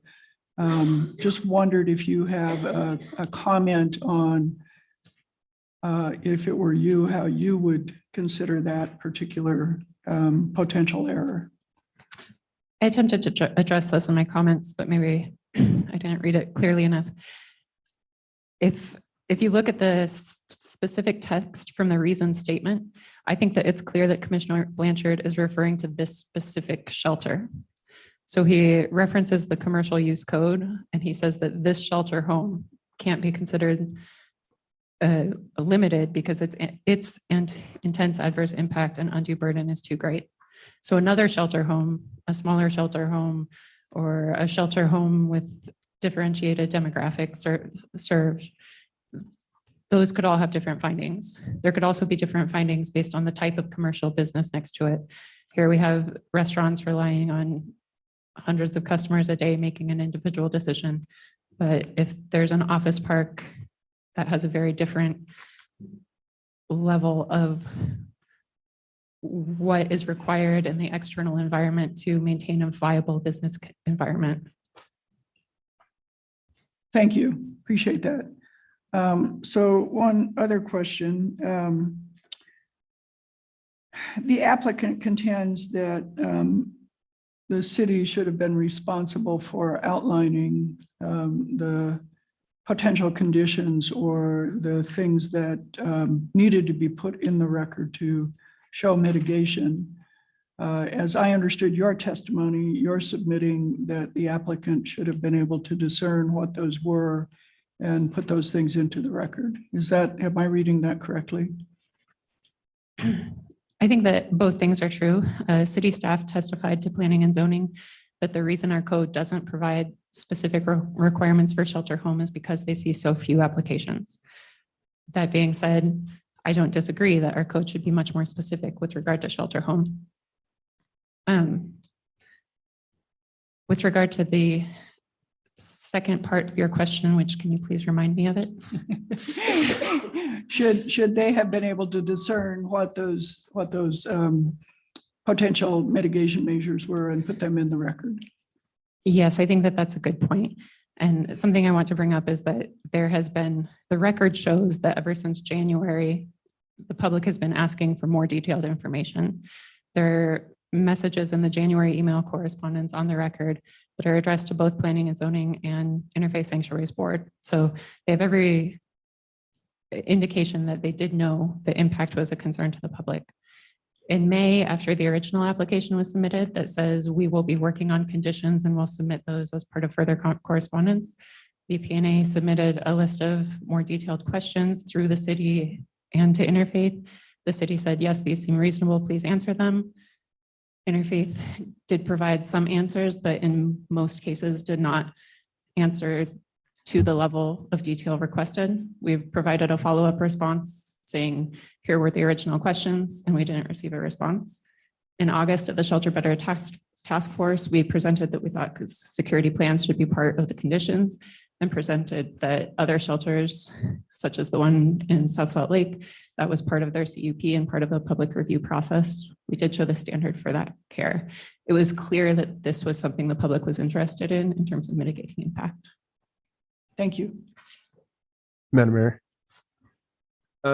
So first of all, thank you for your presentation tonight. Thank you for the amount of research that you did coming into this. I know that you did a lot, sent a lot over to us, and you presented a lot to planning and zoning as well. One of the things that you submitted was sort of a list of some of, I think you called them our sister cities or neighboring cities, and the amount of square footage per person. I think you also maybe submitted something that was maybe some recommendations for conditions that we would have going forward, or recommendations for by right shelters. One of the things that you included was a minimum of 300 square feet per person of floor space. Is that correct? Yeah, I included that in my potential starting points for future code. So when you were looking at that particular number, did you get that from kind of an average of what the other places were looking? Where did you pull that number? How did you come up with 300? I think for that document, I based that on the standard of practice we see being built in other cities. So we included the peer cities because the Shelter Better Task Force brought them up. That was something that we hadn't previously been aware of. So when we were researching this prior to the Shelter Better Task Force, we had looked at the new shelters in Salt Lake City, which Mayor McLean had raised in the addressing homelessness discussions before that. And we looked at other shelters. We included Seattle. I think that the full if you look at one of the appendices to our reports that has all of those land use maps and the graphs and the tables showing shelter size, we pulled just a lot of different shelters that we could find around the country and found that similar data. And so specifically the 300 square foot requirement, I think, was based on the standard of practice we see there. We do have examples from other codes that do legislate a specific minimum. I think the one that I've included in my table is a unencumbered square footage requirement. Some shelters require, for instance, specific room size dimensions. Others include gross facility square footage, which is what we've normalized here. And some require unencumbered floor space. So similar to, it means you have to have enough open space to be moving around, not taken up by other beds or furniture. Yeah, Madam Mayor, following up there, it seemed like a lot of the information you submitted did kind of speak to some of the best practices that were out there. And I guess what I'm trying to get at, or what I'm trying to figure out is like, if we can get to the best practices, if we can get to the right number of people, the right number of beds, the right amount of square footage per person, or the room setting up to where they need to be, is there a situation where our neighborhoods, like you said earlier, we would like you to be one of maybe the 5 that are in our community? Is there a number? Are there a situation where this application ends up being something that the neighborhood is on board with, is excited about? If it was 300 square feet per person in a 3,000 square or 30,000 square foot building, for example, that would be 100 people. So if we were looking at an application right now, is there a size or a scale that fits with the best practices that you researched and you brought forward to planning and zoning? I should caveat this with, as I'm speaking in a representative capacity, I'd have to get my entire neighborhood's approval. Sure. But I can say that I have heard public testimony or public questions during the neighborhood engagements with Interfaith of many people saying, we want to be able to support a 100-bed family shelter here. We think that resonates with the location of the additional emergency shelter nearby. That's something that we can talk about supporting. I haven't heard anything from Interfaith that can come down into the range of what we see as appropriate. And I would also say that we presented to the Shelter Better Task Force that, talking about transitional housing, such as the application that Mr. Wardle has referenced being approved easily, is something that I think the neighborhood would welcome. And for context, the Valor Point subject development, I think, is on the order of 28,000 square feet, serving 27 people. So when we're talking about housing, we're just talking about a drastically different order of magnitude. Sure. And Madam Mayor, Doug, I'm glad that you're up there, because I also was going to ask you the same question. You referred to it earlier, that you are not opposed to seeing Interfaith in your neighborhood. Right. You want to make sure that you figure out a way to do it right. And you also identified that, like, it would be great to have this huge community conversation. I agree. But that's not where we're at right now. And so what I'm trying to figure out are, when our commissioners say that they can't figure out the conditions, are there conditions? Are there a certain amount of people? Are there a certain amount of beds? Are there a certain amount of things that the neighborhood would want to see that would get us closer to something that would work? I think there are. I've heard from our neighbors that there is a set of conditions that we could put in place that would make this work. I don't know how to come up with those numbers, however. I think we can look to the best practices. We were hoping with the Shelter Better Task Force to be able to spend some time thinking about that as a community. That didn't end up being the focus of that task force. There was actually some disappointment on Collister's side that we weren't actually able to dig into some of the details that we thought might come out of some of those best practice questions. Madam Mayor, that's all I got for now. I appreciate answering the questions, and I appreciate the data and the research that you did to submit information. Thank you, Madam Mayor. Just a quick question, Katie, about the research that you did, just for the benefit of the public who's here and listening, just so that we're sure we're comparing apples to apples. So the information that you gathered from neighboring cities, from neighboring states, is that low barrier shelters like Interfaith? It varies based on the shelter. The Utah shelters are low barrier. And thank you. And also, so we keep talking about best practices. So did you run into anything where there was a minimum? Like if you go below this threshold, that's just inhumane. You can't do that. We actually used the recently opened Reno, Nevada shelter as our example of that. Off the top of my head, I think their square footage per person was 65 on a shelter-wide basis. It's in an old airport hangar, and I think it houses 500 people plus overflow. It only opened in, I believe, 2020, and it's developed a very negative reputation among both the guests it serves and other social service providers as generating a pretty unstable environment. Thank you. Further questions?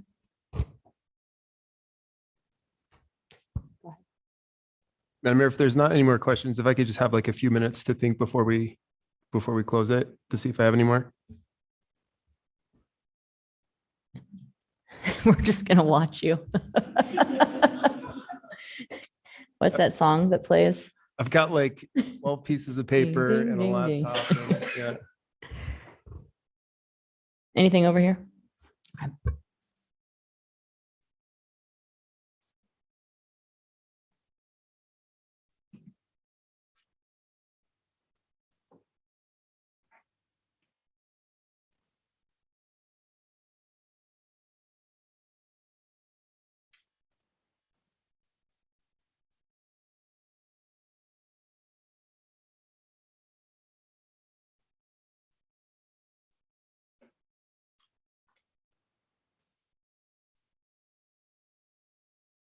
Madam Mayor, I think that is all that I've got for tonight. But there'll be an opportunity later on down the road when we have rebuttals. So I think that is all that I've got for tonight. Well, and my expectation is, tell me if I'm wrong, is that we'll have staff here throughout as well. So if questions come up, staff members will be able to answer questions as they come. Madam Mayor, I appreciate that. While I don't have any more questions right now, as the hearing goes on, I suspect I'll have questions of both the applicant, the appellant applicant, and the neighborhood folks. All right. Well, with that, I want to thank you for your testimony. Thank you for your testimony this evening. I just want to make sure from a procedural perspective, and thanks everybody, we're keeping this open because this continues all week, but there will be, I probably just clarify for the public and for council that while this remains open, starting tomorrow, we'll take public testimony. There will be no, there's no conversation amongst the group or side conversation between group and public, that while the record remains open, the conversations that are taking place will take place in here. And so we come back together again tomorrow at 10. And I want to just in advance, staff has put together, we're trying to make the user experience as friendly as possible for this event. So tomorrow staff has set up a way in which downstairs when you arrive, they'll be checking as to whether or not you're a party of record. And I believe you get a Tree Fort-esque bracelet to wear. And that's how I will be making sure that folks are parties of record as you come up, so that we don't have to take the time to do that. And then also, I'm just going to ask that for those, some of you have already given us your slideshows, thank you. Others I expect will have thumb drives. And if you're called and you have a thumb drive and it has to be put in, I'm going to call the next person so we can continue talking while folks are doing the logistics of getting ready to present, just so we can move this all along. And with that, I think that's all the logistics I have for now. I want to thank everybody for your engagement tonight. I'll see you tomorrow morning. Take care.